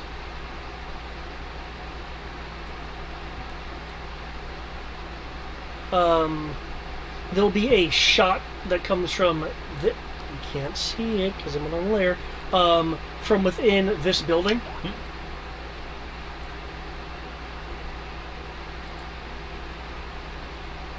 I saved Quinlan, I saved the robot, I saved the other robot. 54 to hit, no one. 54 to hit and no one? What? No ones. I went no one because Yeah. I was looking at the power die. Yeah.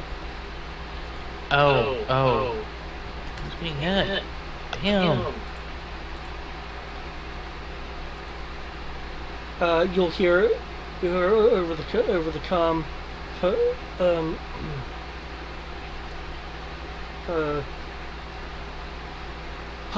Positive strike. I recommend formation 3 for the next step. They sniped me, they exploded me. What's the next step? Tomahawk airstrike? Okay. Yeah, I'm kind of curious what this 54 is against. Oh, it's against Amanda. Yeah. Oh. And it wasn't this guy? No, it doesn't have vantage point. There was a shot that came out of this building. I say all the other ones are seem to be on the ground in the bazaar. This guy specifically is on a floor in that building, so he's not on the roof.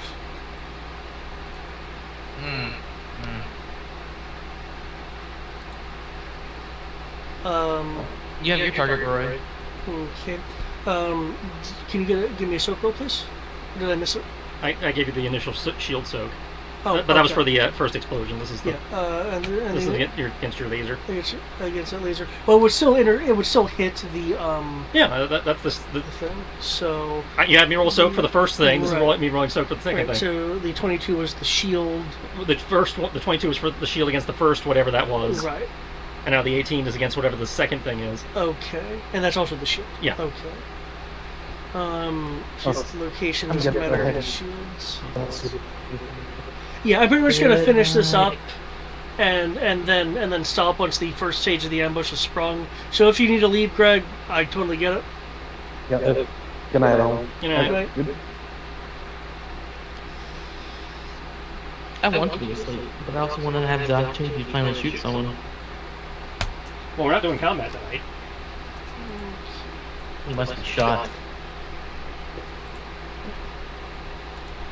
Okay. I'll need a soak roll from you as someone the blast penetrates the shield. 8 points got through. Yeah. I do not need to roll soak then because I have plus 10 from the Zeskar. Yes, but they're doing a specific hit strike that increases the damage. I just didn't apply it to the shield because it does. The shield doesn't have the- the shield doesn't have anatomy. Yes, it has no discernible anatomy.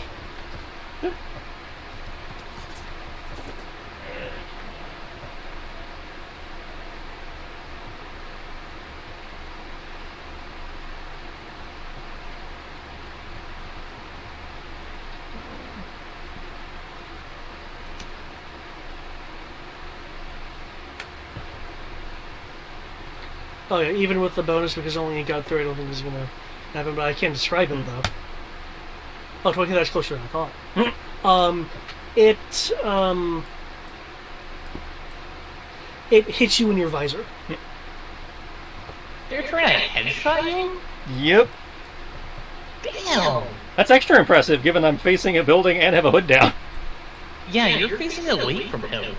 Yeah. Yeah. I'm just looking at the thing, Yeah. and it looks like it's facing north. Well, I mean well, south. I mean, theory facing where the spider droid just jumped me. Oh yeah, which I is kind of on top of you. Yeah, you get what I mean though. Yeah. I was in theory facing that roof. So yeah, double impressive. You somehow Okay. ricochet, man. Damn. Yeah. So that'll be my excuse.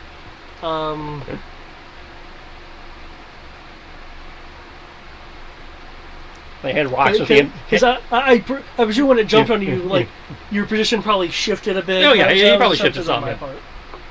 part. I'm not disputing he shifted some. Yeah. So they had rocks back, but the impact let the hood fall back.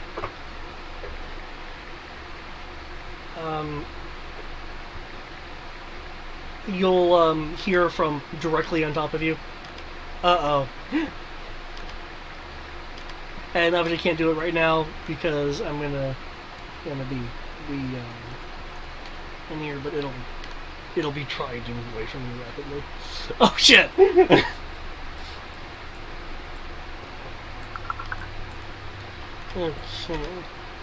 Oh yeah, I will say this though, and I'll definitely roll for this. Dimitri, the one you did see on the far northern wall is firing at you. The fuck? That's just so mean. You're my backstory. Why are you shooting at him? Stop it. I'm just a little handyman. Oh. I mean, the guy doesn't have vantage point to shoot you. Yeah, I know. I was being sarcastic. I still feel insulted. I'm just a little handyman working on an AC unit.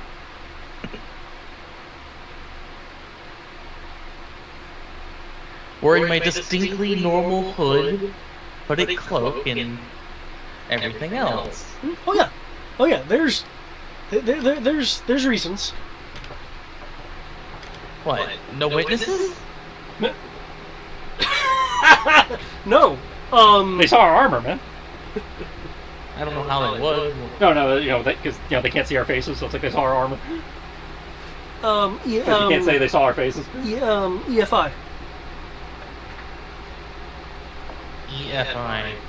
I think that's the energy field scanner. Electronic field indication. So yeah, you have too much power to be a handyman. After you capture the one dude's thing, EFI optics. Because, power armor. Hey man, I could be a disabled handyman and I have an exoskeleton to walk around. Yeah, Star Wars doesn't have that. I know, you're more likely to have a prosthetic. Prosthetic or a hover chair. Yeah. It's a normal group probably wouldn't have thought of that, but again, these are like, elite people from backstories, so... It's like, there are certain levels of enemies that I treat as, like, smart or really smart. It's like, he's wearing the equivalent of a small nuclear-powered reactor. Nah, that's probably just a handyman.